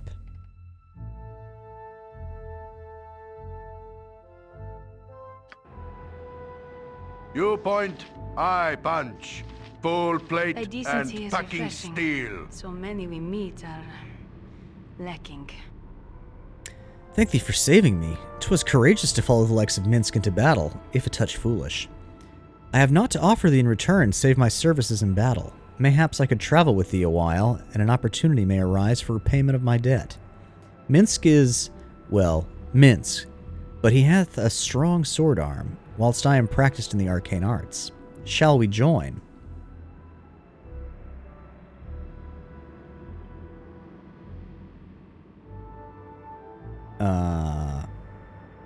You need more practice if these beasts captured you. I have no need of you. So if I send her away, Minsk goes too.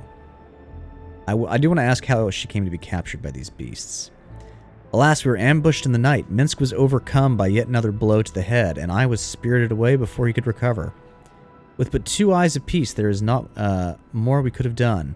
Certainly 'twill be safer for all of us if we join together. What sayest thou?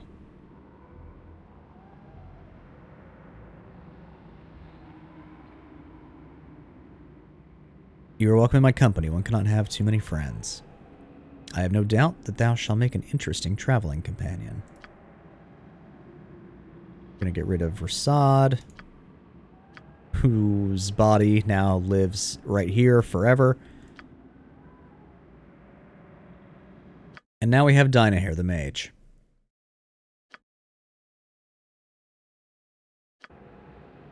Less talk, more fight. They're called. Whatever they need. They wish my ear. They're called. Whatever they need. So this is her vibe. Cool one, sir. Now, Squeaky wheel gets the kick. we still have a sling sitting around somewhere? Guess not. I thought we had an extra sling.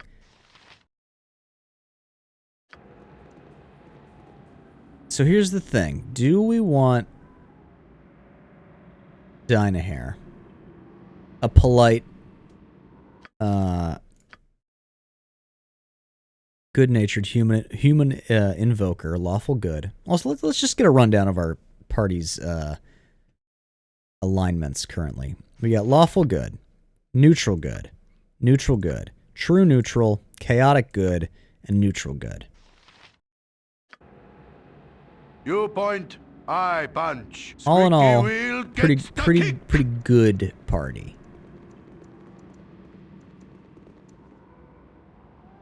But what if we had one? blade will cut you down to size. What if we had one just real piece of shit with us? And steal on They wish no less than the stuff of legend. Right, Boo? Go for the eyes, Boo. Go for the eyes. Less talk, more fight.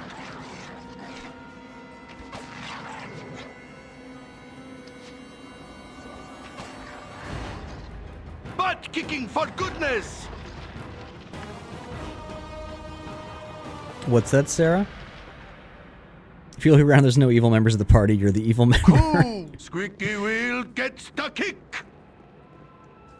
Yeah, I wanted to be chaotic neutral, which I feel like is a better bridge between your good party members and your evil party members.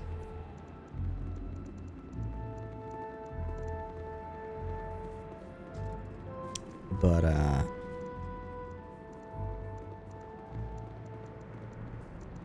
it wouldn't let me. I don't know if that is a ranger thing, or if that is I think it's a ranger thing. So let's take a look at the map here.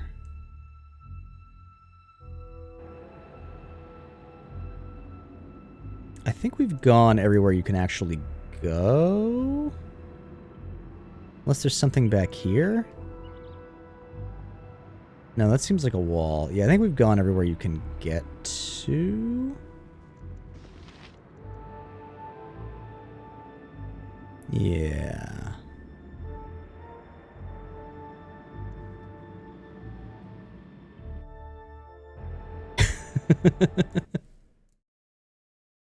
Hang on one second.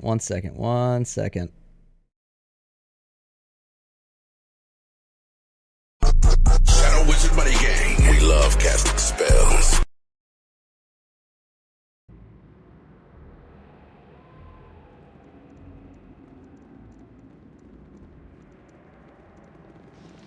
So I'm torn because I haven't played through the game with Dynahair before. That call as well as I can. But also I think our other option rules. We at least have to meet him. Because I feel like Stream can't be expected to make butt kicking for goodness. a reasonable decision about who to take until we've met both.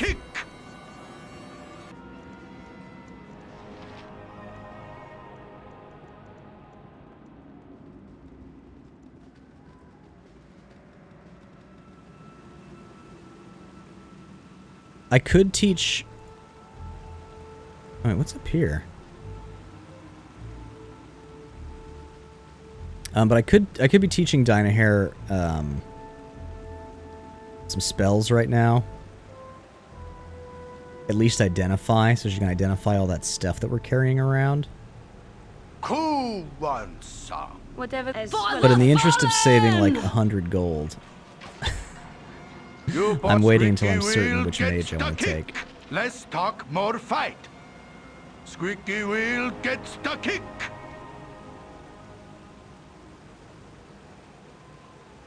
Sun Nilf, hello. Welcome in. Welcome to the start of my Baldur's Gate streams. Well, not the I mean, this stream's been going for a while, but this marks the first of what will be many subsequent Baldur's Gate 1 and 2 streams.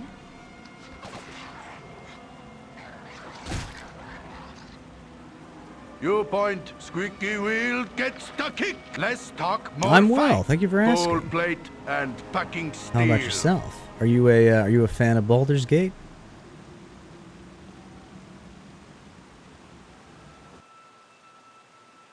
Okay, we can go up here. I don't think we are ready for what's there. Hell yeah. Yeah, Baldur's Gate is one of my all-time faves. I was showing off on stream earlier how I've got the you can see behind me I've got Baldur's Gate 2 and Icewind Dale and the expansion. I've got Baldur's Gate 1 right here.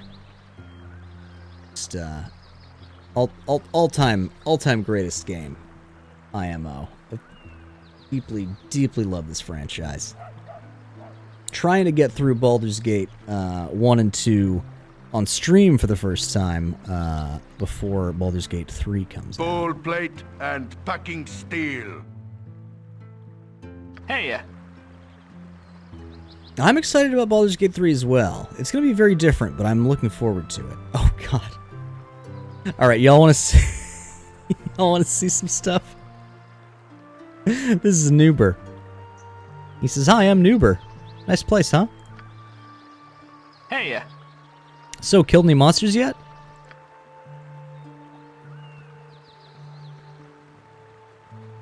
Hey, Ever been to Baldur's Gate? I've been to Baldur's Gate.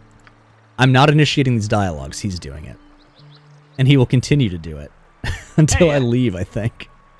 Or until I let him run his course. Oh, I think I stepped in something. Hey, Everyone in town used to throw rocks at me and tell me I was annoying. Hey, What time is it? Hey, I haven't had a conversation this long, well, ever. Hey, What's that big weapon for? Hey, Those colors look pretty stupid on you. Hey, I once knew a guy named Dilby. He threw rocks at me too. Are you gonna throw rocks at me? Hey, What about now? Hey, What about now? Hey, What about now? Hey, What about now? Hey, What about now? Hey, What about now? Hey, What about now? Hey, What about now?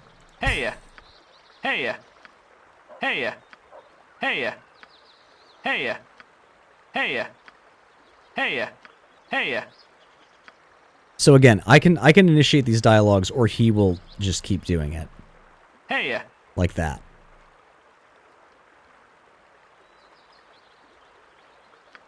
Hey, Hey, A Noober spoiler? Hey, Hey, Gee, you sure are patient. I've run out of things to say. Boom, 400 experience points. Cool ones. That's the only Noober spoiler I know about. If there's more, I'm very curious. Punch.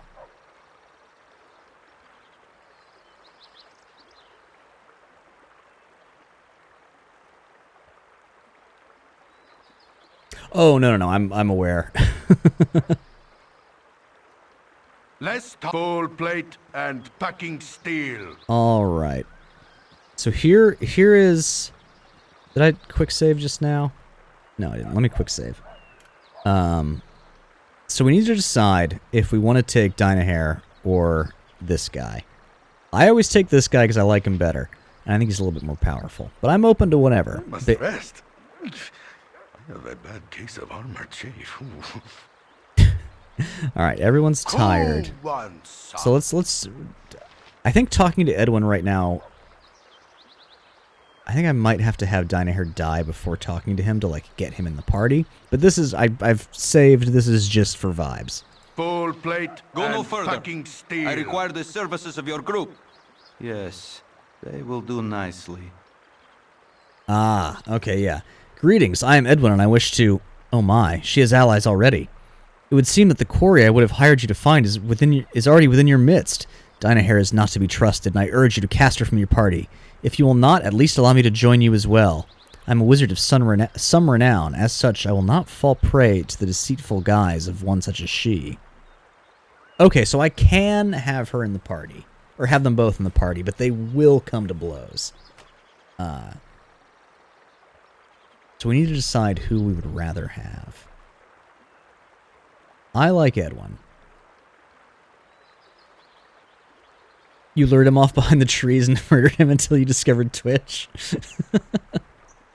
I don't remember how I first learned that you just talk to him until he gives you experience points.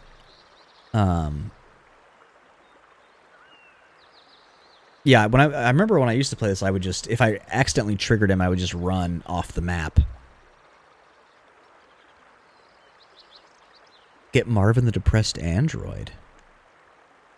Which one's Marvin?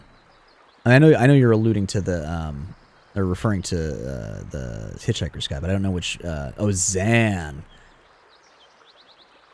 Yeah. I don't know about Zan. I've never played through with him, to be fair. But yeah, he's a little bit of a downer. And the fact that you can't change out his weapon is a little annoying. But they, they've all got something.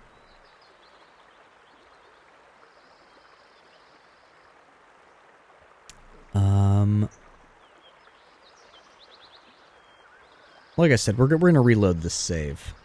So let's just let him into the group real quick. And we'll see what people think about him. Dinah Hare is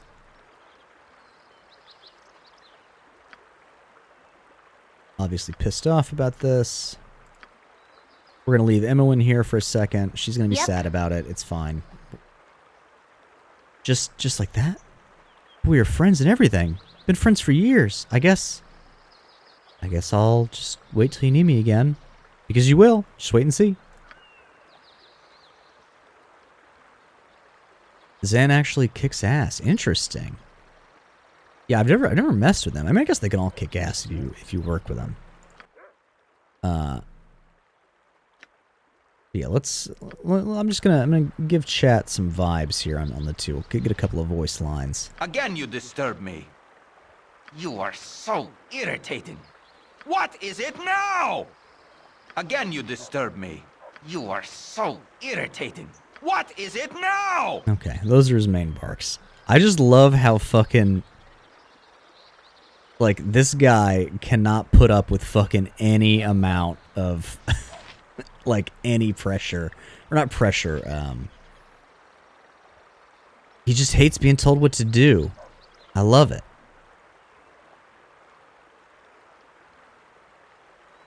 Yeah. The last time I played through, I took Edwin with me all the way to the end of Throne of Ball. He's great. I love having Edwin around. Slap that ring of wizardry I already picked up on him. But also, right now, he's our only evil party member. Oh, Zan. Oh, I'm sorry. Oh, right. Because Edwin's a conjurer, not an enchanter. And then Dinah Hare's an invoker, I believe.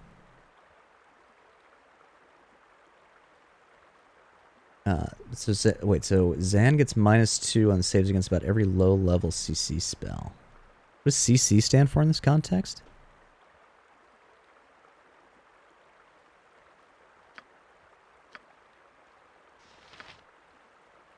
Let's see. Who should we take? Oh, crowd control. I see.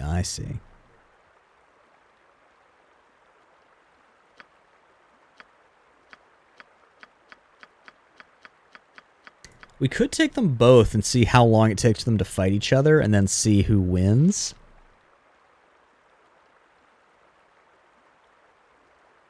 I still think we should let Khalid die. Khalid sucks, and Jahira's good. Or we could let them both go, and we could get maybe Viconia, who's a drow cleric. There's some other people we could get to fill those roles. Or we could do the canonical party. Maybe this is something to really give some thought. It is 2. I could end the stream now-ish and then decide on this between now and Thursday. Or we could just do Dinah Hair because we've already got her. Oh, such bustle. Why, the cities of Rashomon are empty compared. And then maybe we could think about Zan down the line.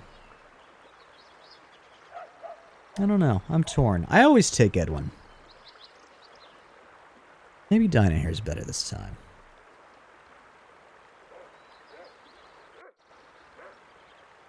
Either way, we're going to bypass Edwin for the moment. Just so we can get into town and do a little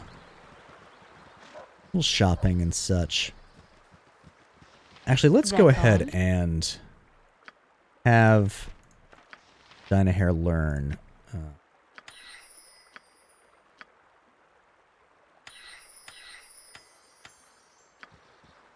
Dinah Hair's going to learn Identify. Bowl plate and packing steel.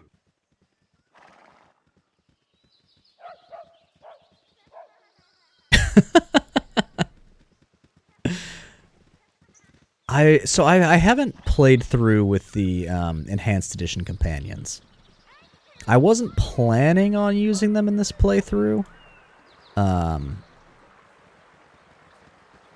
But I am kind of curious what the Wild Mage stuff is like. We've already killed off Rasad by accident. He's dead in the pit where we found Dinah Hair. Bowl plate and packing steel. Never had rats. No sorry. Alright, let's rest.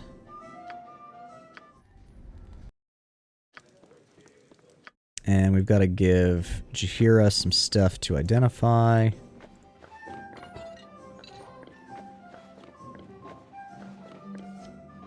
Some of the stuff I don't actually need to identify, like, I know what these bullets are, I know what these bolts are.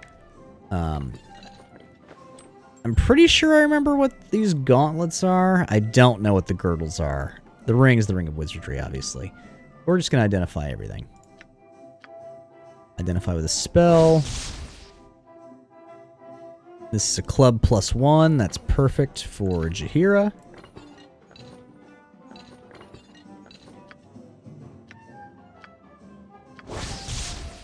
Gauntlets of Dexterity. The Brawling Hands. This pair of gauntlets was likely developed in Kara-Tur to aid masters of the martial arts. Legends speak of such masters from the Far East bringing these items with them on their journeys, though details remain sketchy. Set your dexterity to 18.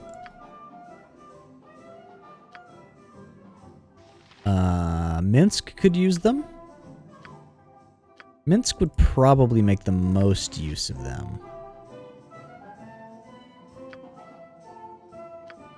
So we'll give them to him for the moment.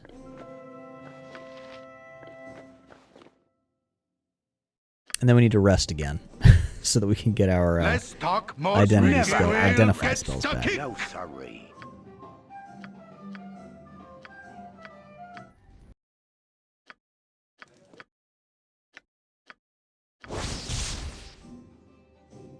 Belt of Antipode. Trimmed in the fur of a polar bear. This sturdy belt is tooled with images of blue moons and white ice flows. The wearer is immune to all cold base effects, but suffers double any fire damage. Useful in certain circumstances, not broadly useful.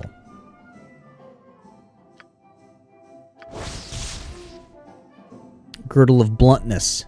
Destroyer of the Hills. Having lost most friends and loved ones to a series of raids by hill giants, Garar the Powerful made it his mission to cleanse his homeland of their presence.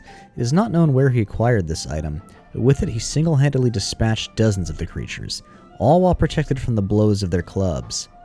The remaining giants fled to neighboring lands that lacked a similar champion and did not fare as well. Equipped abilities, Armor Class +4 versus Crushing Attacks. Not useful all the time, but still useful. Probably put it on Minsk, because he's going to be our frontliner for this whole game. Most of the next game.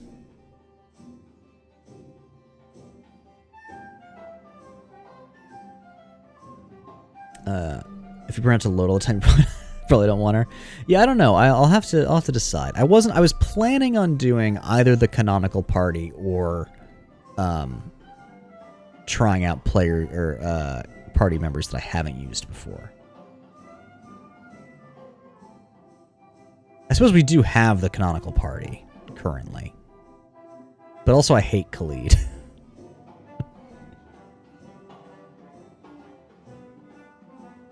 Oh, it is Garrick. The guy who voices Hondo Onaka, Jim Cummings, he's literally just doing the Minsk voice for Hondo. Cool one, sir. You point, I punch. Less talk, more fight. Cool one, sir. Yeah, it's just straight up the Hondo Onaka voice. You're in the middle of watching Rebels? Oh hell yeah. Yeah, me too. I'm not far enough that Hondo's shown up yet. Gorion would be proud of your actions. I'm watching along with the Civilized Age podcast. Oh right, what were we doing?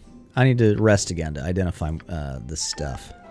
You point, butt kicking for goodness. No sorry.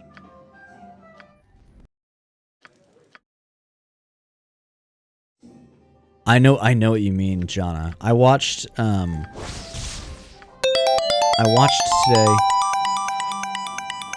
Sunnif, thank you for the follow. Thank you very much. And like I alluded to earlier, I will be streaming this again on Thursday, and probably at minimum every Tuesday and Thursday for the foreseeable future. Maybe with some other days snuck in here and there, we'll see. But I very much appreciate the follow. Thank you very much. What was I just saying? Oh, yeah. I today watched the 2 episodes of Rebels for the forthcoming episode of A More Civilized Age, which I don't think comes out until next week. But as soon as I finished those 2 episodes, I was like, I want to keep going. I want to watch more of this shit. That show's... I remembered that show starting off kind of rough, and on that podcast, they had also been like, we hear it starts out pretty rough. I don't know. I'm on board. I was like very immediately like, yeah, this show's good, actually. I'm very much bought in again.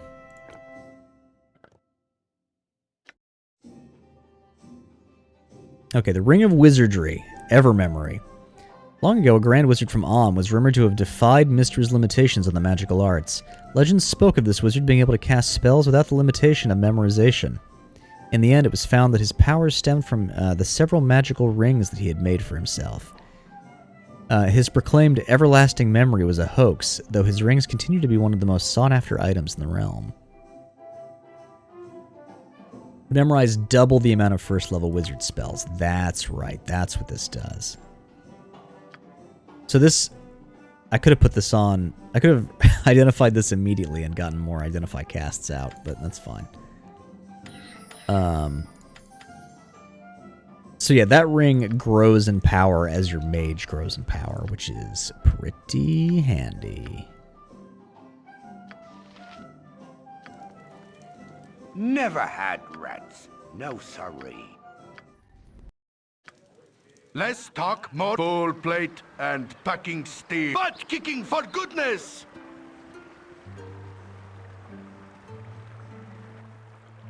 Butt kicking for goodness! Business has been poor, what with the iron shortage. Yeah, Rebels gets so good by the end. Alright, let's sell some things.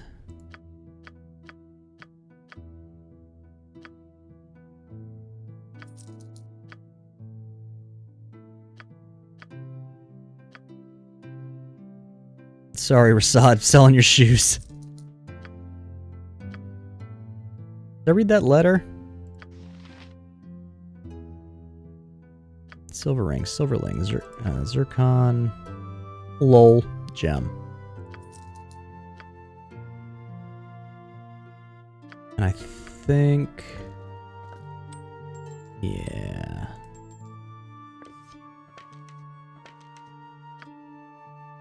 Cool, The customer is always and right. fucking steel.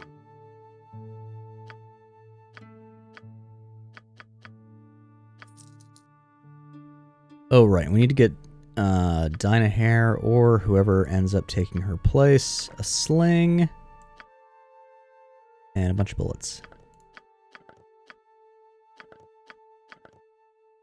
Actually, what is Dinah Hare actually proficient in? I don't know off the top of my head. Only sling. Okay, perfect.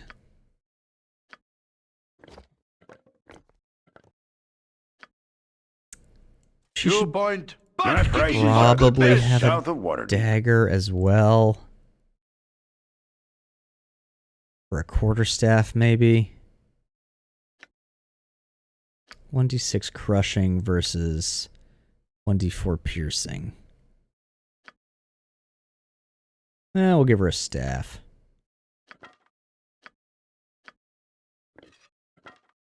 Doesn't really make a difference. Never gonna use it. If she's ever in a position where she needs or has to use it, then we've already fucked up. Let's talk more full plate and fucking steel. I assume that was supposed to be General Grievous' voice. That's at least that's how I read it in my head. Let's see.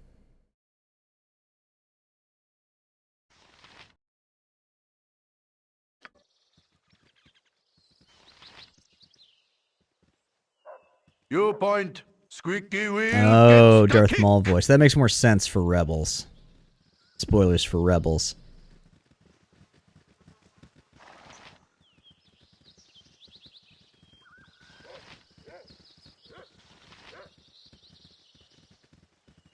Who's that dead lady? Oh, no. That's Zan. That's where we picked up Minsk. And where we left Zan's body. Oops.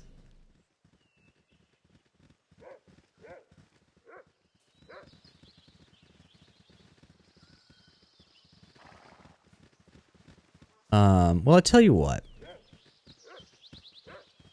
It's 2:15. I either need to make a decision about Dinah Hare versus Edwin, or I need to, or I start another quest, which will be a whole big involved thing. So I think maybe I call it here for tonight. We did literally just as I glanced at it, cross the 5-hour mark on stream. So I think this is a good place to call it, probably. And I will, of course, be back tomorrow with Wednesday night PUBG custom games with Awful Squad Junior Clan every Wednesday, as always. And Thursday with more Baldur's Gate. Friday, I believe I sort of have semi-committed to Diablo Friday with Ribbons and Gouda and presumably Jana as well, and probably Garrick. So that'll be Friday. But until tomorrow, I just need to find someone to raid first. So here, let me save game, new save, stream, save 4. And let's find somebody to raid. Is anyone else playing Baldur's Gate? Oh, I just realized there's distinctions on Twitch for Baldur's Gate versus Baldur's Gate Enhanced Edition.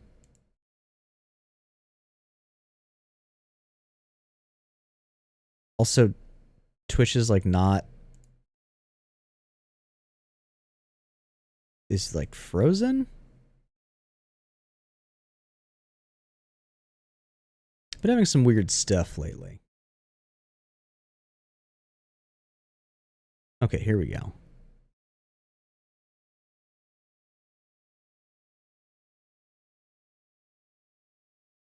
Okay, so I'm the only person streaming Baldur's Gate. There are 2 people streaming Baldur's Gate Enhanced Edition. But they're both farther than I am, seemingly. Maybe we shouldn't do that. Let's raid someone that I follow.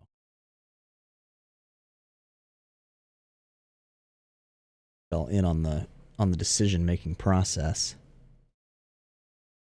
Go for someone streaming retro. Anna K, someone I don't remember following, is streaming retro.